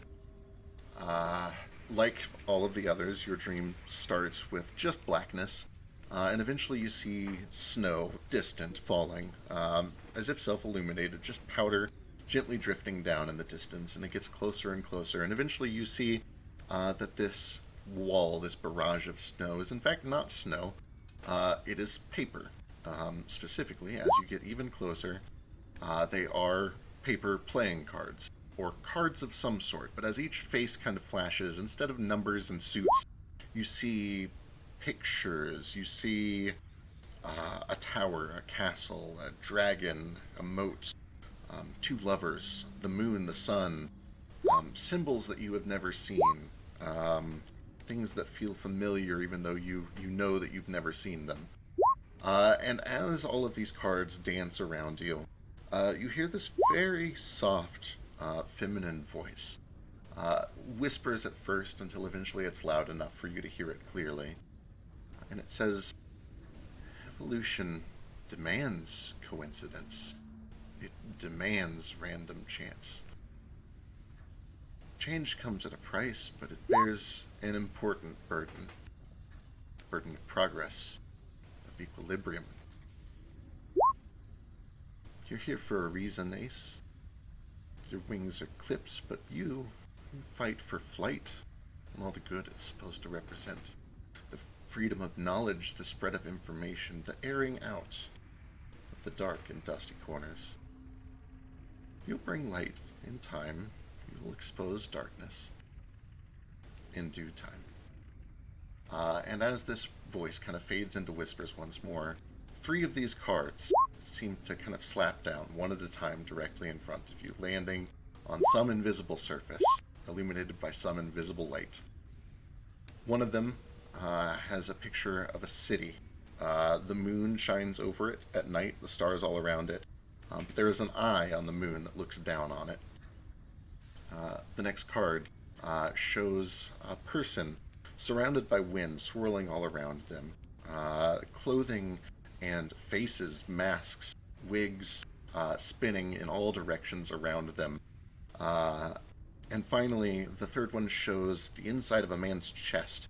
You see ribs that have been kind of pulled back so that you can see what's inside, and the most prominent thing are a pair of lungs that are illuminated with stars, swirling wind. And you feel like if you wanted to, you could reach out and take one of these cards. And I will send you a thing.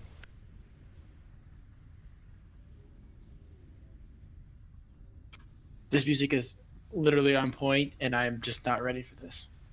So good. I feel like I'm at the beginning of like Kingdom Hearts. We have to choose between like the sword, the shield, and the wand. Yeah, and it makes hardly any effect. It's just the stat gets a little higher. While you are making that decision, which I'm sure will take some time, because I think Flick is still choosing and Vasu just chose his. I know it just hasn't That come up took a yet, week. so I haven't done it yet. Did you end up going with the one I think you went with? Yeah. Excellent.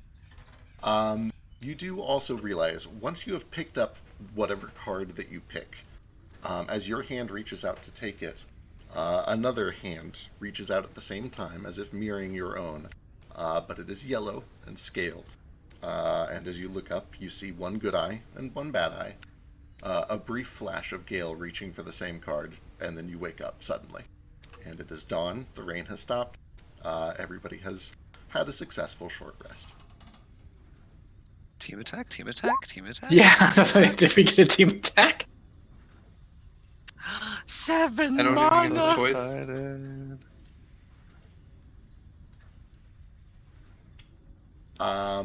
Oddly, Gale gets this one. It makes sense. Great, I don't even get a choice. Your choice comes later. You've got no choice coming. Oh, I could help him escape. I like this one. That is really nice. That's a cool one. It's probably going to be one of the most used ones because I don't have to be next to him. For all those times that Gale is A, actually in combat, and B, up close with somebody. He does like to run at the stuff sometimes. Yeah, like when he runs between a dragon's legs. He wasn't a dragon at the time. I know. Judgy. But it was obviously a dragon. I mean, come on. Yeah. Like, I mean, obviously, because you guys just fought a dragon in my campaign, so. I really liked the Volteria callback right before it was revealed that this was a white dragon.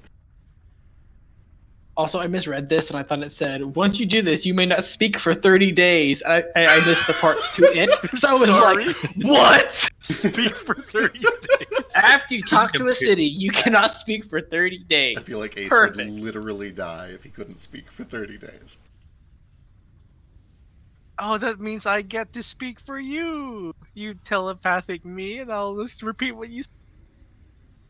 Oh, let's see. With Is my there... Joker. I need to make sure that I've not forgotten anything else here. I think you're forgetting to level up, patch up to like level 10. Oh, I actually am forgetting another thing here. Moat. You've got a new toy to play with. Wait, what? Oh It's yeah, already you're. got so many toys. I do have so many toys. So, can I get some clarification on this ability? Yeah, for sure. When it says I don't trigger opportunity attacks, is it just from the creature that was hit, or all creatures? You don't trigger any opportunity attacks. Sick. Okay. Thank you. Oh my god, the first double team unlock. Was saves you.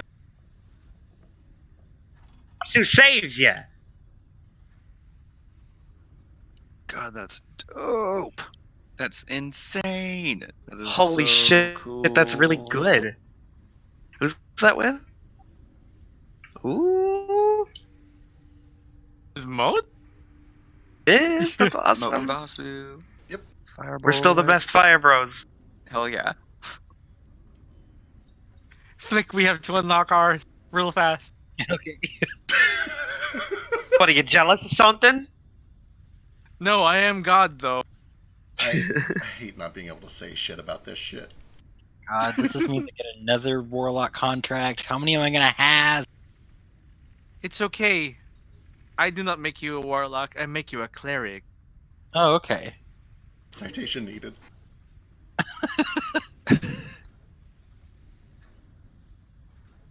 If this campaign ends with Nomad trying to ascend to godhood and the rest of the 7 of us as disciples, that's fine with me. What oath spells do paladins of Nomad get? What are tenets?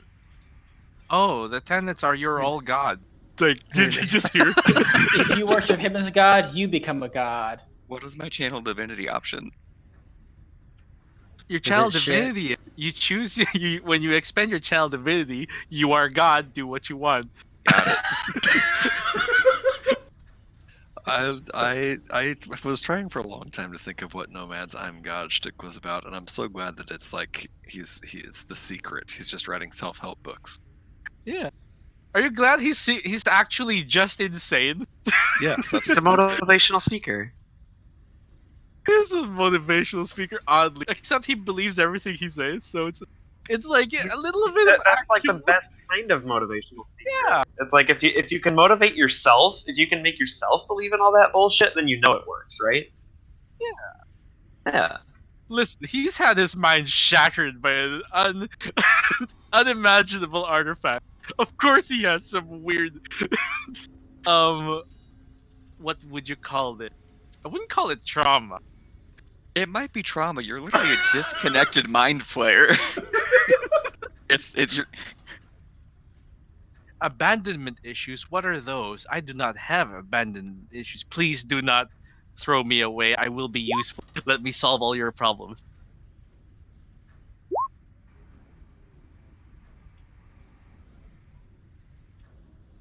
So let's just power through these next couple of travel days so we can rest again, so we can get more dreams.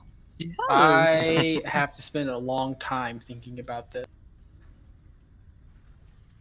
Yeah, I literally decided like an hour. One of them before is kind of like, this could be fun for like some situations. The other two are just like, these could be really useful.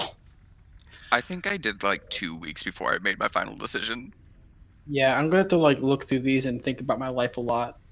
Okay, Drake can vouch for me that I spent like a whole week thinking about this and bugged him a lot, like mulling over the decision out loud over Telegram. And I'm sorry again for venting my decision making. It was only frustrating because the choice was super obvious. Right? Like, well, like I love all of them, but like that has to be it, right? I mean, like it's So definitely the rocks. coolest one. It's definitely the coolest one, Was but this the for a one that you long thought he was time, gonna take? it has to be. Was it between that and the first one? Because the first one is tempting too. No, the first one sucks. Are you kidding me?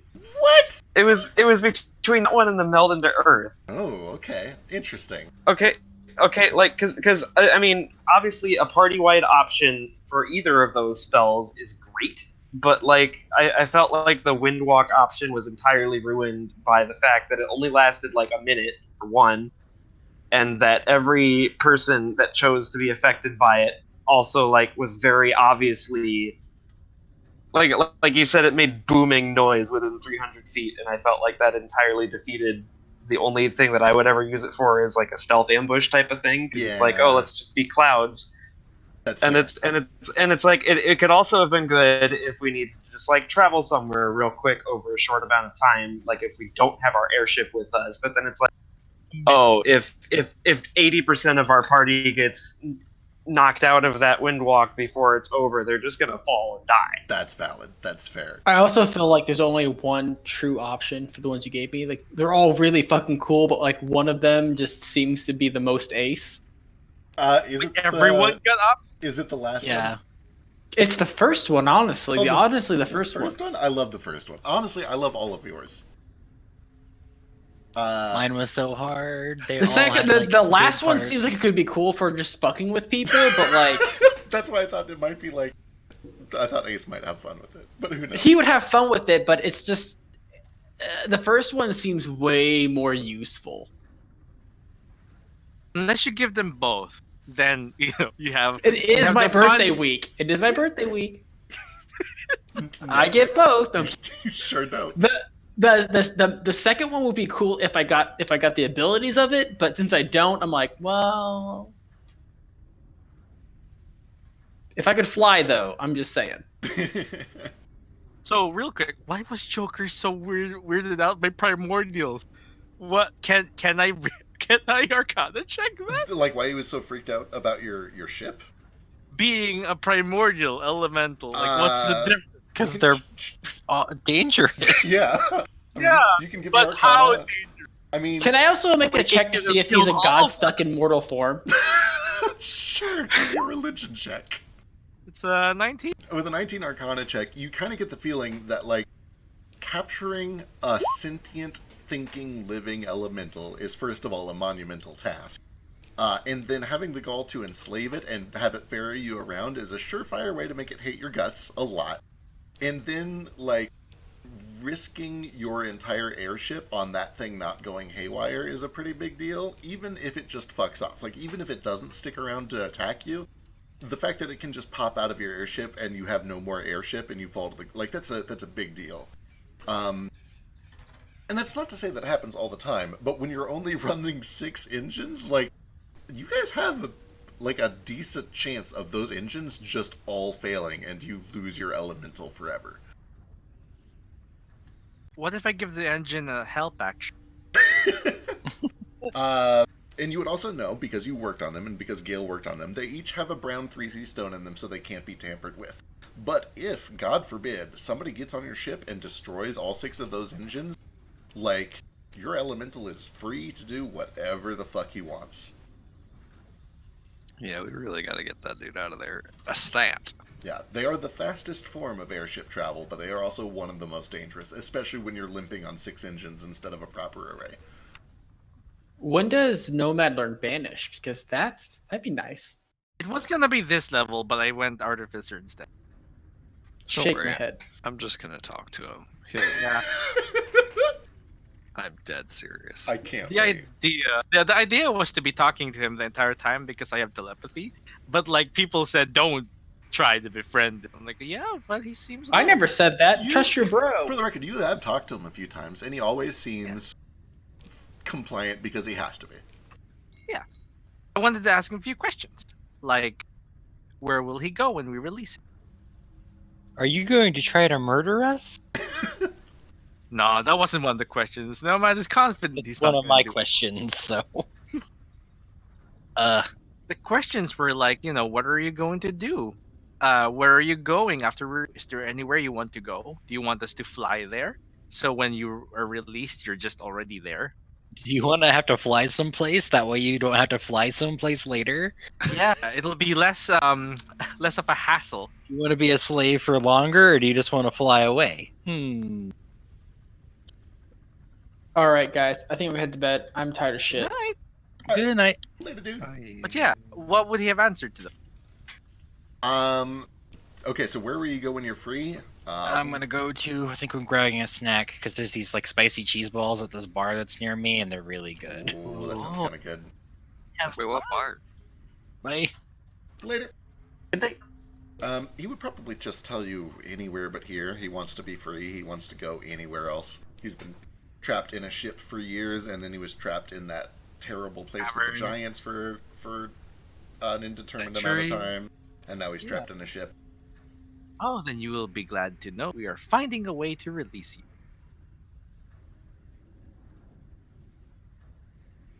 That would be good. Do you like chocolate? He doesn't really have an answer for that one. How about brains? No taste for brains. No one has a taste for brains. See, this is why people think I am a monster. Because I am. Alright, I think I'm gonna dip out too. I gotta do my laundry and make dinner. Have a good Yeah, I one. gotta. Catch y'all later. Good session. Same. Bye, Cookie. Yep, I gotta call tonight too. Good night. Real quick fact. I'm guessing this fan isn't attunement. It doesn't say it on there, so I'm assuming not. Okay. That is correct.